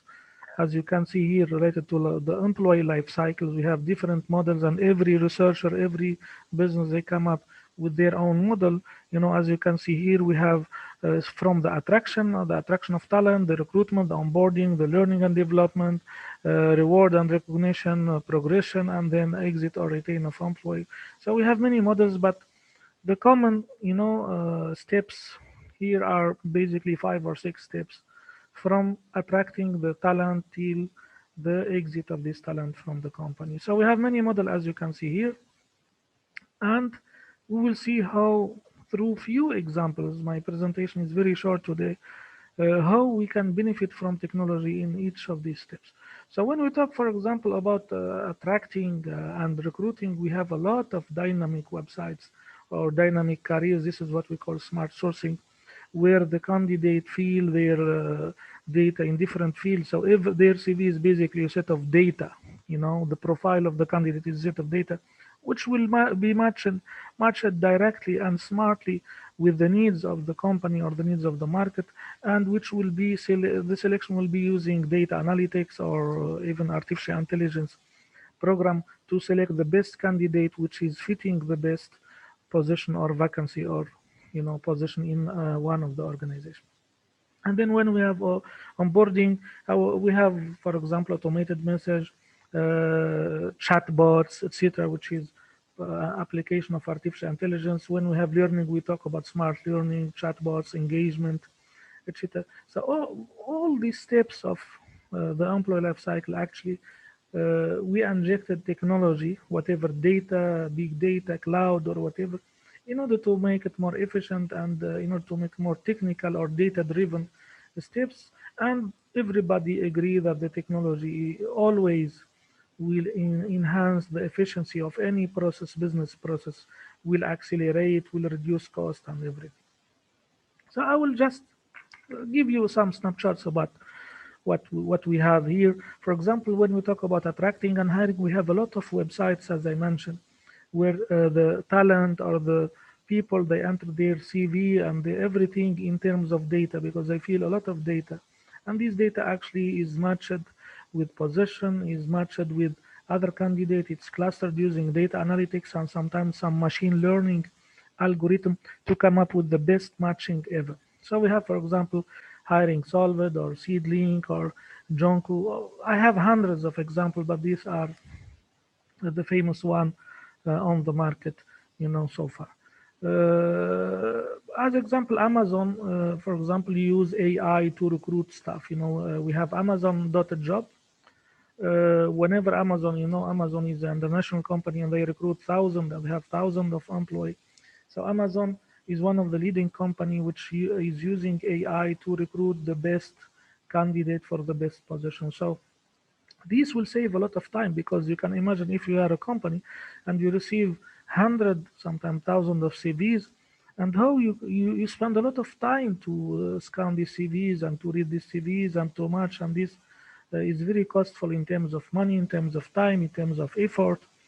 But when you use artificial intelligence, data analytic, everything will be done through through artificial intelligence. And this is, the AI is very famous in this step so far. Just another funny example, there is a video on YouTube, so where the Volvo car actually is doing an interview. So the candidate is meeting with the Volvo car, and it was funny, and it's a program, artificial intelligence program, and the car is showing some engine, for example, parts, and then ask the candidate which is this part and so on, and depending on the answer, the car, of course, will collect all the answers from this candidate, and the program will actually give a score for the candidate. So it was very funny. So you can go on YouTube and you write Volvo the recruiting car, and you will see how the AI is injected into the car, and then the car is asking technical question to a technician, for example, and the technician is answering the car actually is answering the AI program which is behind the car, and then the car or the program will decide about the selection of this candidate. So it's funny example which is used by Volvo to market its products, but also this shows that the AI is very powerful technology in the field of or in the steps of the recruitment and the hiring. So we have a lot of chatbots. Now I talked about chatbots. So that actually some companies, they are using chatbots, which is a virtual assistant like a human, using what is called natural language processing technology in artificial intelligence. The first screening of candidate is done through chatbot. So the chatbot is asking some typical question to the candidate to make a first screening, and then the few selected candidate will pass to other more advanced artificial intelligence program or people to do the remaining screening or step. Also, the chatbot is used to support human resources in some company to ask to answer some question related to the environment, or to policies, related to workflow, etc. Within for the new hired especially.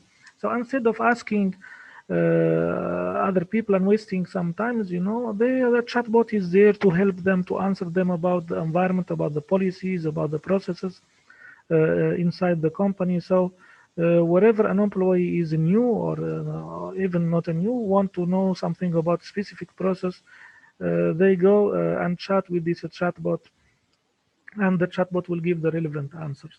So chatbot technology is very, very famous, not only in the recruitment, also in onboarding and in sometimes many steps of the employee life cycle.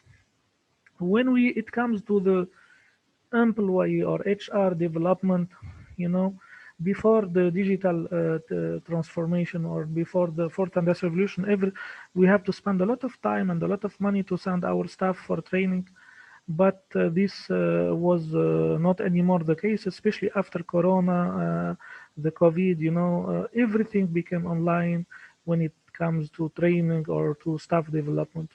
And we have a lot, so the resources are endless. We talk about dedicated LMS, learning management system for staff, or we talk about also MOOCs or YouTube, or, we have hundreds of MOOCs providers. The most famous one are Coursera, edX, and so on, Canvas, LinkedIn, they have their platform, learning platform.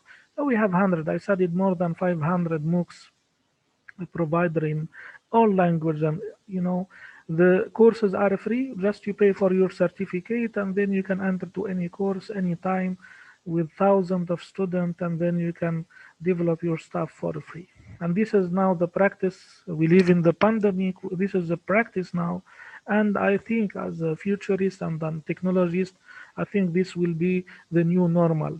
Even in universities, when it comes to development, to training, this will become the new normal, where the stuff is developed for free, remotely, or through MOOCs, or maybe it can be blended training. But we will never come back to the previous practices, which are very costful in terms of time, in terms of money, because before we send the staff, for example, for 5 days training, they have to leave their job and then have to go to a facility to get their training, and then everything is stopped, and then we have to pay a lot of money to the training company, to the facility, to the hotel, for example. So it was very costful. Now everything is done online for free almost. So I think this will be the new normal. The other aspect I want to also to focus on is how to use technology to make the staff more happy. So now we talk about more inclusive. One of the speakers talk about inclusivity and so on. So let me talk about happiness. So many companies now, they are not tracking, when you come to the office or when you leave, or, they're tracking if you are happy or not. So their agenda is how to make the employee happy. So we have many tools that are used to actually to tackle the mood of staff, and this is another level of HR management. It's not like to deal with the staff as slaves, but is to make them happy, because if your staff is happy, the customer will be happy automatically. And this is a new type of management. We call them sometimes the internal customer, the staff, the HR, because it's like we want to make the external customer happy and satisfied. Now, most of the big companies, they're trying to make their internal customer or the staff happy and satisfied. So we have a lot of tools, application, apps, that are used to collect the mood of the staff to see if they are happy or not. And also we have mental health applications to see how they are mentally, acting and so on. So this is another field of HR. So we have a lot of tools. These are just an example of tools, ranked based on real time, slow, passive, and so on. But all of these tools are here to actually to tackle and to track the mood of the employee, and if to know if they are engaged or not, if they are happy, moods application. And this is a boom field of technology in the field of HR. I have developed a platform called Future is Here, where I collect all this innovation and technology application in different sectors, not only in the HR. It's free if you want to access to it to see the best application. Now, just I want to talk about the advantage of technology. The technology is optimizing the hiring and all the full process in the life cycle of employee, not only the hiring. It saves the time to hire, it saves the cost, it saves the effort. It increases the quality of hiring. This is very important. It also automates repetitive tasks. Now the AI, we live in the AI age, and many tasks actually has been automated using artificial intelligence program. And the staff or the HR, or they will focus on innovative tasks, innovative job. They innovate for the company in order to make it more competitive in the market. It refines the candidate experience. It reduces the cost of hiring and the cost of HR management in general. And these are just a few benefits of technology. The AI, we live in the AI age. This is one of my expertise, artificial intelligence and the machine learning, computer vision, etc., etc. And I can guarantee for you that AI will have a great impact in terms of jobs. Of course, it will automate many tasks, but of course, it will give time to the staff to innovate, to be creative, and leave the the burden and the risky task and the repetitive task to the artificial intelligence and to the technology. It's very important to talk about aspect of AI, which is the ethic, the bias of AI. I talked about Amazon. It is using AI to recruit, but later they realized that Amazon actually recruiting system is biased against women. And this is the big problem, and the topic of AI is how to develop unbiased AI, to improve the processes like the HR. So I want to talk about this because this is very important. When we talk about AI, we have to think about this as well, especially in the human resource management. Now, my talk now is about why we have so advantages of AI and of technology in general. Why is it slow to adopt it? And these are the problem, a culture problem, and that we have to tackle. For me, it's a lack of imagination and innovation within the organization, lack of technology knowledge, because most of the leaders, unfortunately, in some companies, they don't know the benefit of technology. And this conference is a good awareness event for them to see what are the benefits of this technology in the HR function. You know, some leaders, they are caught in their old mental models, and this is also is a burden, and it's a barrier, you know, and it's an obstacle for adopting technology. Some company, they said, okay, let's work on the ultimate perfect solution. This is wrong. We can inject technology and AI slowly in our HR management. Some organizations, they don't want to take the risk, and this is wrong because innovation and progress need to take risk. Some leaders, they like pilot. Some business, they have a poor case poor. They don't know the best case of using technology. They don't have the best advisor. And again, this is an opportunity for leaders and for HR management to know, manager to know the benefit of technology and the benefit of AI. And this is what I'm doing every time and every day, is to talk about technology with precaution, of course. Always when I talk about AI, I talk about AI ethics and bias. So I don't only show the good face of technology, I also show the other face that we have to avoid. So in conclusion, HR tech, there is a complete field called HR tech, is the future of HR. So if you want to compete, if you want to have an efficient and effective HR management in your organization, you have to adopt technology, because you will be changed. Even if you don't want change, you will be changed and forced by change. Don't be against technology and against innovation. We will be always losers. So you have to upskill yourself. You have to know what are the technology and how to use them in the organization in general, and especially in the HR function in general. Again, technology is just a tool. Don't just focus on technology. The ultimate vision and the objective of any organization is to develop happy, efficient, and as I mentioned, happy employees. And you have to mind the bias. For that reason, whenever we talk about technology, we have to talk about ethics, especially when we talk about artificial intelligence. So in conclusion, I talked about some cases how to use technology and AI in the field of HR, and I hope that this is for benefit for you. And always I finish my slides with saying that we don't inherit the earth from our ancestors, we borrow it from our children.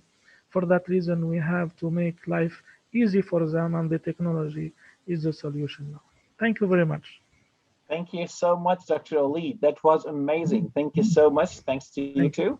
And yes, we'd love to have some questions if you don't mind. How can we benefit from the future technologies in HR? Yes, thank you very much. Actually, the future technology, it's called the future technology, but actually it's the current technology. We are using technology. So again, we have to embrace technology. Technology has shown its effectiveness. We have less cost, you know, and we can build in-house solution in all the steps in the employee life cycle, which cover the function of the HR. So as I mentioned, this is what I have explained in my slide. I give some snapshot how to use technology, data, and also other speakers mentioned how to use data and data analytics to have a good idea about the HR resources, and then how to take advantage and information and how to improve the HR function using analytics and so on. I think it's obvious the technology always has a great impact in any business, not only HR. It reduces the cost, it improves efficiency and effectiveness of the business process. But we have to be careful with the other face of technology. Don't abuse technology, don't overthink technology, don't be dependent on technology. All of these are issues, you know. Yeah. Well, that's absolutely true. Now, can we trust AI in HR? Yes, this is a great question. Till now, we have two schools actually. You know, with the school of, they said AI is great, like the Mark Zuckerberg and Elon Musk schools, you know. So Elon Musk, we have to be careful with the bias, with the ethics and so on. And Mark Zuckerberg said AI will be there and we have to embrace it. And so of course, we don't need to trust AI 100%. For that reason, AI should work hand in hand with the humans. We talk now, we don't talk about robot, we talk about cobot, collaborative robot. So they collaborate with the human. Don't be over dependent on technology and AI. So we have to take the advantage of AI, the benefit, but don't give the steering wheel to AI. Yes, you know, exactly. we have to be very, because AI is biased, and we know that people are behind developing the algorithm and the data behind AI. If these people are biased, and you know AI, we train the model and so on. If you train the model to be biased, the model will give you biased result. So we have to be very careful. But again, it's like a car, you know, if you drive a car, maybe you might make an accident and die, right? But you have to use a car, but you have to drive it with precaution. You have to respect the systems, you have to respect the rules, you know. And the AI is a new electricity. It will be in every sector, you know. We don't have the choice to use, but we have to be careful once we use technology in general and AI specifically. Absolutely. Dr. Oualid, what happens if we are overthinking about technologies? If, as I mentioned, if we are overthinking about technology, the technology will eat us. There is software is eating, you know, business is eating our life. So this is, we must stop, you know, always I said, if we can, doesn't mean that we have to do, you know. AI has unlimited potential, but we have to stop it, you know. So don't overthink about, don't over depend on AI. We have to use it with the precaution. We have to be very careful and don't overthink about technology, because technology is always a tool. Again, the center is a human. Technology is a tool. Well, here there's a post for the idea. Do you think that technology will replace humans? Actually, technology will not replace humans in all the tasks. It will actually replace repetitive tasks. It will replace some tasks of a human, but not all the jobs and all the tasks. Again, maybe the innovation, the creativity, because till now AI cannot innovate, cannot be creative. The emotional part, you know, AI is a machine, it's an algorithm. So we still have some room for a human to be active. For that reason, I said it's a great idea to automate repetitive tasks with AI and robots, to leave the innovation to the people. So the people can innovate and come up with a new idea and help the organization or the business to be competitive. So machines and AI will never replace human. Maybe it will replace the repetitive task developed by human, which is good. Till now, we are benefiting of AI. We have some machines. We have coffee maker. Instead of I make my coffee, the machine will make it for me. You know, so it's, and I can focus on something. Dr. Oualid, it was so great to have you today with us. Thank you. Yes. Thank you very much. Yeah. As I said, you know, it's better to delegate the repetitive task to the AI or to the machines and leave us the good thing to do in our life. Our life is limited.